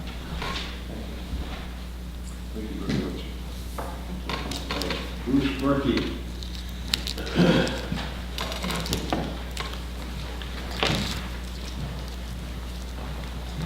Name ends in a vowel, Senator. That's true, Bruce. Your conversion is complete. Thank you. You're relevant. Thank you, Mr. Chairman and members of the Senate Finance Committee. For your record, my name is Bruce Berkey. I am the State Director of the National Federation of Independent Business, Association of Small Businesses in the state of New Hampshire. We have approximately 1,400 member businesses that are members today. We come before you today with some concerns with Senate Bill 1. And as in its current form, we are opposed to Senate Bill 1. We applaud the advocates. There has been a lot of passion in the room today. And there's been a lot of passion from people interested in the bill, passing the bill, people interested in preserving their businesses. And I value that on both sides. It's been a great afternoon. 4.5 hours. But the overarching concern of Senate Bill 1 is the fact that it tells the small business person in New Hampshire how to operate their business, in part. There are already many state government mandates that a business has to comply with. And there are many more proposed mandates in this legislative session beyond Senate Bill 1 that are of great concern for the business community. If Senate Bill 1 as is and these other proposed mandates pass, the small businesses in New Hampshire will suffer negative consequences. And we just have to ask, when will these mandates end? Now, I had some time back there to shorten my remarks. I'm going to do that for you. So, we're very concerned about the wide variation in cost estimates over these last couple of years of discussion of this issue. The original estimates suggest that this program will require millions of dollars to establish the program, and those dollars will be borrowed from the general fund. What happens when those dollars cannot be repaid? Who does the state turn to make up that shortfall? The small business community? There's no federal funding for this. There are no matching dollars for this.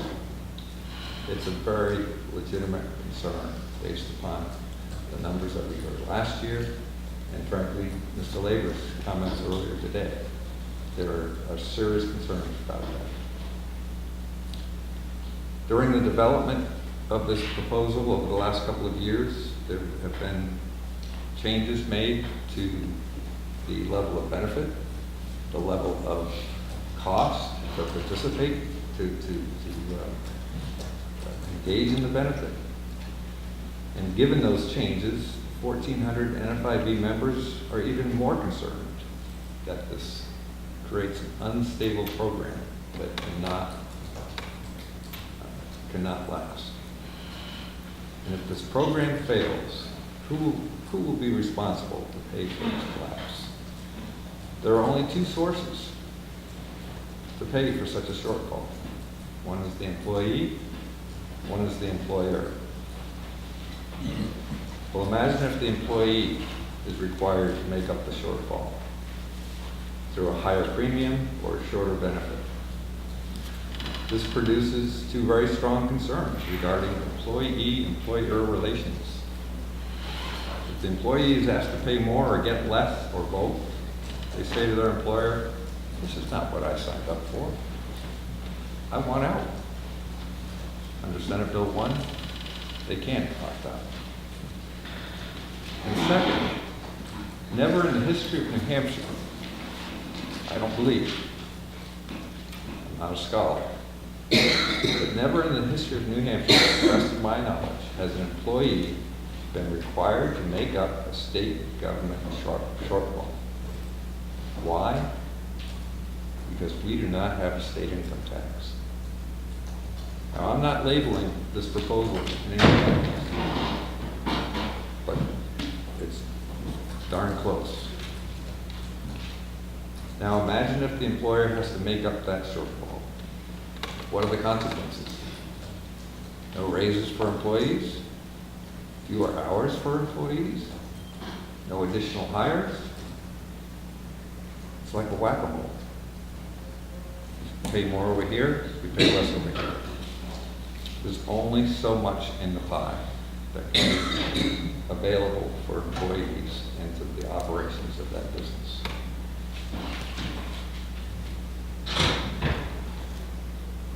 This issue, as presented, is just not ready to be legislated. While we're not prepared to endorse any other proposal or any other alternative out there, we do want to have discussions about other considerations, whether it be a voluntary proposal, whether it be as Mr. Reap said, not having one size fits all. You look at the health insurance market, there are an incredible number of different types of health insurance plans. Not a lot of carriers, but a lot of different plans. And they fit different size needs. We have an unemployment rate close to 2.5%. There's competition in the market for employees. Therefore, employers need to make their job offers attractive for their employees. What individual employers choose to offer as a benefits package is in the free market, free enterprise, and that will drive an employer's and employees' decision. There's got to be another way.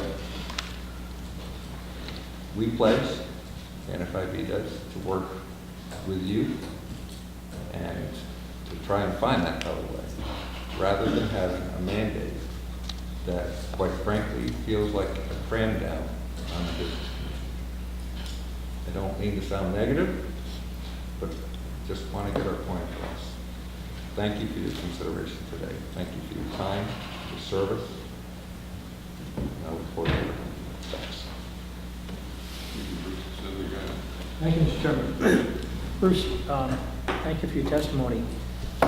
Are you familiar with any federal tax code implications with relation to FMLI, and specifically this program?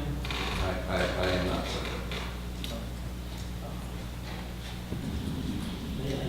For the question. No, for the question. If it's possible to get that, do you have access to that? Because there are definitely federal tax implications under the new Tax Jobs Act. I will ask the folks in NFIB Washington to Specifically, see if if this they is had that called question. for the tax exemption, the tax deduction, the tax. Tax rate. consideration, Right. some type of tax consideration. Okay, sure. Okay, Bruce. That's it. Thank you, Senator. Thank you.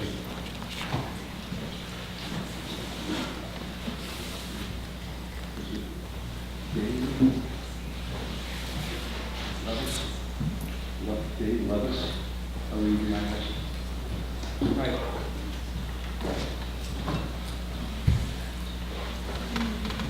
Thank you very much. I appreciate the opportunity to speak to all of you. My name is Dane Levis. I live in Bedford, New Hampshire. I'm here to urge you today to support Senate Bill 1 and pass paid family and medical leave for all working families in New Hampshire. I'm a young New Hampshire native, born in Manchester. I left for college, but I came back. I left for work, and then I came back. And then I left again and came back. And I'm hoping to stay here, finally, for the long haul.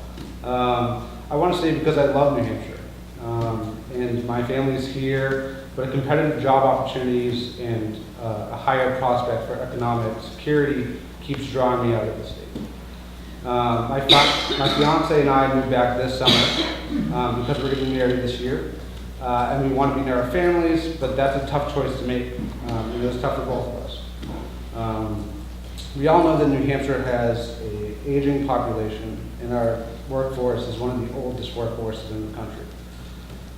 Which is why we need to put policies in place to encourage young people like me and encourage young families like ours to stay here, to start their lives here, start their families here. My fiance and I rely on both of our salaries to get by, and I don't envision that changing ever, which I feel like is a lot of people my age and a lot of families my age are in the same situation. And if we consider having a family, which we are right now, we need to know that that process won't cost us our careers, won't result in us defaulting on our mortgage, or inhibit us from putting food on our table for our future children. We need policies that reflect the economic realities of our generation. Our surrounding states are doing this, and New Hampshire needs to be competitive if you want to keep young people like us here. And that's all I have today. I'd love to answer any questions you have. But I really appreciate you all taking the time. Thanks for your testimony. Glad you came back. Yeah, hopefully for the long haul. Thanks. Okay, Jennifer Berkeley. Berkeley. Jennifer, I've seen you before. Oh, sorry, I had to take my document. Well, I knew you were ready. Okay. Good evening. My name is Jennifer Bertrand. I'm here to testify on behalf of myself, and I live in Mount Vernon, New Hampshire. And I really appreciate the long haul here and the purposeful questions and your attention and giving this important issue such due diligence. So thank you to you all. I'm sure we all want to go to dinner. Today I'm here to share a couple of personal stories relative to unexpected life experiences and some expected in one sense, where my family or myself could have benefited from paid family medical leave, and to also give you a little bit more of a lens on how does this impact our largest minority in New Hampshire, which are people with disabilities. Particularly today, I'm going to have an emphasis on people who experience developmental and intellectual disabilities, and their family members who, about 8 out of 10 adult individuals who experience developmental and intellectual disabilities, their parents continue to be caregivers throughout their lifespan, as do some of their siblings as well. I'm here to ask you to support SB 1. Paid family medical leave, as we've heard here today, is something universally that we all can benefit from, especially so many hardworking Granite Staters. And, Dr. Smith had spoken to it. There's a lot of research and data around this that providing this type of a program boosts our economic stability and security, and especially for families like mine. I'm a parent of a now adult child who experiences a developmental disability, and I've been a part of this network in New Hampshire for a long time, meeting other families who are raising children or adult children, continue to support their adult children. And I know firsthand the unique challenges that people with disabilities and their families experience when we have to take time off to address a medical condition, whether it is, a need for me to take care of myself, but more often, because of our unique circumstances, to help provide care and support for our daughter, Chloe. A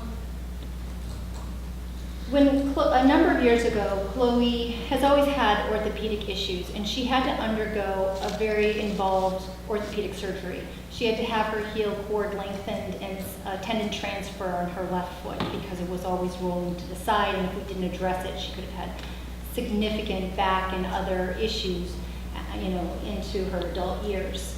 I had taken leave from my professional career for many years to care for Chloe, and we have 4 children altogether, one that's going to be graduating college this spring, I'm happy to say. I needed to take that time out of the workforce to do that. So when she was in middle school, she underwent this surgery, and she was in a long leg cast. She couldn't bear any weight on it. We were in this kind of a situation for a couple of months. With the size that she was at the time, plus the weight of the long leg cast, I could not care for her alone. I couldn't be alone with her. I couldn't transfer her from a wheelchair to help change her. She still needs assistance with all of her activities of daily living. She hasn't mastered toileting. So with changing her for that and bathing her and to transition her from maybe the couch to the floor or back to a wheelchair, I couldn't be alone with her, for safety reasons and to be able to, see to her needs. But my husband, while he worked for a company, he's a software engineer, worked for a company that was covered under the FMLA. He couldn't afford to take that many weeks off, and that would have meant all of his sick time, all of the vacation time.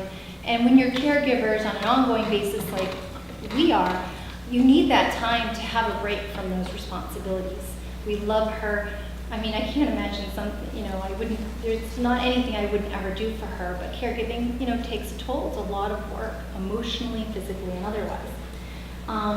So to make a long story short, Chloe has a lot of communication challenges as well.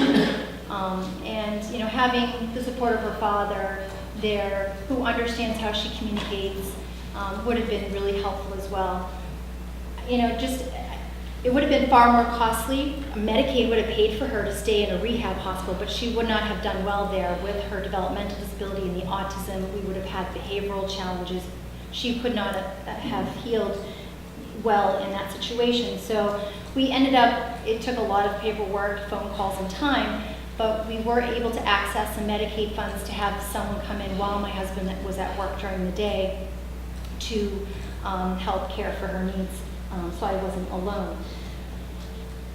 If at that time we had a paid family medical leave program, I would have voluntarily, and I still will to this day, and I hope that we will enact something this legislative session, to plan ahead and be proactive about our life circumstances. And that, would have not required us to have to go and seek out, after seeing the bills, a more expensive route to get these additional Medicaid services to keep her safe and to care for her properly. My story is just one story among many, many families that don't have the time or can take that time away from the caregiving responsibilities they have on a day-to-day basis to be here today to talk with you. And on another personal note, back in 2016, I was diagnosed with inguinal hernia, and I had to undergo pretty involved abdominal surgery. And for about almost a month, I couldn't get up into a sitting position on my bed or get into bed or even get out of a chair or sit down with a chair without support and help. And I also needed some assistance in the bathroom. My daughter, who's going to be graduating college that I also mentioned earlier, I planned it. Thank God it wasn't an emergency where my intestine had come through and had been pinched off. And so thank God that wasn't the circumstance. And I was able to plan it. So I planned for the time. I went in just before Christmas, a couple days. And while she was home between her 2 semesters in college, again, so my husband wouldn't have to take and use up all of his benefits, and she assisted me through that. Now she's going to be graduating. We don't always have children and can time these things. So this is why this particular policy consideration that you're making is so near and dear to my heart and to so many families. At some point in all of our lives, whether it's disability through the aging process and taking care of an aging parent in a state where we have a lot of folks that are at that point in their lives, or you have an accident. I will make one more side note. A colleague in front of mine on December 19th was hit head-on by a distracted driver. She had extensive injuries to 3 of her 4 extremities. In her right femur alone, she had 20 fractures. Even the insurance that's covered, the benefits that she had, won't help to provide everything that she will need in 12 weeks of not being able to put any weight on those limbs. She's already spent some time in a rehab hospital. She will most likely have to go back to a rehab hospital for a week or 2 to learn how to walk again. She's a single mother with 2 sons, one of her sons who experiences a developmental disability. When I first saw her, after she came out of her first surgery, after the accident, she looked at me and she was, tears coming out of her eyes, and financially, she said, I'm financially bleep. Okay, I won't use the word that she used, thinking about how am I going to be able to support my family and be there for my kids and get through this recovery without losing everything, her house and all of her savings. So I really hope that while there might be some ideological differences about how we're going to provide this type of a program, the reality is we all need it. And I really urge you to vote yes and to support paid family medical leave and Senate Bill 1. And I also have testimony from, I have a copy of mine, but I have testimony from a working aged adult individual who experiences a developmental disability. Most working aged individuals with disabilities are stuck in low-wage, part-time positions that come with no benefits, not even sick days. And Kelly talks about that here in her testimony. So, and she has an emergencies fund. She's very responsible about how she saves her money and pays her bills. But if she were to have a sudden illness or an accident like my friend Lisa, she wouldn't be able to continue to pay her rent and pay her bills. So I'm going to submit that to you as well.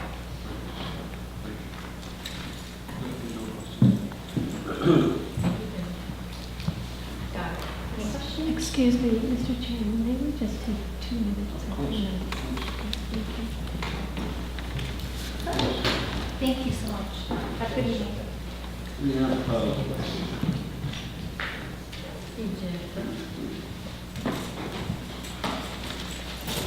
we have 7, 8 more people to testify. Okay, we have, let's see, David McConville, Representative Zenny Krishna, I don't think I know. Elliot Axelman, Isaac Grimm. Okay, Isaac, then we'll let the first one step up. All right. Super. Okay.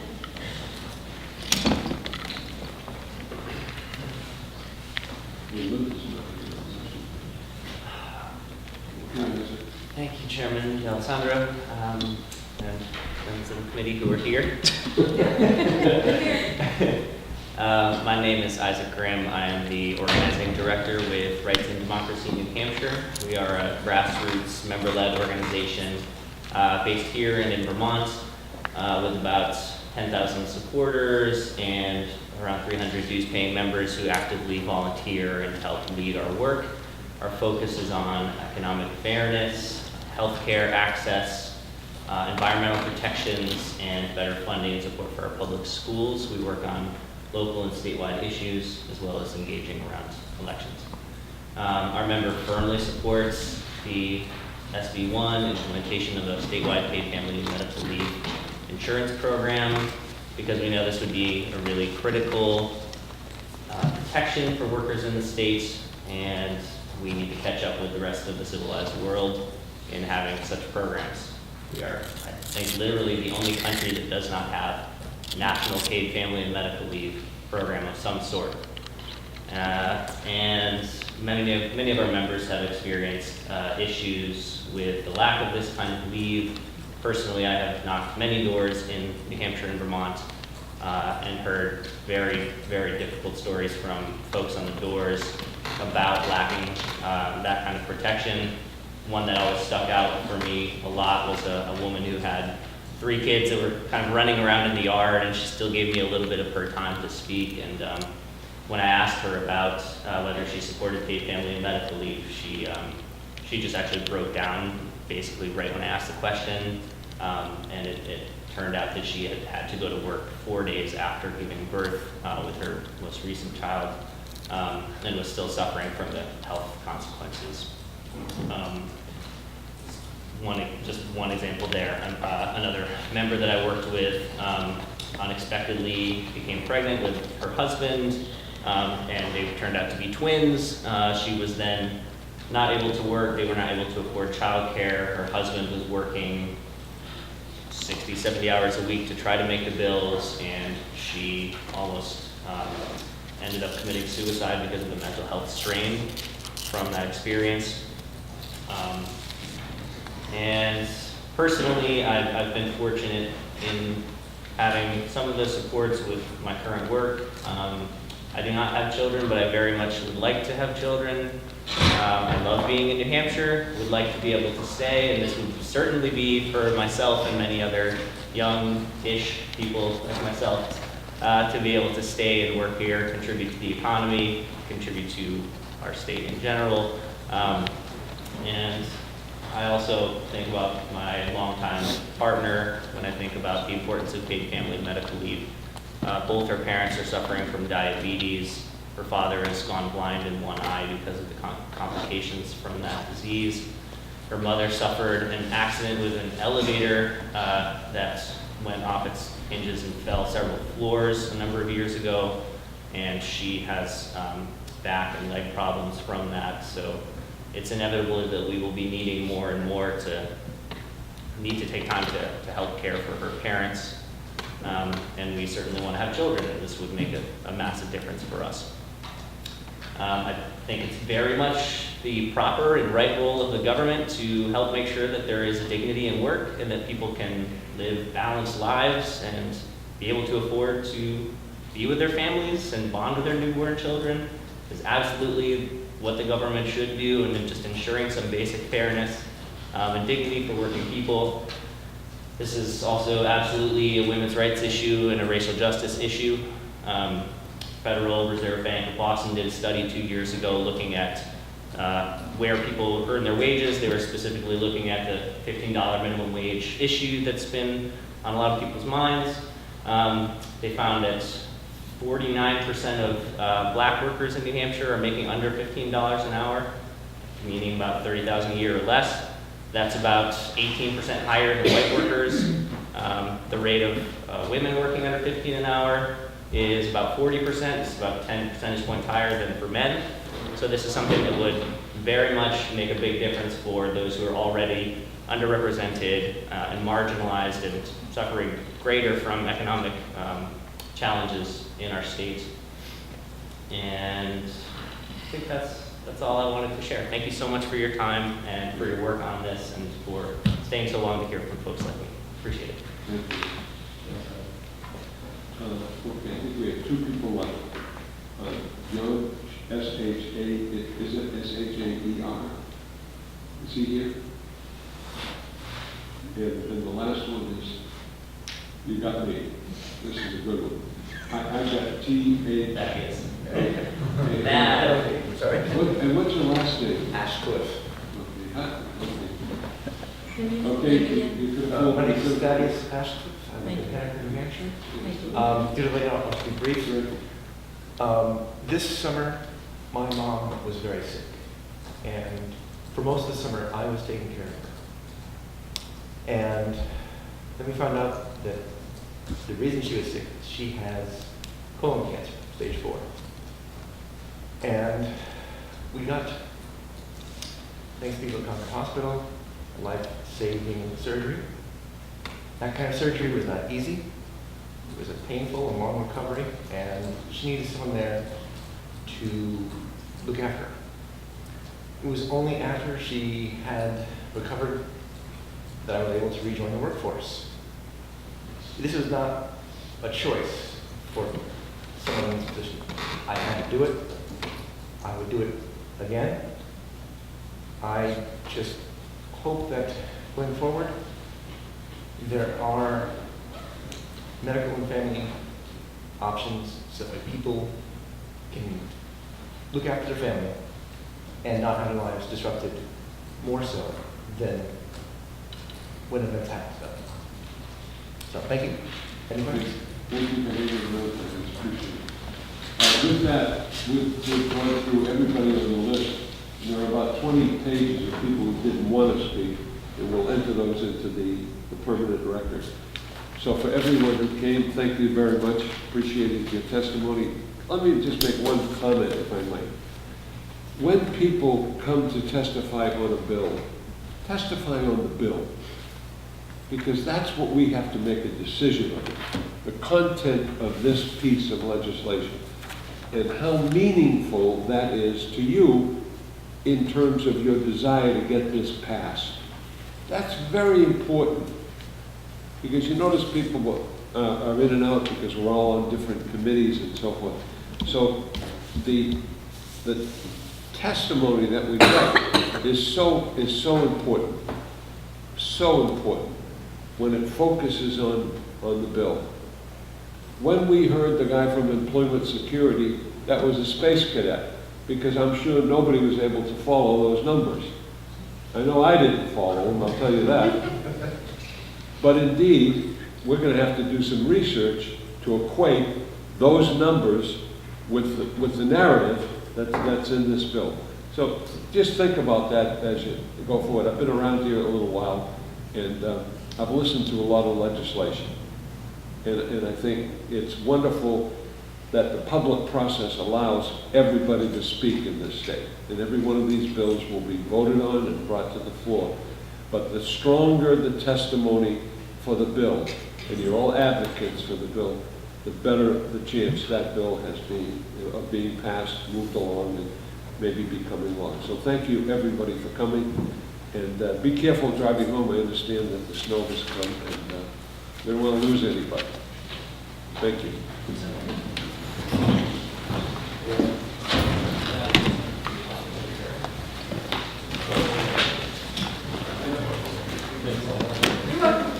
You were terrific, Deb. So were you. Those figures for the one. We're not all advocates for the bill, Senator. Excuse me? We're not all advocates for the bill.